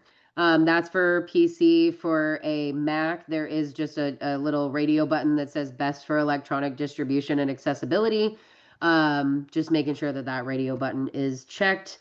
And again, like I mentioned earlier, never using that print to PDF option. That is essentially just going to take a picture of your document, and now you have an image of text document. And we're really removing all the accessibility efforts we made. All right, and this was supposed to be our break. I keep missing, I try to really put in some funny little things in here, and it's I messed up the break and the timing so much that I don't actually get to do them when they're there. But I have my fun little Terminator picture here during our break saying I'll be back. So, I hope you're all still laughing about it. Or I'm just laughing at myself. That's usually what's going on. All right, let's talk about PDFs. Um, just to kind of give you like a little bit of a preface of what we're talking about today, I believe it was Monica in the chat said it perfectly. PDF accessibility could be its own 3-day conference. So we're not doing that today, right? I'm sure you're all like, ooh, only a couple more hours of listening to Allie talk. Yes, only a few more, or only a couple more. So we are just gonna go kind of like more high level when we're talking about PDFs today. One thing that I want to note is that PDF accessibility is complicated, like I've mentioned many times, but it's not impossible. It does take a lot of training and experience to edit and learn how to edit and learning the code. For PDF accessibility, it's not that it's impossible, but we also just very much realize that like everybody has other job duties and roles and responsibilities that aren't learning PDF accessibility, which is like a massive workload. Another thing for the scope of kind of our training today is we aren't going to teach you every single important detail of checking a PDF for accessibility during our session today. We are just gonna, again, kind of do like more of a high level overview of PDF accessibility and some decisions that you can make design wise and just like file type wise to help, with PDF accessibility in general. And whoops, I don't know why it's not going to my next slide. And this is a great segue into our first slide is the first rule of PDFs. Ask yourself, does this need to be a PDF? So some things to consider as far as pros and cons. An advantage of using a PDF is that they are easily opened on any device.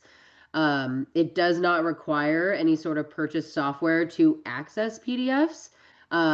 They are easily opened, and the layout and formatting is consistent across all devices, whether you're on a mobile device, a laptop, a desktop, it's going to be consistent formatting and layout. So those are some advantages of PDFs. Some disadvantages is that as far as editing, whether you're editing the content itself or for accessibility, it does require purchase software and knowledge to be able to edit for accessibility or to even just edit the content in there. It does require form fields to allow users to enter any information. So you do have to learn. Also, that's an additional kind of learning curve, right? Like making forms in Adobe Acrobat is a that is next level of the difficulty of PDFs.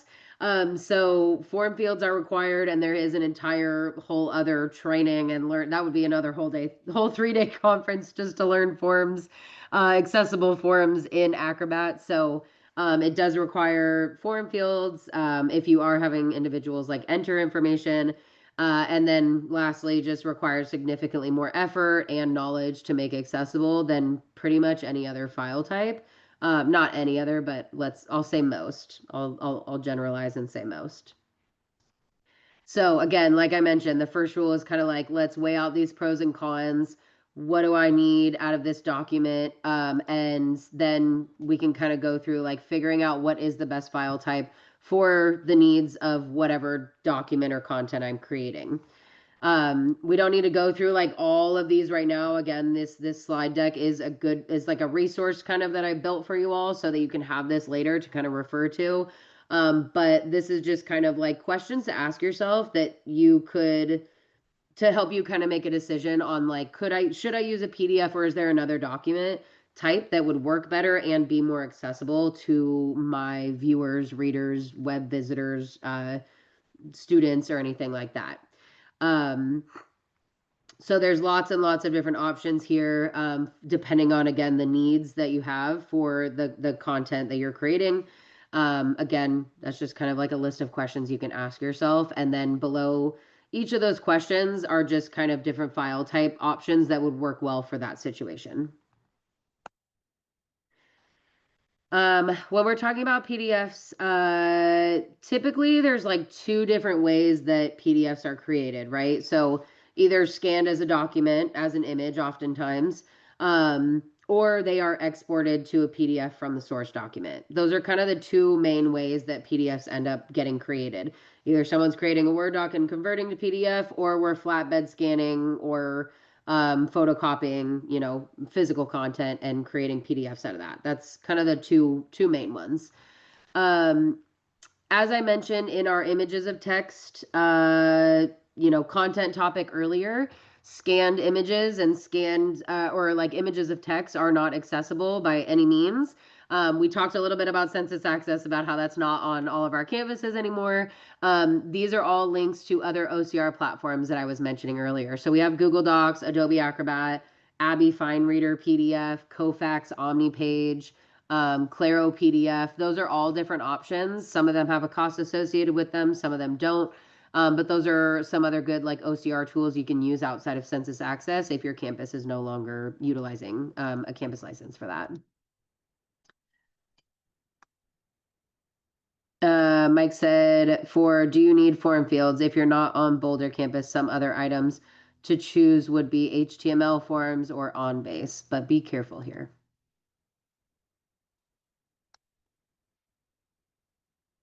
All right. So when we're talking about creating an accessible PDF, again, I kind of already mentioned this with our practice document we were working on earlier, making that source document as accessible as possible before converting to PDF. Do your best, try to apply everything that we've learned today in this Word doc before you're converting to PDF. I do, again, have the links here for how to preserve accessibility when converting from Word to PDF. I also have a link here for Google Docs to PDF. Google Docs does have a bit more limitations than Microsoft Word regarding like accessibility. Like you can't add table headers, or okay, I guess that might be a little outdated. Maybe you can now. Hopefully you can now.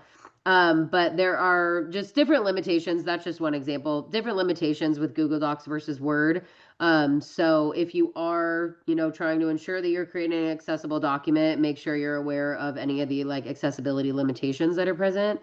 I do have a link to Google Docs specifically limitations. I think it's in the slide somewhere. If not, then I'll throw it in the chat afterward.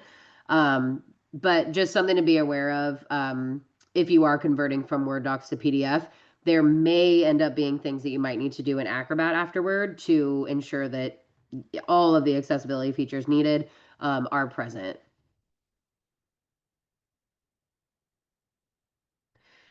If you are in the wonderful situation of inheriting PDFs and you're trying to make them accessible, but you were not the content creator. If that is the case, first, obviously, this is not always an option, and that's okay, but it is the best option if it is an option. So try to get the source file if possible. If maybe whoever created it 5 years ago still works in your office, or you're still able to get access to like the original file formats of these different documents. Try to get the source file if you can. If that's not a possibility, which is probably more likely the case than not. If you can't get it, then I personally recommend exporting from PDF back to Word. That usually converts over pretty well. And then now know, right, how to like make a Word docs accessible. You can apply all of the things that you need to ensure that it's accessible, and then re-export or reconvert to PDF if that is the, end file format that you are needing for the purpose of whatever content you're creating. Another situation maybe, and this is like last resort, obviously we don't want to have to do this, but if you need to manually recreating the doc in Word and then again making it accessible there before converting to PDF is another option. Again, last resort, we don't want anybody to have to like recreate an entire document that's already created, but sometimes we end up in that situation. Again, doing this like recreating and then exporting back to PDF, recreating or exporting back to Word and then back to PDF may seem like a lot of steps, but I promise, like I said, going through PDF accessibility training, you're still saving time in the long run, I promise. Any questions about PDFs so far? Are we feeling okay? Allie, if I could real quick. Please. One thing that I want to make sure that we also talk about, the elephant in the room is that a lot of times, and Allie said this, you're gonna get inherited PDFs that a ton of them, right? As a especially faculty members who are utilizing library databases to bring in documents. You're at the mercy of that publisher, right, to give you those documents, and sometimes they're not accessible when you get them. And so realize that we realize that as a digital accessibility office. I think the field realizes that. And I think what our guidance there would be is to seek out help to either identify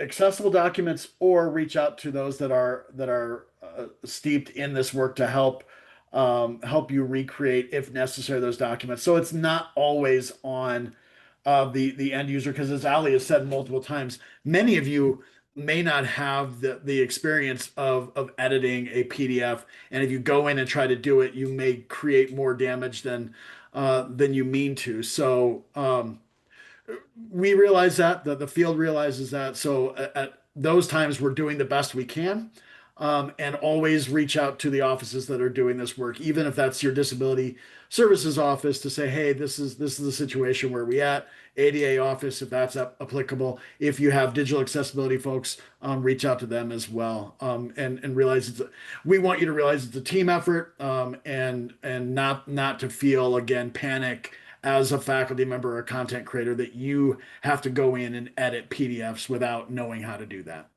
Anyway, that was a lot. I just want to give that caveat there. Thank you, everybody. Yeah, no, that's a great point. Another thing too, just kind of to like snowball off that, Mike, and sorry, I was like looking at something else because I realized I noticed another slide missing here. So I just added it back, but I apologize if I'm repeating essentially what you were just saying, Mike. So but one thing to go off that too is if you are like in the process of making your course or your website or the content that you're creating accessible, it doesn't happen overnight, right? It takes time. You may be going through legacy content. You may be trying to update things on the web and documents that you have. Like there might be a lot of work that you're doing, and like obviously that's not going to make it so that the next day all of your stuff is accessible. It just doesn't work like that. And that's not the expectation. With that, if there are any like documents that you just know like are not accessible and it's inherited and there really isn't any other way around it at the moment, there's language that we can help you include in your content or on your websites to say like essentially in for lack of like having the exact verbiage right this second, like we are aware that this isn't accessible, please notify X, Y, and Z for assistance or anything like that. Like we can help you with different language to essentially just let people know, one, that like they're coming across maybe your website or your content and they're seeing that like things aren't accessible, but you have language at the front page, at the top of your website or on your document that says like we're in the process of like making these things accessible. If you need assistance or if there's something that we can essentially prioritize, like please contact us. That just really shows that like you are putting in that work, that you do care, and that there's resources available to you and contacts available to you to individuals with disabilities who are trying to interact and access your content. That says a lot about the work that you're doing, and that makes that space feel much more inclusive. Whether it is accessible right there in that moment, again, we know that that just doesn't happen overnight. So please, like, if you would like some language about, how to kind of write that in any digital spaces that you're working in, we're happy to help you kind of write that, so that you can have kind of some of those like quote unquote disclaimers in any of your content that you might be creating. Because again, it just really shows that like there is that care there and that you're working on it. It's just going to take some time. Okay. All right. We kind of skipped. This was supposed to be before the inherited PDFs. We've really taught. I've mentioned all this already, but my slides got out of order again a little bit. That's okay. Just last thing, like I mentioned already, pretty much just this first part that I wanted to go through is iterating between the source doc and the PDF. Again, like we've said a million times, we're not expecting you to go through PDF accessibility training. It's a lot. We recommend like going between, like, if you've checked the accessibility checker in Word and then you convert to PDF, maybe you do want to open it. If you have access to Adobe Acrobat, obviously, you can open up the PDF and run the accessibility checker, which there's a link here for a tutorial of how to open that. And if you notice an issue that pops up, like I said, maybe you did forget to add your document title, you can just quickly go back into Word. And if that was the only issue that popped up on the accessibility checker for you in Acrobat, you could go back, add your document title, and then reconvert to Word, and then you've removed that accessibility like issue that popped up. Acrobat's accessibility checker is much more thorough. Like it is one of the, I guess, like better ones, if that's what we want to say. It just definitely, it checks for a lot more than a lot of other accessibility checkers. So kind of iterating is what we recommend if you aren't someone who has gone through PDF remediation training or workshops or anything like that. Iterating between the two, again, just will make it a lot easier for you. So if you run that accessibility checker, fix those issues in the original platform, then re-export, it's going to be much easier, and you won't have to go through real like PDF accessibility training. What I will say is if anyone does want to learn, there's nothing more that I love than training people on PDF accessibility. I have done it so many times and I love it. So if you want to go through it, I am happy to do it. You can always reach out to me for that because it is my favorite. Okay. Just looking through the chat. Sweet. Yeah, we can totally set up some PDF accessibility training. We should call it boot camp. That feels more appropriate. All right. Any questions about PDFs at all? I think this is my last slide. Yeah, just additional resources. We do have some extra time. I can go through the resources. I can also open up Acrobat if we want to like look at kind of how to open the accessibility checker. Yeah. Let me know what everyone's thoughts are. Boot camp. I like that, Ellie.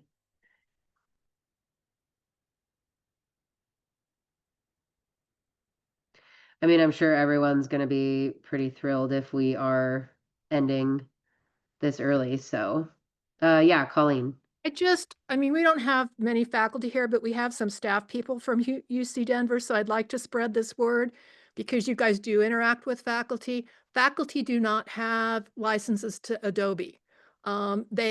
If you want one, even the basic one, you have to pay $18, which isn't a lot of money, but you can only get that if you have a speed type and you have money in your professional funds. So when you're talking to faculty and saying, oh, well, you should do this, please remember that a majority of faculty don't have access. And you can also help us advocate to get it. All the other campuses do give it to their faculty. That's good info. Thank you for pointing that out, Colleen.